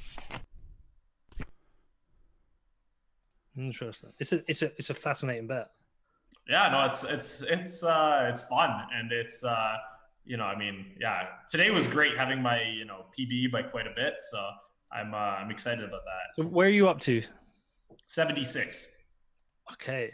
And do you feel like you're feeling like it's all achievable when you hit the 76? You're like, actually, that's totally doable. Yeah. So I mean, the 76 is like. I definitely got quite lucky. Like I had a handful of shots in there that felt like they could have gone out, but it was also just like. But that works both ways, right? You got a handful. Yeah, for sure. Yeah, but I don't think I'm even a 70% shooter right now. Like I'm probably like a high 60% shooter or something. So I definitely had some luck there, but it wasn't even perfect circumstances. Like it wasn't like I was thinking, okay, I'm really going for the PB. Like I was 57 for 70. And then my coach is like, you gotta get used to like new conditions. We're moving over to the other hoop. So I was 57 for 70, and then we moved to a different hoop, and it was like different lighting and whatnot, and then got 19 out of 30 in the last 30. So when I was 57 out of 70, that was way like I'm never hitting 80%. But yeah, so it's like I'm trying to get like right now it's still early enough on, but I think that I occasionally get like spurts where I'm like, okay, I'm feeling like a real shooter. Like I'm feeling like I can see myself being an 80% shooter, and then combine that with some luck, can see it happening. But I'm far enough away. Like if I were to, like, let's say I never improved and I played the whole year out, and just like with my current ability, what's the most I'd get? Maybe I'd get an 83 or an 84 or something like that. But like I think I'm bad enough. 90 is like basically impossible where I'm at. Is there like a whole market for these weird bets? Is there like loads of it going on? It's called professional poker. Yeah. No, but like outside of the poker, is there like loads of this weird kind of betting shit going on? I don't think so. Like honestly, anytime something happens in poker like this, it feels pretty normal. and then like you see like it get mainstream media attention, and I'm just thinking like, you know, why does anyone care? This shit happens all the time. And then I realized like, oh wait, it's only the poker world that does this stupid stuff. Basically. I see the craziest bets from poker players. The funniest bets that I started noticing when I kind of just track the poker world now, like I just follow a lot more people on Twitter, is you guys lay so many bets on like how much weight someone can lose. Like there's a lot of bets actually with positive externalities. So like people will bet, you know, what their weight will be at the end of the thing, whether they'll drink by the end of the summer. It's just like a action on everything you could ever imagine. It's so fun to watch. Weight loss bets they're my Achilles heel. I'm you know, fading, either betting that someone will succeed, won't succeed. I've literally, you know, never won a bet involving weight loss. And I'm, you know, down, I don't know, mid six figures. Like, you know, it's definitely like, yeah, it's definitely, you know, it's like every single one, I just do all as much research. Like usually the bet, it's more about just the psyche of the competitor than in terms of the bet, where it's just like, if the guy, you know, like winners win and losers lose, pretty much is what it boils down to. And it's just like, it's about trying to like figure out where their head is at, how much they need it, what external factors. Like, I think, you know, it's just like, if you really want, you can lose a fuckload of weight and like with not that much time. So, but I'm always wrong. Like I always try to do my analysis and I'm always dead wrong. I'm so confident in the guy and he has like no follow through. I think some guy has no backbone and he's really like the hardest working guy secretly. Like I'm terrible at weight loss bets. So Luke, we need to bring this weird betting shit into the Bitcoin world. Dude, but I think the problem that I've seen, at least in the Bitcoin world, when people try this is everyone's ego is so fucking big when you start talking about bets. Like, Peter, even the bet that you made, it's like it becomes this whole right versus left thing. And it's like, guys, lay the bet because it's fun to take action if someone's going to win the presidency. Like everyone's like that's all that matters. Like, it doesn't matter. One guy lost his shit. One guy lost his shit because I didn't give him the odds at the bookie. I'm like, but this is just a man-on-man bet. No, I know. And then people are like... It's a great ARB opportunity. I said, I'm not ARBing it, and I'm probably going to cost me money. I commented that as well. Even if you are ARBing it, yeah, like, just take the bet. Yeah.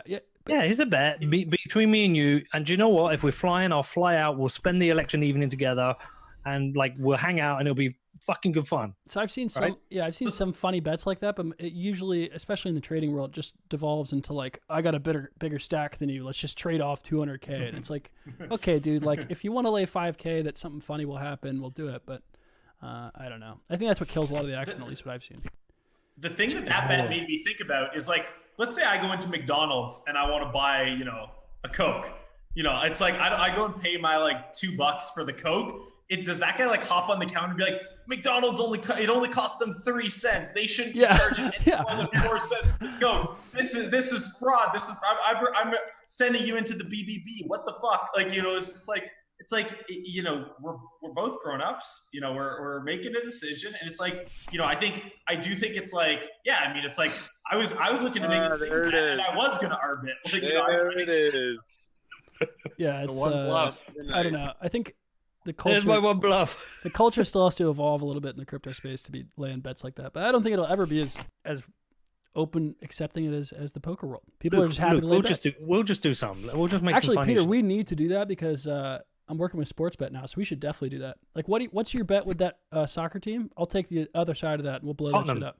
Yeah, every single time Tottenham lose. I said every time they lose, I'll give £100 of Bitcoin. So you don't like Tottenham? No, I fucking hate them. Cunts. All right, I'm the biggest fucking Tottenham fan. I'm going to start wearing their jersey on all my shows. So when they win, I'll take the other side. All right. Wouldn't it be pretty easy to put it in escrow and then just do it that way? But I think but that's fine. But I think we can think of some funny shit. Like, I don't know. We should. Well, you guys could do some funny stuff because you have watched shows.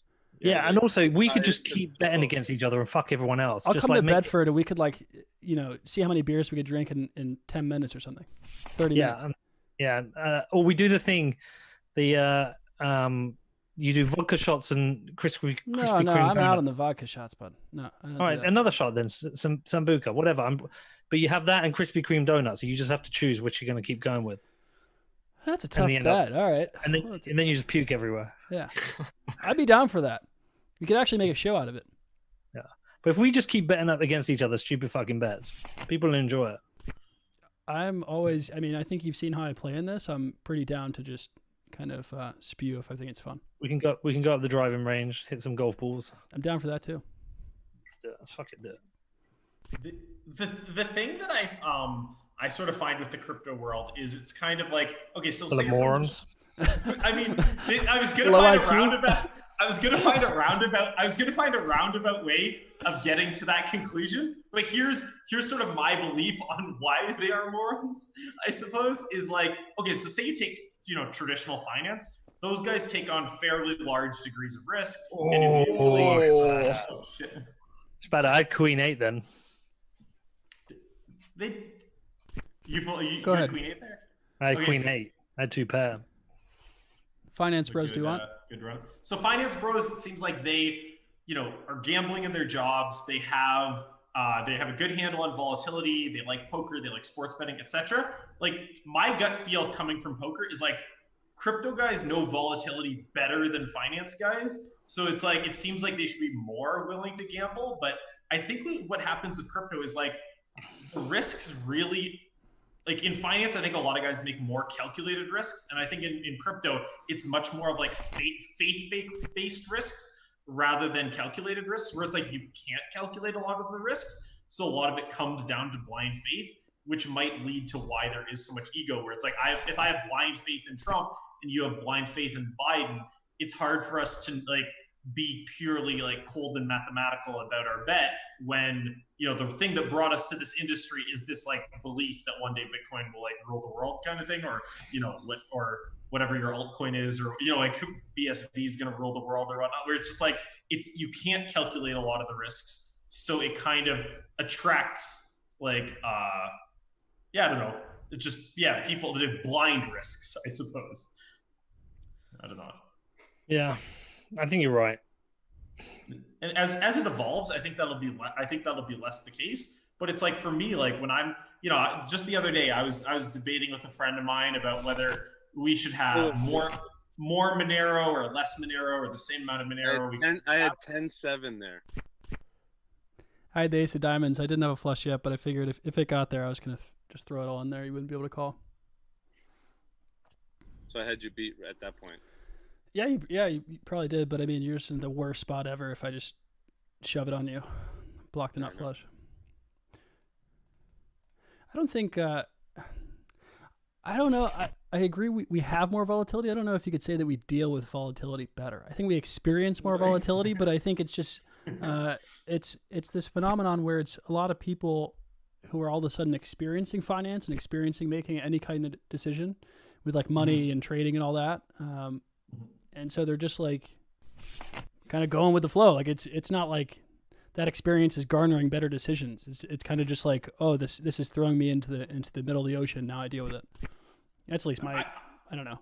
I think a lot of crypto. I mean, I think a lot of crypto guys actually don't give themselves enough credit. Like even these guys who manage other people's money and take risks in terms of their own commissions. Like not that many people have the same skin in the game that crypto traders sure.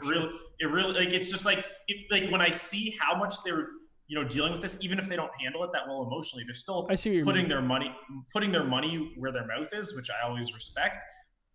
But it just feels like that should transition to things other than crypto. Like I think in some ways they have a head start, but I do very much agree that a lot of people get overly emotional or have weird approaches to it. But I think there's some traits that crypto guys have that they underestimate how impressive of a trait that is, because hardly anyone has it. Like hardly anyone has lost 80% of their net worth and then just like kept motivated and gotten it back, every couple of years kind of thing. Yeah. Whoa. Could have got a little bit. You seen this thing where they want to paint a big Black Lives Matters mural in front of his Trump's New York Tower? They want to, or they will? I imagine they will. People are talking about doing it, right?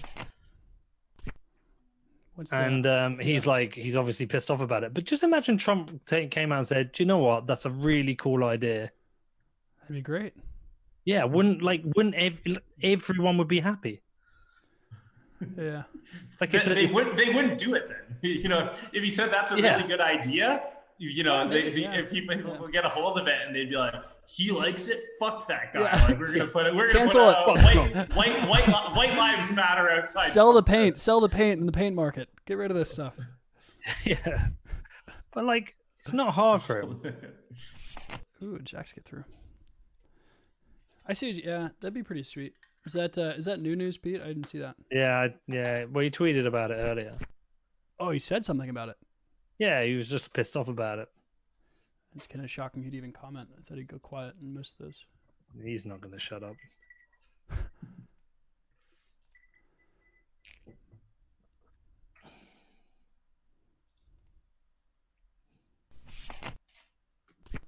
Checks all Congrats, around. guys. This is my first rebuy on the show.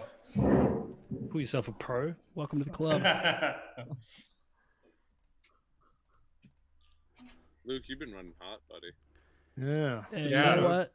Yes. Peter's luck finally ran out.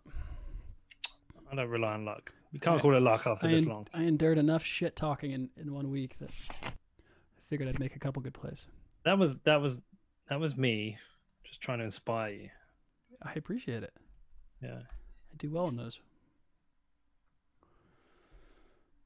Everyone's calling around with the limp, and all of a sudden we got good hands. What's going on? You got a big hand here, Pete? Mm-hmm. Call it. Nah, don't have a hand. Fast. You had a queen. I had pocket aces. Did you really? Just praying that someone bumps it up. We're all limping in there, and I never know with you, Luke. I just never know. Yeah, I would have had a straight there. On the river. My mind still can't really grasp what GTO is, but I know that I'm not playing it. I mean, I can't really either, and I can tell you I'm not playing it either. Yeah. Whatever that means in today's day and age, I'm not playing it. Yeah. That's how we beat the bots. Just completely randomize. And especially if you know, the way people use GTO is it's pretty how would I describe it? What's GTO? It's game theory optimal. Like, you know, game theory optimal, I don't even think if it exists in poker. You know, I think it exists in 2-person poker. I don't think it exists in 3-person poker. The idea but that people love it's the most common word in poker, basically. The idea that you can't be exploited, right, or have exploitable player. Are you guys really both calling me there with 4-6 and 6-7? I had flush draw. I had flush draw and straight draw. You have lost your fucking minds out there. Dude, I had a flush and a straight draw. I was terrified calling with jacks. I would have had you off that. You definitely would have had me on that if you got in there, Chris. Anyone bet that last one, they're winning it. I wouldn't have liked it. I guess it's the one thing that kind of saves my faith is like, Mike can correct me if I'm wrong, but like live poker, I guess, wouldn't be ruined. I know there are guys obviously at the highest level that basically play like a human solver, but it's like, and then, you know, I keep thinking it's like, I'm sure they thought they had the game figured out when the first solver came out, and just like the solvers right now, isn't there going to be a way where like there's going to be a way eventually to exploit GTO, or like I don't know, like, you know what I mean? Like, won't GTO take lines that enough that it should be taking? Like, shouldn't it be playing more exploitable in some spots? Yeah, I mean, yeah. So it's like the idea behind GTO is you're not trying to win the most; you're just trying to make it impossible to lose, basically. So it's like if you're playing, you know, if you were to have like I don't know, if you were to have like a purely GTO player hop in this game, I mean, they would probably do worse than just like a typical like top tier player these days who's not GTO, because the GTO like won't, you know, the you know, the top pro will bluff quickly, more. you know, figure out, you know, who's tight, who's loose, etc. Whereas like the GTO bot won't figure those things out.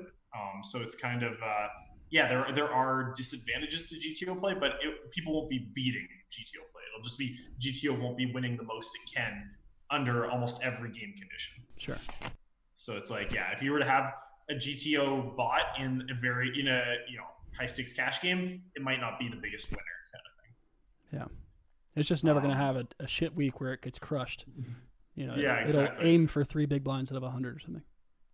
Yeah, I mean, it might be higher. Like it might be. It's like I would guess a GTO bot sitting down in this game is probably Oh, winning definitely higher.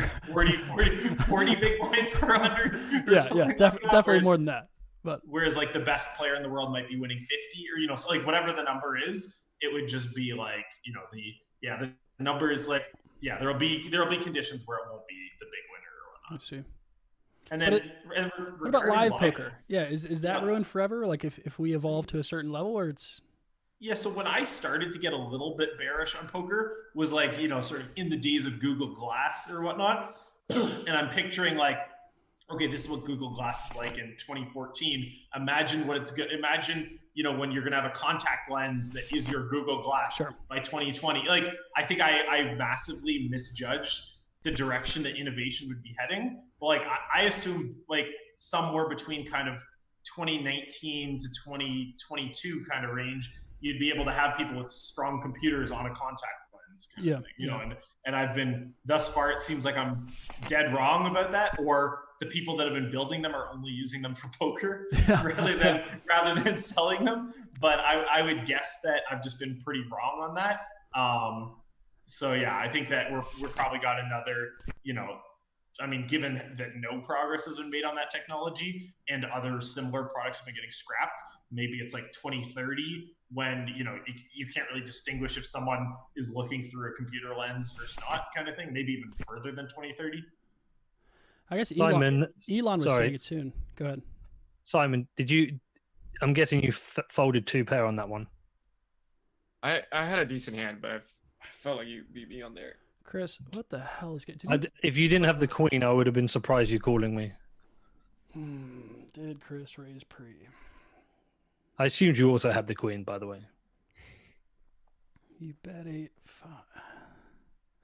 You don't have an 8, you wouldn't be betting like this. Got 10s or jacks or.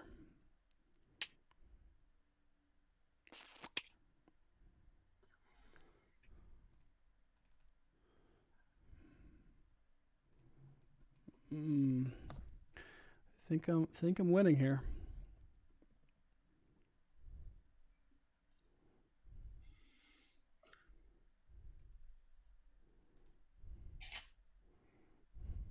Ooh. It's a good bet. This is GTO right here.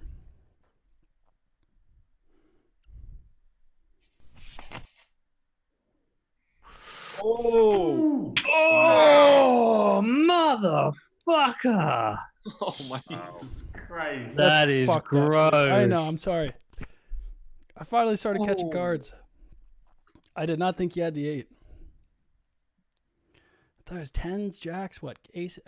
Kings maybe? Unbelievable. Motherfuckers. Luke, you did that twice now. First aces tonight. Luke, Charlie, you've had a great end to the session, but that was disgusting. I'm sorry. The cards are coming to me. I'm just clicking the button. No. I'm not like against you. Oh, I know. It's crazy. disgusting. The hand with Charlie was much grosser than that. That's like crazy to catch the trips, but to flop when I flop a full house and it's better than his full house that he flops. That's the pretty one crazy. for Charlie. He can't get away from that. He's thinking he's winning all the way until he sees your hand. Oh yeah.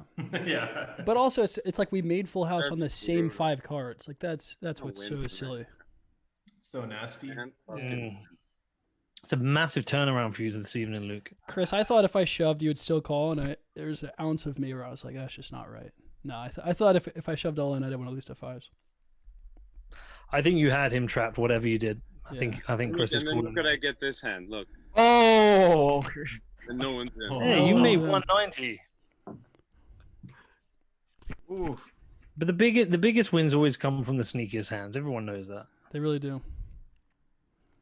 Right on the river. I couldn't have got you. Like you called me on the turn on a 67% of the pot bet. Like what are you running for there? I was calling you because I think you just have a lot of premium like hands. Like you have a lot of ace kings there. You have a lot of just everything like misses that board. No, there's no hand up or card above a 8, dude. Like I just don't think if you have an 8, I didn't think you'd be betting. Obviously you were. I don't know. I was just, I just let her go, right? I bet half pot, bet 6, 7, because it was a flush draw, so I didn't want to fuck around. But Yeah, so the bet seemed like you were trying to knock me off too. I don't know. I think you missed that board a ton. That's the only reason I called. But That was filthy. that's luck Yeah, it boxes. really was. It's not like I can rationalize, how good of a play that was. I caught it too. Brutal.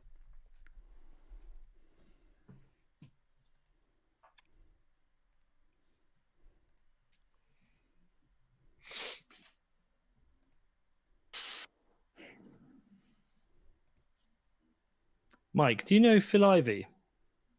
Yeah, not well. Like, I think I would probably be in the category of have his phone number, but we've never texted each other or something like that. So Yeah.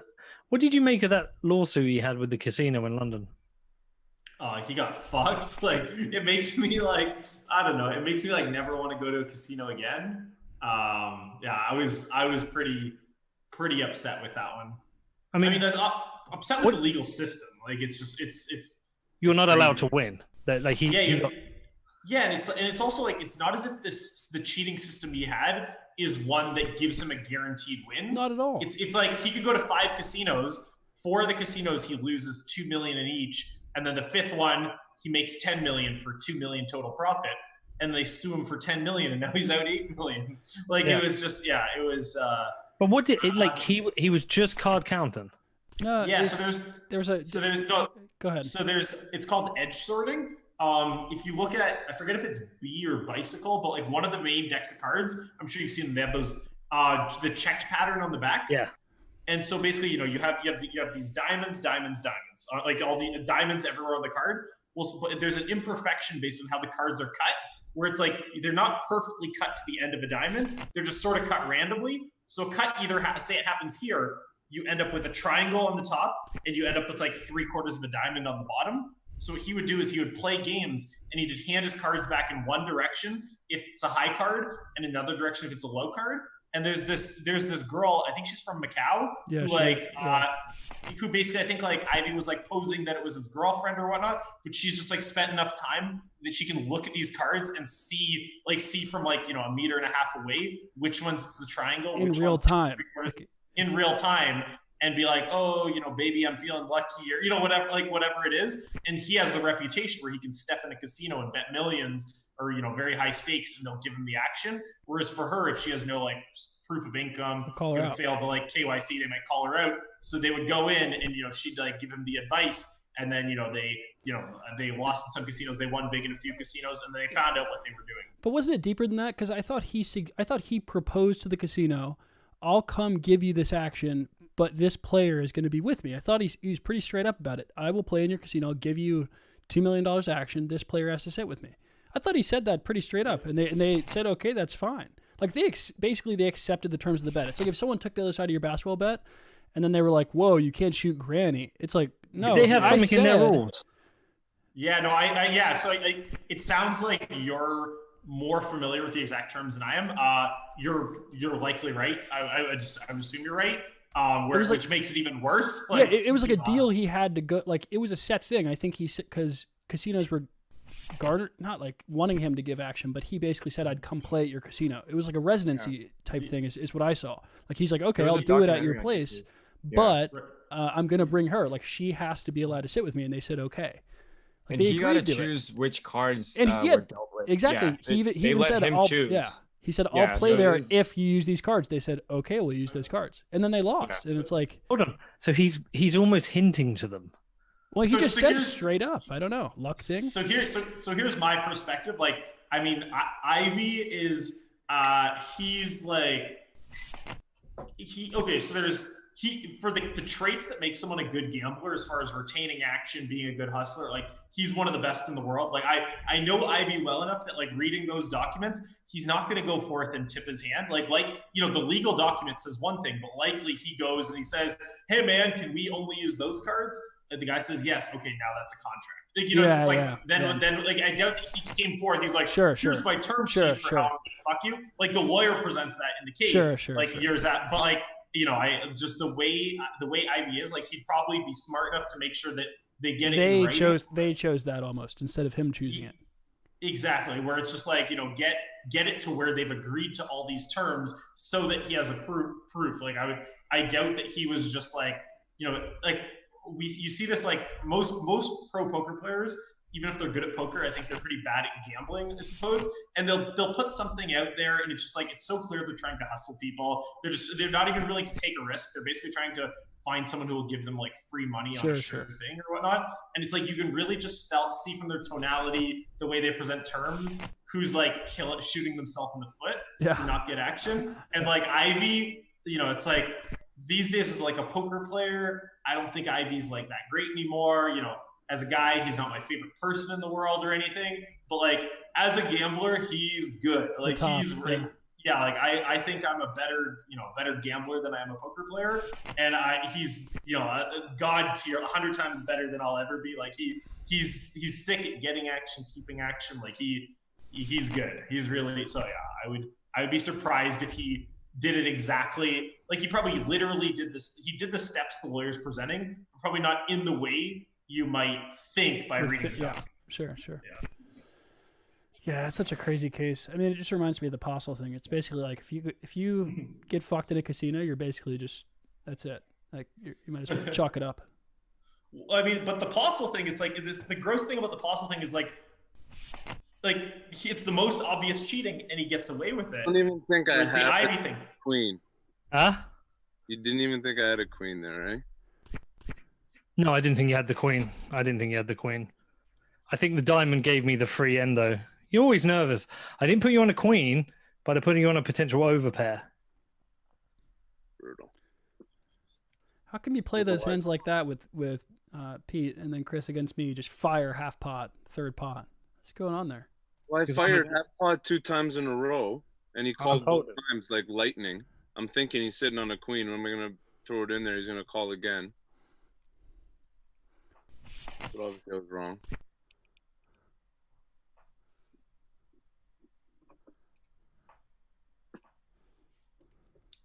Man, Peter, it's daylight now. Ivy's just such an interesting. Yeah, it is. Welcome to my world.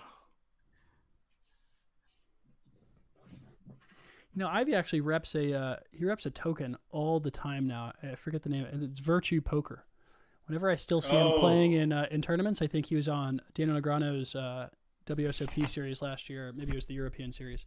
But every single time he had Ivy in like a short scene, Ivy's like decked out in this Virtue Poker gear, and I'm like, that's just hilarious. Getting money from some token. Yeah, did Virtue Poker ever become a thing or no? I don't. It was a consensus project, actually. Okay. And I think they just launched. I didn't know that. Really? Yeah, I think they just launched like in April. Yeah, they have it. They have it up. You can compete in the beta for 5 seats at a final table to play against Phil himself. Play for free. Interesting.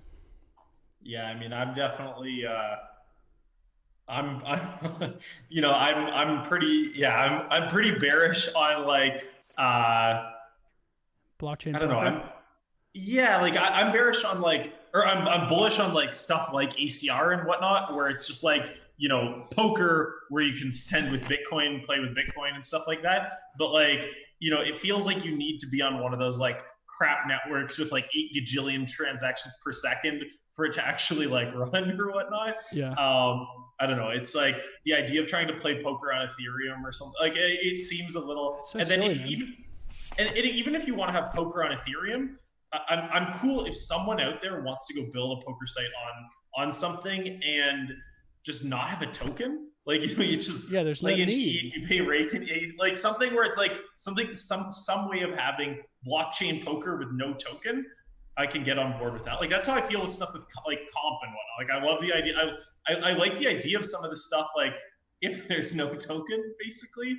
But like, once there's a token, I feel like that often just makes it worse. I don't know.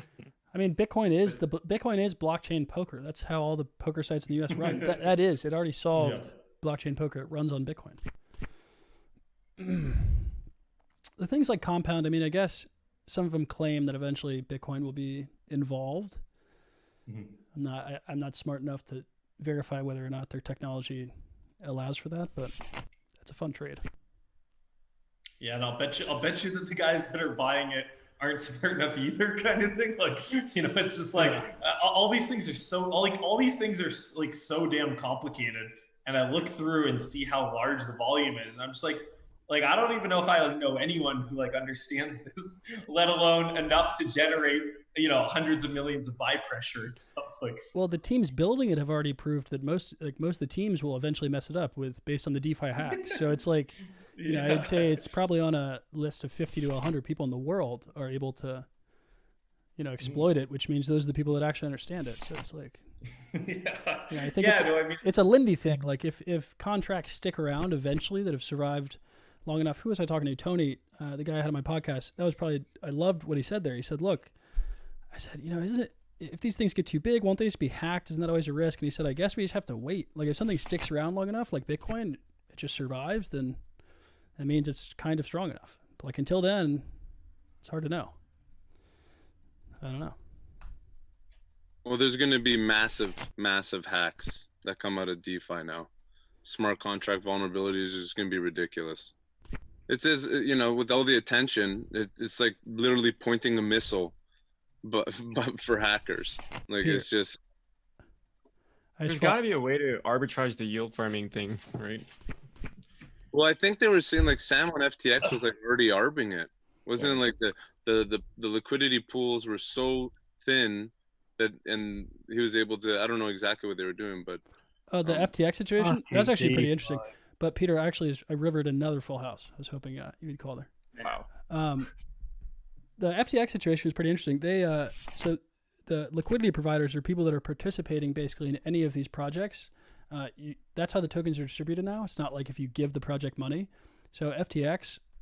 Sorry, can I interrupt you for a Go second? ahead. Anyone ever had a bug where you disconnect and you come back and you can't see your cards? No. Or no? Do you have Nobody's that? had that? Or, I have that. Yeah.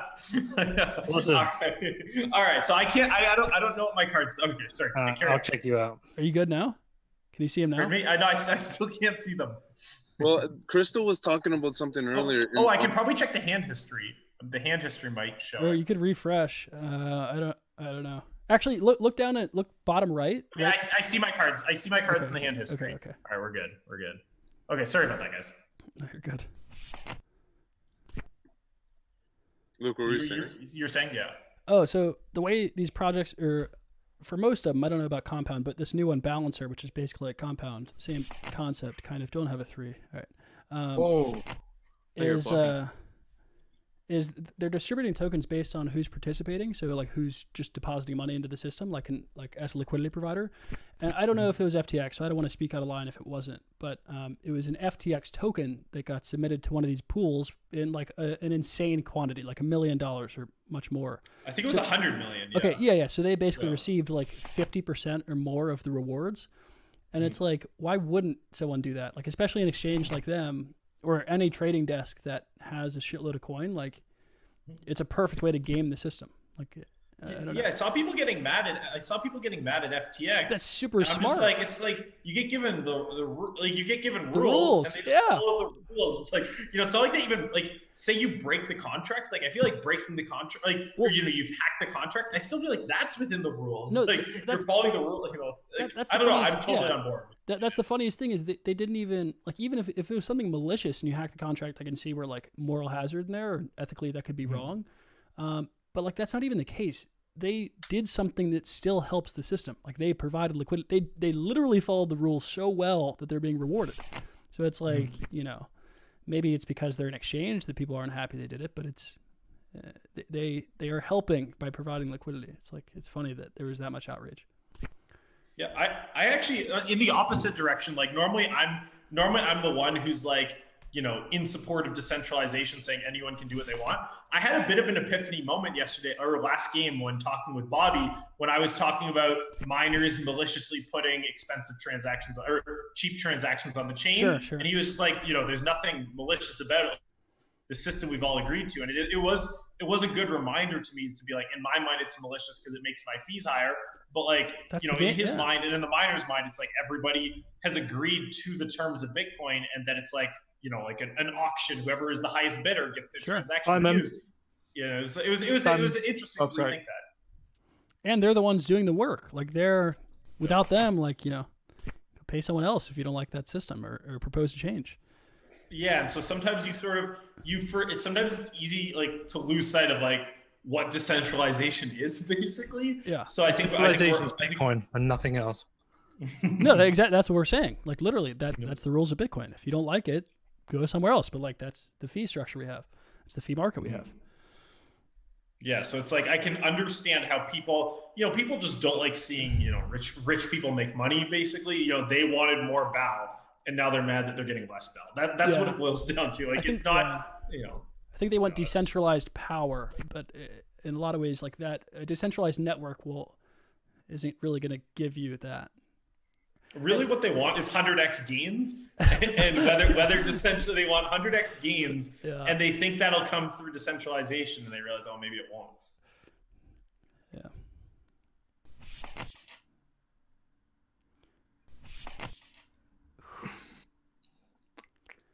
Pete's starting to stack again.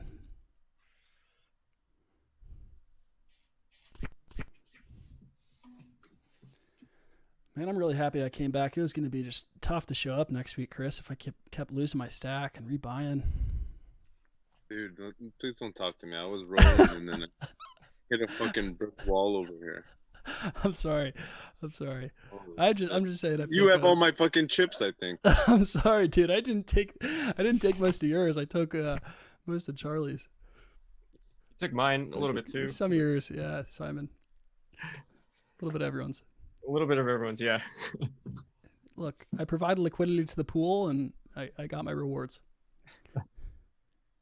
Just following the rules. All right, I can't call that.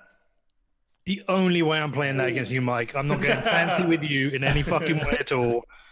That's it. I mean, if I had an overpair, you're getting it all. Yeah. I'd ace Jack there. I'm not doing anything fancy against you at fucking all. Because I know what'll happen. I'll do a fruity little fucking check, and then out comes an ace. And I'm like, and you would have lost on the ace. So. And it's morning. You'd be tilted trying to go to bed. Yeah. Yeah, exactly. And I get up in the morning. I say to my daughter, "Look, I want some money." And I also and then this asshole Mike came in. Yeah, I want some money of a professional. And she's going through the hand history. She's like, "Daddy, why didn't you bet those kings? You have the best hand." Dad, you fucking pussy. Now I can't get that thing off Amazon. Oh, man. Pete, you know what we should do? We should lay a bet on these games for the rest of the year. A little side bet on this. I know what you mean, but I think we should come up with some funny shit. Because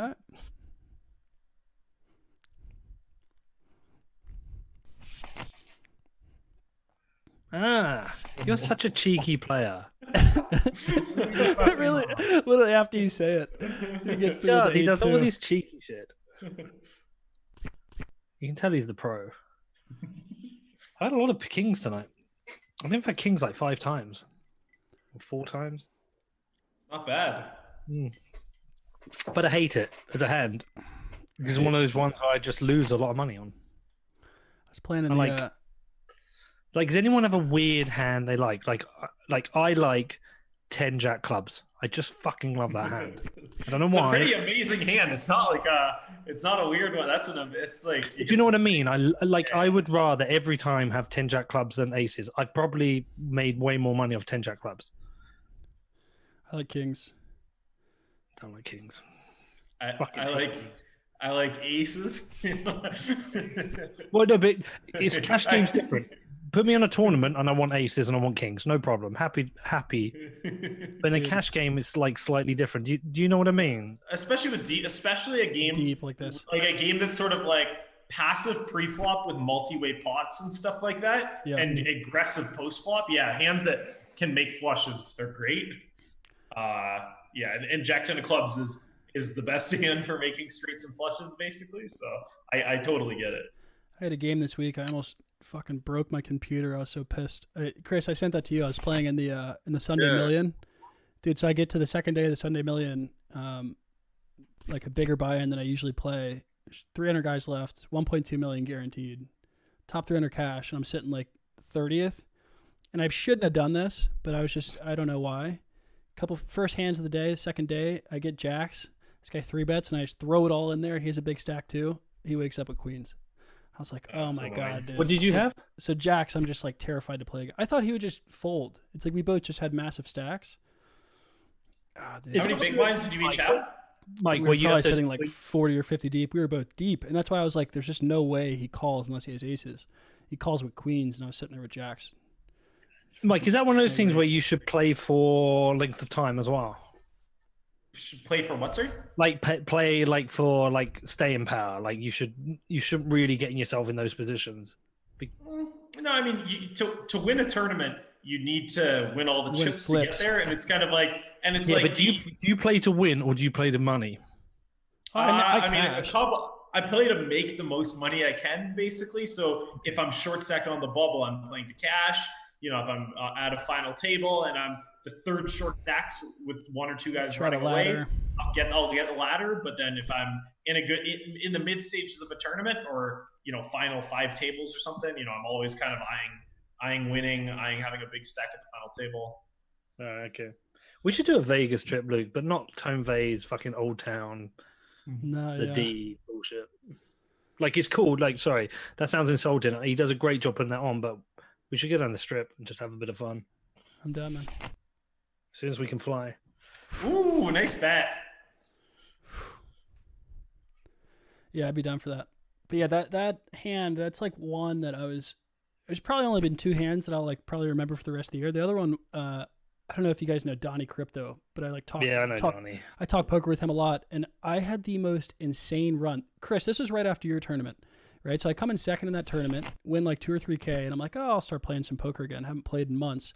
And I read this like 500K guaranteed thing on Bovada, and it guaranteed gets up to like 750K, $250 buy-in. And dude, I get down to the last 8 players. There's 3,000 fucking people who joined, and there's like 60K for first. I wake up with 10s. This guy shoves all in. I'm in second place, and I call him. He has ace king and catches it, and I'm sitting there with Donnie. I'm like, should I call that? Like, Mike, what do you think? We both had like 30 bigs. He was maybe second. I was maybe third, and then there was 2 really short guys. And he pushed all in. He pushed. He probably had 25 bigs, maybe 30 bigs. He just shoves, and I'm sitting there with 10s. Was he like late position or one of the first guys to act, or was he? There's 8 of us left, 8 or 9 of us left. He's like under the gun +1. I'm maybe MP, but like it folds to me, and I have 10s. I have him covered by like 4 big blinds, right? I'm in second or third. He's maybe in second or third. I can't remember, but I have him covered. Do you put in yourself on a 50-50 there though? That's an interesting spot. So it's like if I know it's so tough. If I know it's a 50-50, I won't put myself on that. Yeah. See, but I mean, there is a little bit to be said. But there's a bit to be said. Like, it's important in poker to distinguish like 10s versus ace king off. It's like a 55-45. Like, you know, being the 55 is a lot better than the 45. 10s are the 55 there, right?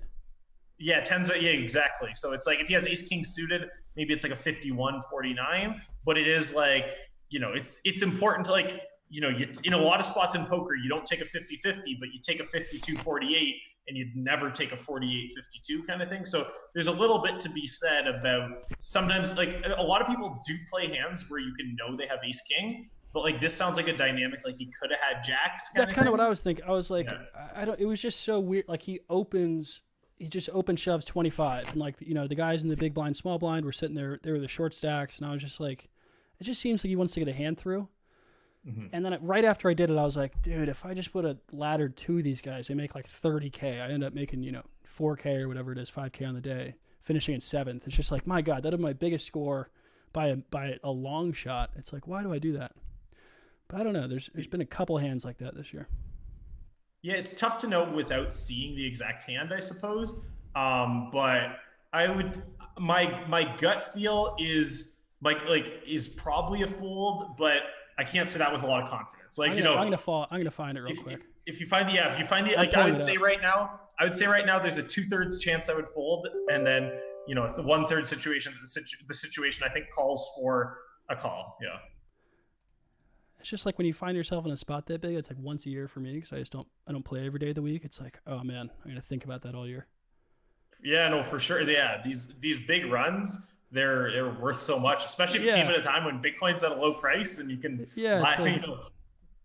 It's April, so Bitcoin wasn't that much cheaper, but it's like, I don't really, you know, 5-figure score happens once a year for me, so it's like, God, that would have been so big.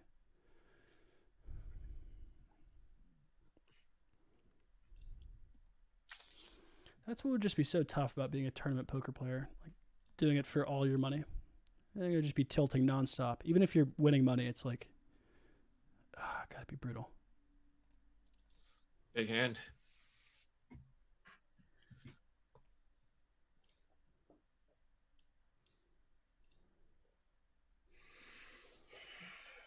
Let's see this. All right, just call.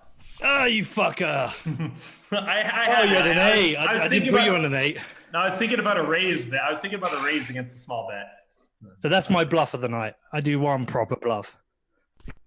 I just didn't have you on the 8 at all. I didn't put you on that 8 either. No, I didn't at all. I thought you were stealing it. I put you on the 8 when you re-raised after 3 people called 75 or whatever it was. But then, with that check, that was sneaky. I say that. If I'd have thought through it, I'd probably fucking played it the same check and then Yeah, so I was clicking the slider. I guess my hand's a little bit sweaty or something. I'm nervous, but like I meant to raise to more, like 340 or 350, and then when I only juiced it up to like 280, I was like, oh man, you could call a lot of straight draws and stuff like that when it was not. Well, that I had two straights and the flush draw. No, I mean you're obviously sticking around there. I've had 3 straight and flush draws tonight, and not hit one of them. And were 2 of them with 6-4 of hearts? Yeah, probably. But I've had 3, and I'm like, I've not hit one of them. Mm-hmm. I think you had one on East 5-3 2 hearts earlier. Maybe. Yeah, I think it was. Yeah. I feel like maybe I've even had 4 tonight, but I've not picked up those heavy calling straight, and I'm calling that one thinking, well, I've got to make one. Yeah. Yeah, and I guess basically all your outs are live except if you hit 5 of hearts or 2 of hearts or something, or whichever one wasn't on board. So yeah, you've got really clean outs against my hand. Like it's always dangerous when I'm up with I boat up some of the times when you hit, but there I don't. But you check into that. You check into the boat. Pardon me? If I check into it, I let you bet, and then I take whatever the check is. I don't bet. Yeah. Well, sometimes, but like, there's part of me like I just want to fucking bluff Mike and show my hand and go, got you.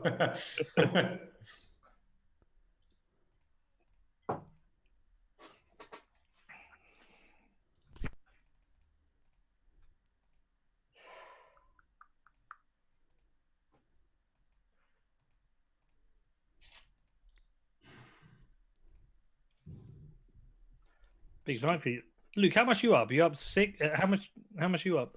I rebut on once, so 5,000 chips. So you 5 up, yeah.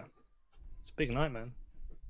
It's not bad. I mean, it's good for my ETH trade, which I saw run for a lot more than this and come all the way back to fucking break even. So yeah, it makes up for the pain I've been going through for the past 24 hours. Smart. How far did it? What leverage were you on that trade? It's a decent sized trade. Leverage kind of, I don't like lever up, so I can get liquidated. Leverage doesn't really play a role in this. But Why I mean, didn't you close out? I thought it was going higher. I thought we were going to break. Yeah, I thought stocks have been going up. I mean, everything came together. What we had the plus token, those sells started again, and I completely ignored that. I talked to a much better trader. You're totally getting away with that. Where is the plus? Where are they selling it? Dude, so I actually spoke with someone, I'm going to not say their name, but earlier this year I spoke with someone who I think is pretty well, I'm just going to say I kind of believe his theory on this, and whether or not it's right, you really could never prove, but he was saying that basically Huobi and OKX, isn't it Huobi and OKX? Is that where they're selling them? It's 2 Asian exchanges, whatever it is. And he was basically saying they just sell them there because the government, like they're running exchanges in China already, and they're already working with the CCP or working with the government, and the government just gets a small cut. So they basically just like let them sell. I don't know. Like I just don't see how. Oh my god, I just don't see how. I hate that fucking last card there. Fuck off. Like that's always the way as well. I chase flushes, never hit them, and then I hit them, and then it fucking does that. Like, fuck off. But who do you? So you think they're just being the government's allowing them to get away with it? Yeah, I just don't see how. And they're already working with the government, like they've been arrested already. And no, I don't think anyone's been arrested. But I think if you operate an exchange in China, then you have some type of. And Simon, you might also know this. I feel like Asian exchanges just have usually some coordination with the government, especially in China. Like, they're somehow There's a working bribe with the government. Yeah, I think that's what's happening. Like Binance and those exchanges shut down deposits so fast when there's any mention of like coins that were hacked or coins that were stolen. So like the tech is there. So there must be another reason why they aren't shutting it down. Like those where they trade? Is it Huobi or something? I think it's Huobi and someone else. That's fucking bullshit. But it's been happening for almost a year. Yeah, it makes sense. Basically, Huobi are selling the Plus token coins, and no one's really talking about it. Well, everyone's that's the thing. It's not that no one's talking. Everyone's talking. But about why aren't Huobi getting for, shit for this? I don't know, and that's what just makes me think like they clearly know, and even if they like disagree, they have the technology to also see it. Because like, or is it like this is Bitcoin? We have to accept it. Ooh, I don't know. I just feel like whatever they're doing, I just feel like they know and they're just okay with it. So their government probably has to be okay with it, or they're just taking that risk. I don't think they're just taking that risk. I think that's it's a deal or of some kind, I imagine. I don't know, just a theory. Obviously, I have no special insight there. But it's bizarre, man. I mean, they're just letting them sell. Could also be that Chinese government already seized it, and that's also another possible explanation. Oh, okay. So, yeah, they already seized it. Now they just need to get the profits. Yeah. But still, same kind of situation. Like there's a deal done. They want to get it off, and they're happy to clear it. Is kind of like how I see it. The technology's there. If independent researchers can see it, every other exchange can shut down deposits the second someone on Twitter talks about it. I mean, this is one of the biggest hacks ever in the past 2 years, and they're just like, "What's this $150 million deposit? I don't know. Let's let them market sell." Like I just don't know. But anyway, who knows why the market dumped? I think Plus token played a role. S&P trade is back on. That might have played a role. I don't know.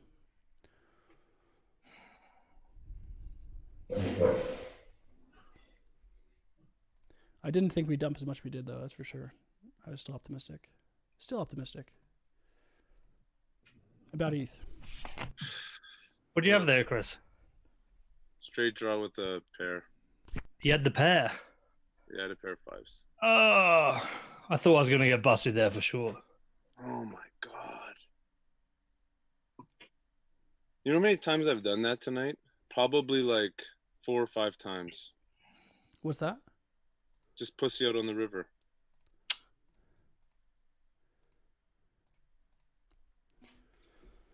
That was a decent. But which pair did you have? Like, which pair did you have? I didn't have a good pair at a 5. That's a hard call. I know. Because I've called a big bet from you there, like a 380. That's what I'm saying, right? I'm thinking, you're on something. I've got something. Yeah. I wouldn't be calling in your position there. The only reason I'm fucking calling such a big bet. I wouldn't call. I'm saying I should have raised. It was first to me, right? So, Yeah, like you should if you'd have bet heavy there, I've got nothing to call. Yeah, I would have just pushed all in and then, But you're pushing in with a 5, assuming I've not got better.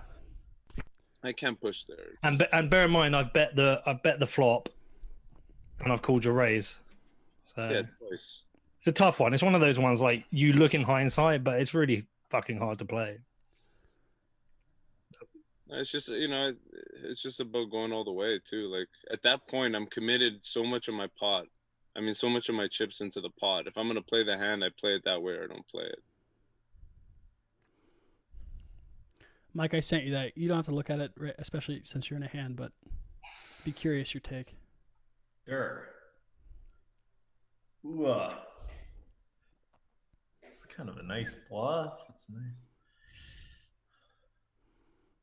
I feel like I'm getting bluffed here. I feel like it's Simon's got he's got a dead face over there. He's not giving you much. Oh, there's a smile. Have you got one of those people helping you that you're paying for? Yeah, I've got Jungle Man helping me out over here. Yeah. That's hilarious too. I committed to finish it an hour and a half ago. Actually, all right, yeah, I'm folding a big hand. I folded a 7. That was a nice bluff if you bluffed it. Simon? I don't think that was a bluff. I think he had it. Thing is, he won't tell us. He never tells. I was super torn there. I was super torn. The check back on the turn. It looks like you never have a queen, but then I felt like my hand was gold with the 7, but raise it's scary. I don't know. You did commit to quitting, and I see your the sunlight's coming in now on your face. Dude, the sunlight's been up fucking hour. Like, look at this shit. It's starting to get bright. in that This room. isn't just coming up. This is daytime. It's just getting dark here in the parlor. Parlor. Has anyone seen that new Wu-Tang like documentary thing that's out? No, I didn't even know about that. Where I is just it? watched, it's of Mike and Men. Piss I don't know what's on. It's on the UK. It's on Sky. I watched the first one. It's really good. Like if you're Sick. Wu-Tang fan, like I was, like a, what Oh, was that's it? awesome. You're talking like 25 years ago. It's really good. Yeah, that sounds great. Is it on Did you Netflix? watch the Beastie Boys one on No. Apple? I was really disappointed by that. I didn't watch it. I was going to, but now I won't. It's like watching a presentation. They're in an auditorium telling you. If you're in the auditorium, I imagine it was cool. Oh, But it's it not was- like a documentary. It's like a It's kind of a documentary like a that they're presentation. presenting in an auditorium. Oh, that's weak. It's kind of weird. Like it's good. So I'd say it's worth watching if you're a Beastie Boys fan because it's just really fascinating. But at the same time, I watched it. I was like, you could have done such a better job with this. Yeah. Especially them, because like I feel like in the last 10 or 15 years they've been out of the limelight, and you know Well, that they quit. They quit after Thingy died, right? Yeah, but I'm saying in general, right? Like there's obviously a lot in the last 10 or 15 years they could Mm-hmm. have done with content, whatever, but they didn't. So you would assume when they're ready to do it, they do it they big. shoot their shot, and then they don't. Yeah. I think they're just like doing their like because they've got a record Oh. label, right? Is it Grand Royal? I don't know. I think they put a lot of time on that. I was Gold's in LA, Luke. What's that? The Gold's gym in LA. Sure. Yeah, so my friend, have you met my friend Justin when I've been in LA? No, man. The only time we met up was when you came to my apartment. Gave Was you that the a only hug. time? Yeah. But they so he's a member at Gold, so I've been with him, and Mike D was in there training. We have that moment. You're like, Justin, I'm gonna go and like ask for a photo. He's like, don't. This place is always full of famous people. Like, this is the place you leave the fuck alone. I was like, oh, okay. Yeah. I remember I saw when I Let was them be. there. It was like it wasn't Arnold. I think it was Lou Ferrigno actually when I was there. See, when you're in Bedford, you don't really see famous people. What? Mike D. I gotta be honest, I'm so fucking drunk. It's ridiculous. I've had 8 gin tonics and I'm on my second whiskey. I don't know how you do it with that. I think I drink less hard stuff now than maybe ever before. I love just having beer. It's probably healthier, honestly, to have whiskey. I don't think either are particularly healthy. But if you had to drink one, like a Beer's couple nights out of the probably week, I'm beer's just probably not, like I've never, worse, right? I'm not really a beer calories fan. and- Beers work for you from a caloric. Dude, Yeah, look at this. but Like other it, standpoint, my calories. I I'm at love- 41. I just love having Honestly, beer at the end of the day. once you're over 40, to lose weight, it's really fucking hard. I got So a you lot of end up years just- to 40, man. Yeah, well, you just end up giving up. Fuck it. I'm just gonna be a fat motherfucker. Yeah, Luke, how old are you? Are you about my age, or are you a couple years younger, or 17. Quite a Still a bit. teenager. Quite a bit younger. I'm not. how old are you? I'm not a teenager. 26. Okay, yeah, you are, yeah. But he's very mature for his age. Mhm. Where's the punchline? There's no punchline. No, but look, I never feel like I'm hanging out with someone 15 years younger than me. I see what you mean. Whereas a lot of the morons online who are 26 feel like they're 26. I feel like even some of the guys older than you in the crypto space probably feel like they're 15 years younger than you. It's like you look at, I don't know, you look at how fucking petty a lot of this drama is and stuff, and it's like you look the guy up and he's like 52 years old. You're like, what the fuck are you doing with your life? I think one of the things that shapes that as well that I realized kind of quickly was when I stopped using just the Venture Coinist name and I put my own name on it. There's just like a lot less shit you want to be attached to if you're using your real name and your real identity. And so it's like you kind of keep out of a lot of bullshit. You've never been wanting for the bullshit, Luke. But I could have a lot more fun with some stuff that unfortunately I can't engage with since I'm using my real name. But I mean, it's in the long run, it's probably for the best.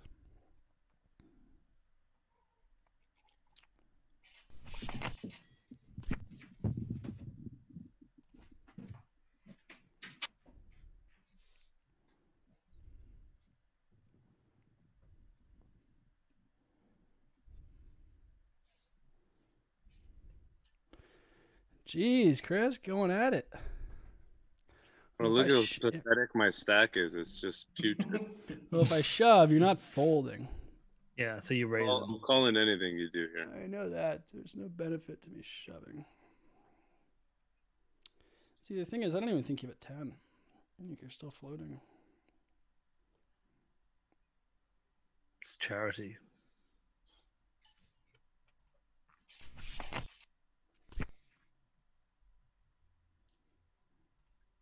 Push it. Let's go. Let's do it. I'll let you do it. Yeah, Luke had the flush draw. Chasing it on me. You couldn't even give me that credit. I had the 10. Yeah. And if you would have caught it, motherfucker. I knew Luke didn't have it because he didn't raise you. If he had a hand, he's raising you because it's like put it all out there. I'm giving it off. It's just like the worst call to make the call there, but still. I somehow rationalize when I'm like up in a session that I can make just a bad call there. That's probably a terrible way to think, but we all fucking do it. Mike, stop being a dick. That's so aggressive. We're amateurs. Take it easy. Called you then? Even you would raise this hand. You would have raised. I had ace. You wouldn't have raised ace king. I didn't even raise my kings earlier. Remember? All right, fair. All right. I don't think we should convince him to start playing hands not straight up. I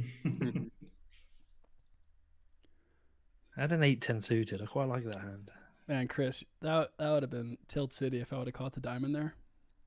Tilt just city would have been nasty, dude. I would have smashed this computer. Oh fuck. That's just me. No, you know what? I'll tell you. The two hands I've had a rough go tonight, but two hands that Peter beat me on, both I would have had him beat on the river if I just bet. Both of those hands just kill me. Yeah.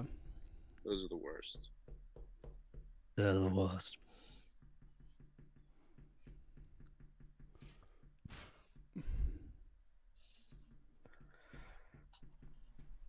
Sorry, man. I'm gonna put you all in here. All right. No, I'm just fucking with you. I had nothing. Yeah, I had nothing either. So he said, "All right." When you said that, I was like, "Fuck." He's accepted his fate. I know, that's why I was fucking with you. I had nothing. Actually, that happened to me and Mike. Mike in Vegas once, right? I made a bluffy call like that, and they made me make the bet. So I said to somebody, I said, I'll call whatever you bet. And he went all in. I said, I'm not calling. And they made me bet. I was like, whoa. Peter, give him the full story, because I remember when you told me that, I was really shocked about that. Didn't you say verbally all in as like a joke or what? No. So I'm at a table and I've got a good hand, right?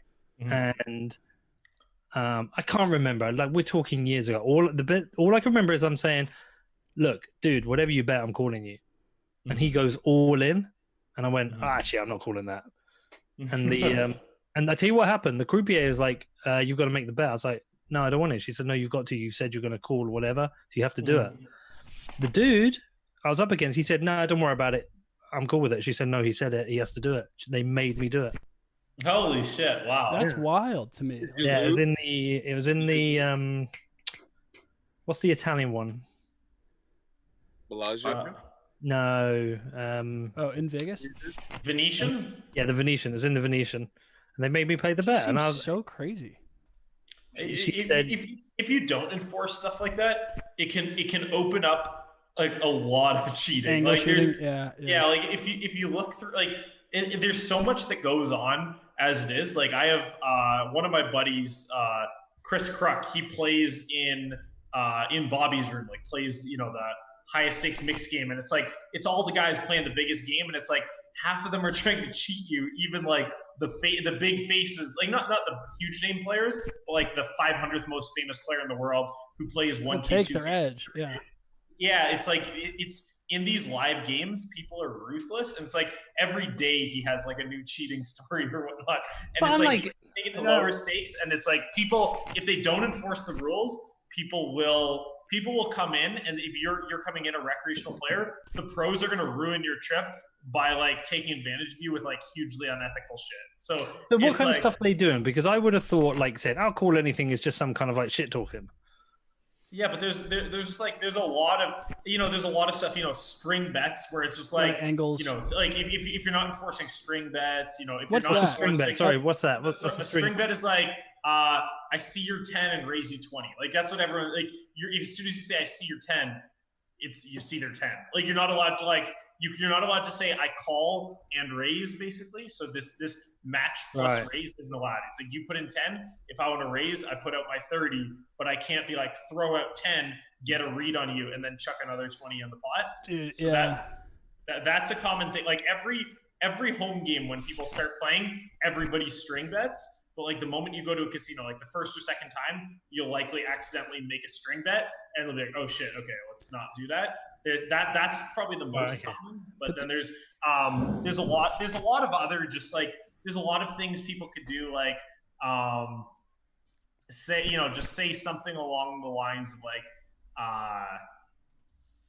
agree to check a hand down. Like, you know, like that maybe something along the lines of we say, hey, we each put in 300 now, and then we check it down. You put in your 300, and I just bet the turn. Like, you know, there's definitely like a lot of just things like that. If you know the rules and someone else doesn't know the rules, that you can like fuck them. Right. Okay. There's some really subtle ones. I saw a clip of Negrano. I think I heard of string bet on that, or I saw someone talking about it, so I looked it up.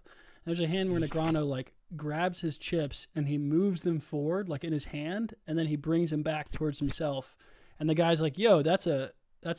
He called it a string bet or something. He said, "That's a fucking string bet," and he said, "No, I'm raising you." Oh no, that's forward action. That's probably. Did he say that's forward action? Or did he say it was string bet? Okay. It's like a famous hand. He said something where he's like, "Oh," he said, "I'm gonna bump it up," and then after he said he's gonna raise it. He said, "No," he said, "I'm gonna bump it." He changed his wording like a little bit when the dealer asked. He said, "No," he said, "I'm gonna bump it around." He like kept saying that, and they were like, "Dude, you said bump it up." It's really funny because it's like it could go both ways. Do you know if you could find that hand for me? I really want to find it. Because if you could, that's something. Yeah, because it's like normally if Negrano does anything that kind of toes the line, everyone's like attacking him kind of thing. It's an old hand. That's what I was gonna say. If it was before, I sort of became serious about poker 2006. So if it was like a pre 2006 hand, I might have missed it, or if it was like a post 2016 hand, I might have missed it. What's another angle like that? It'd be angle shooting. I think that's maybe what I was looking at. Angle shooting. Bump it up, angle shooting. Let's see. Yeah, I'm gonna find I'll be able to find it for sure.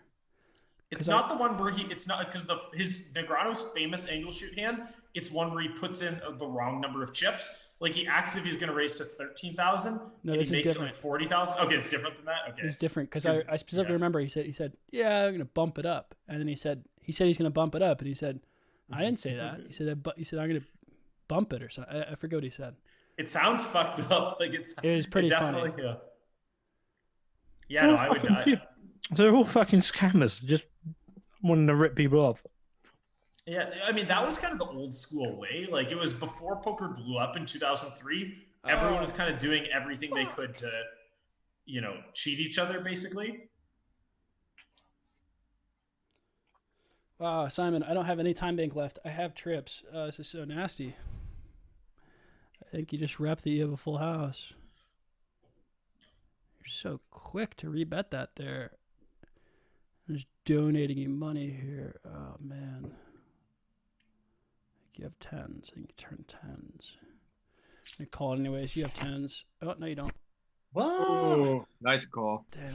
That's a great call, Luke. That's a great God call. Damn it, dude. Yeah. I No, mean, I I don't thought you know, were that's- done there, Luke. I know. I thought you were done. I knew I was losing money, but I looked at Wow. it. It was 1K to win 3,000 or something. So it's like I don't know if you're bluffing there. One at a time. I think if you're short stacking, you perhaps don't make that call. Yeah, I was kind of thinking. There's also a lot of hands like jacks, queens, kings. He probably makes the same play with. Also, with the ace five, like say you have 6-5, you know, you lose to queen five or king five, like you can beat a worse five kind Yeah, of thing. yeah, I didn't think like you have the best five. Because I don't think he'd be in a rush to get it all in with 5 there. It's like No, flush that's fair, draw, yeah. jacks, queens, kings, Mhm. or tens. The tens. That's when you got excited. So I was like, oh fuck, it could be tens. The speed to which you went all in, I thought you were sitting on something. I know, and that's why I was like, oh fuck, I know I only have 2 seconds of time bank. I gotta think through this quick. I make you think I had the tens. On like yeah. 8 beers.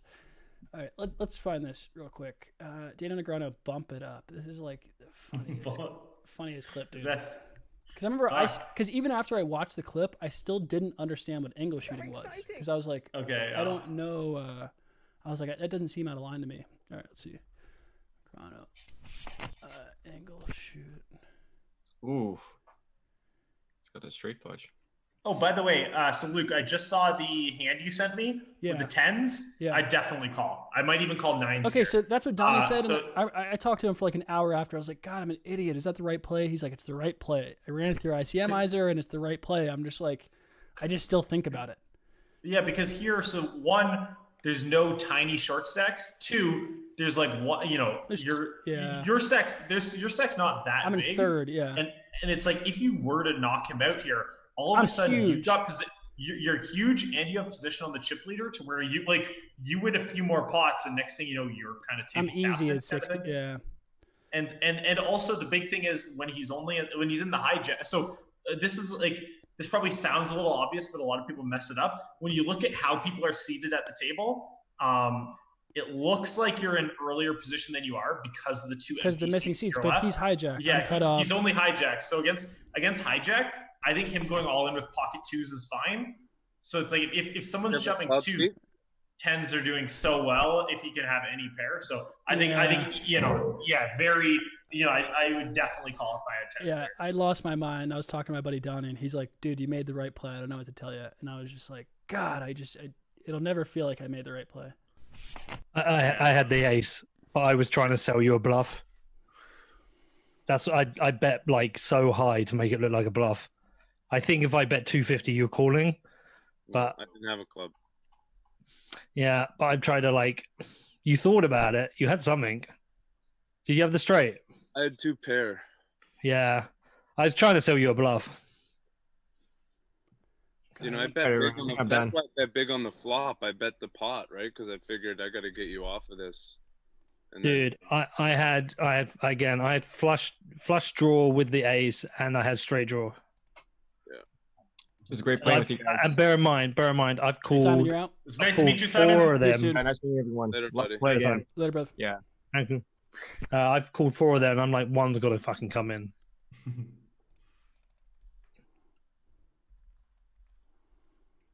Well, he had a wild evening, didn't he? Yeah, Jesus, God, he's a chip leader so I was fast. like, fucking, and he was really steady the first hour and a half, just building up. Then he won that big hand with Chris. I was like, fucking hell. he also man, played he's really tight, so you couldn't really ever win I don't think I won a single hand off him until that last one. Well, I wonder how much he was bluffing early because he was bluffing a lot. There was a few hands that you got caught bluffing.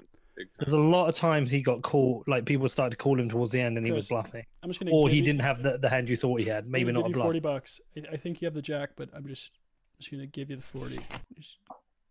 You have it. God damn it.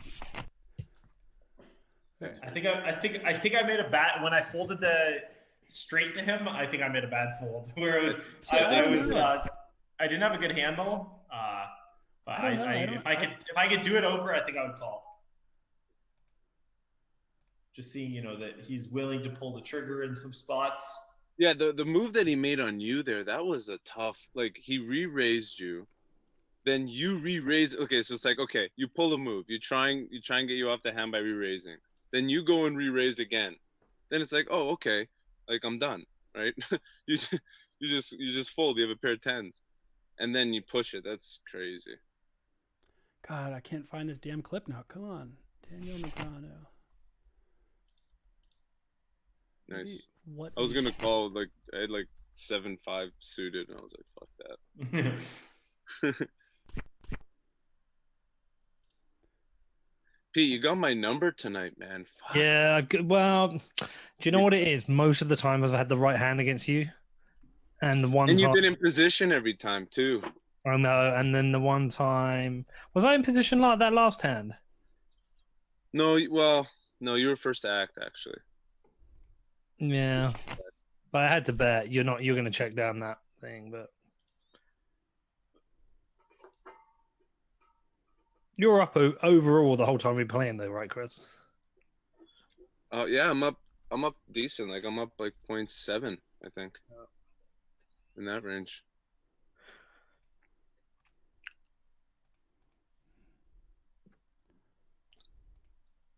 I would like the format if we all had Chris's backdrop. Like it just, bobbing around in the pitch black. Like it feels like a real, you've got Peter with the lights on. It's bright outside. It doesn't feel like true degenerate gambling, even though he's being the biggest degenerate of us all.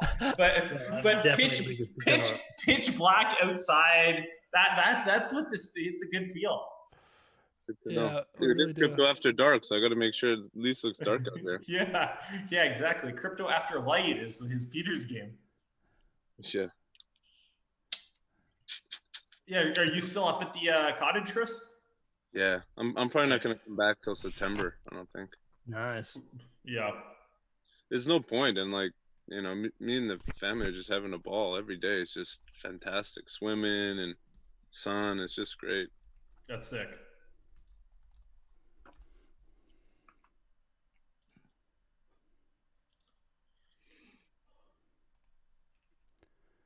God, if I find this angle shoot, no, it's not Negreanu. I feel like. I mean, even if it's not Negreanu, it would still be interesting. I'm gonna feel bad though. Let's see. It was Negreanu. I know it was him. No, I can't find it. Oh, man. These mosquitoes are just ripping me to shreds, boy. He says, "I'm gonna bump it up."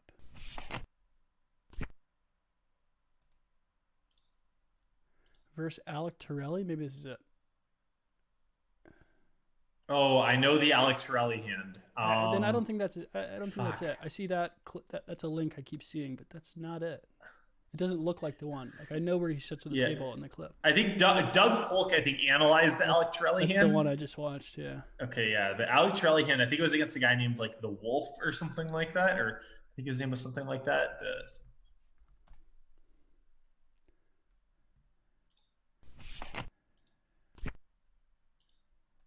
Top 5 televised angle shoots.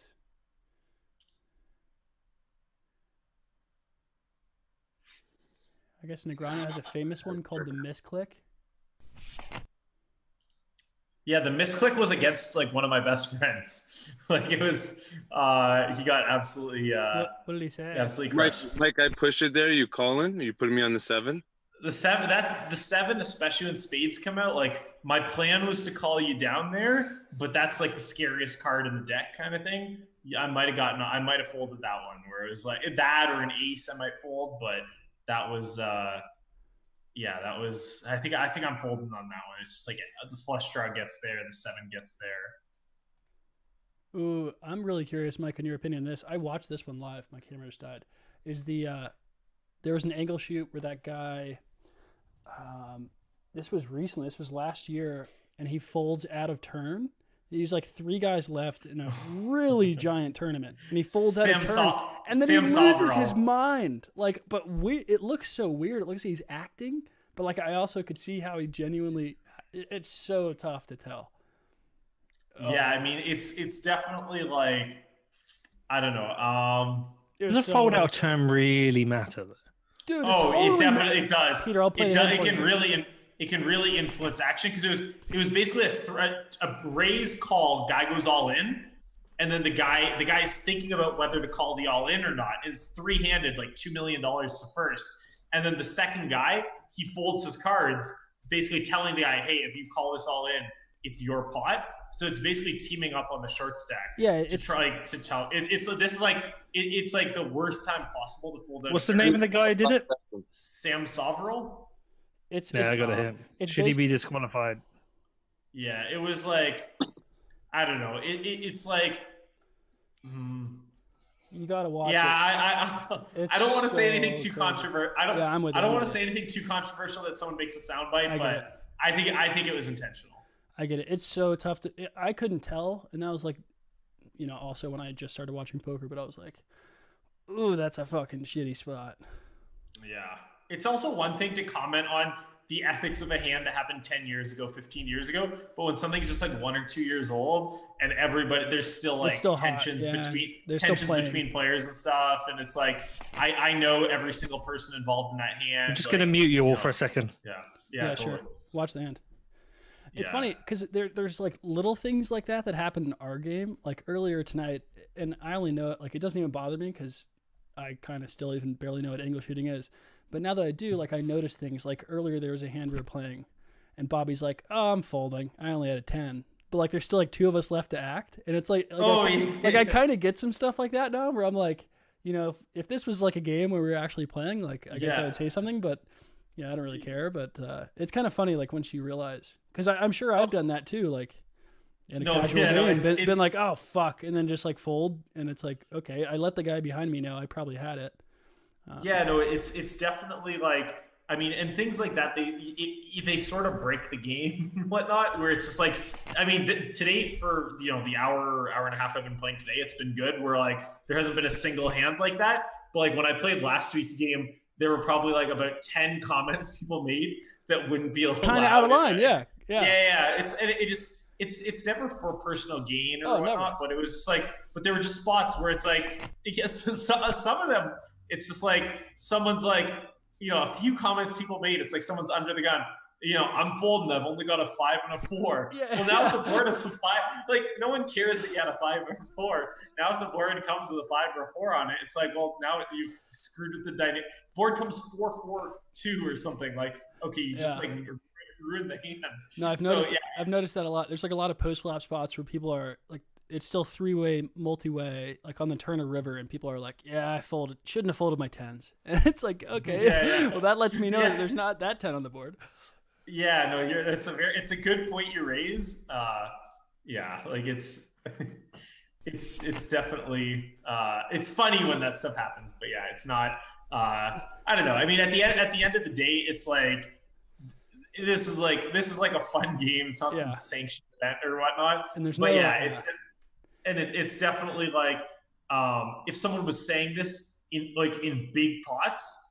Like I would probably make a note on a guy, like set his whole cards in a big pot when these 2 guys are playing. Yeah, sure. Yeah, something like I make some note, but when it always happened in small pots. But there were still times when small pots become big, and someone's like, "Oh, I folded the nut flush." Well, okay, that sucks.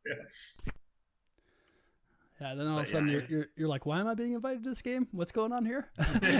How do you 2 know each other? Yeah, exactly. Do you work together? Okay. I'm looking at Etherscan. This guy owns half his tokens. This guy owns half his tokens. Okay. I have to watch it later. I can't mute it. Can't focus. Separately, I've watched the start. There's the dude with the long hair first. Yeah, it's. He looks like he does some action there, so it does look like it's the next guy's go. No, so it's. One guy basically gets out of the way for the other guy. It's the short-haired guy. He has like a buzz cut. Yeah. You'll see it, Pete. He does some crazy. I need to hear it. Like I can't hear it because it's so wild. Separate the sound.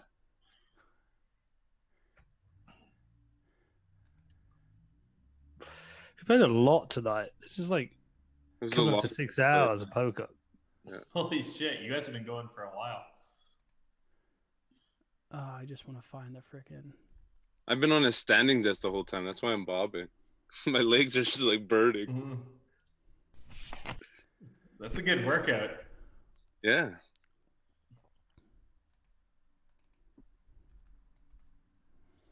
Gosh, now I wonder if it's not Negrana, but I still really want to find it. But I'm not sure if you put like if you bump it up poker bump it and up like angle shoot just isn't giving me.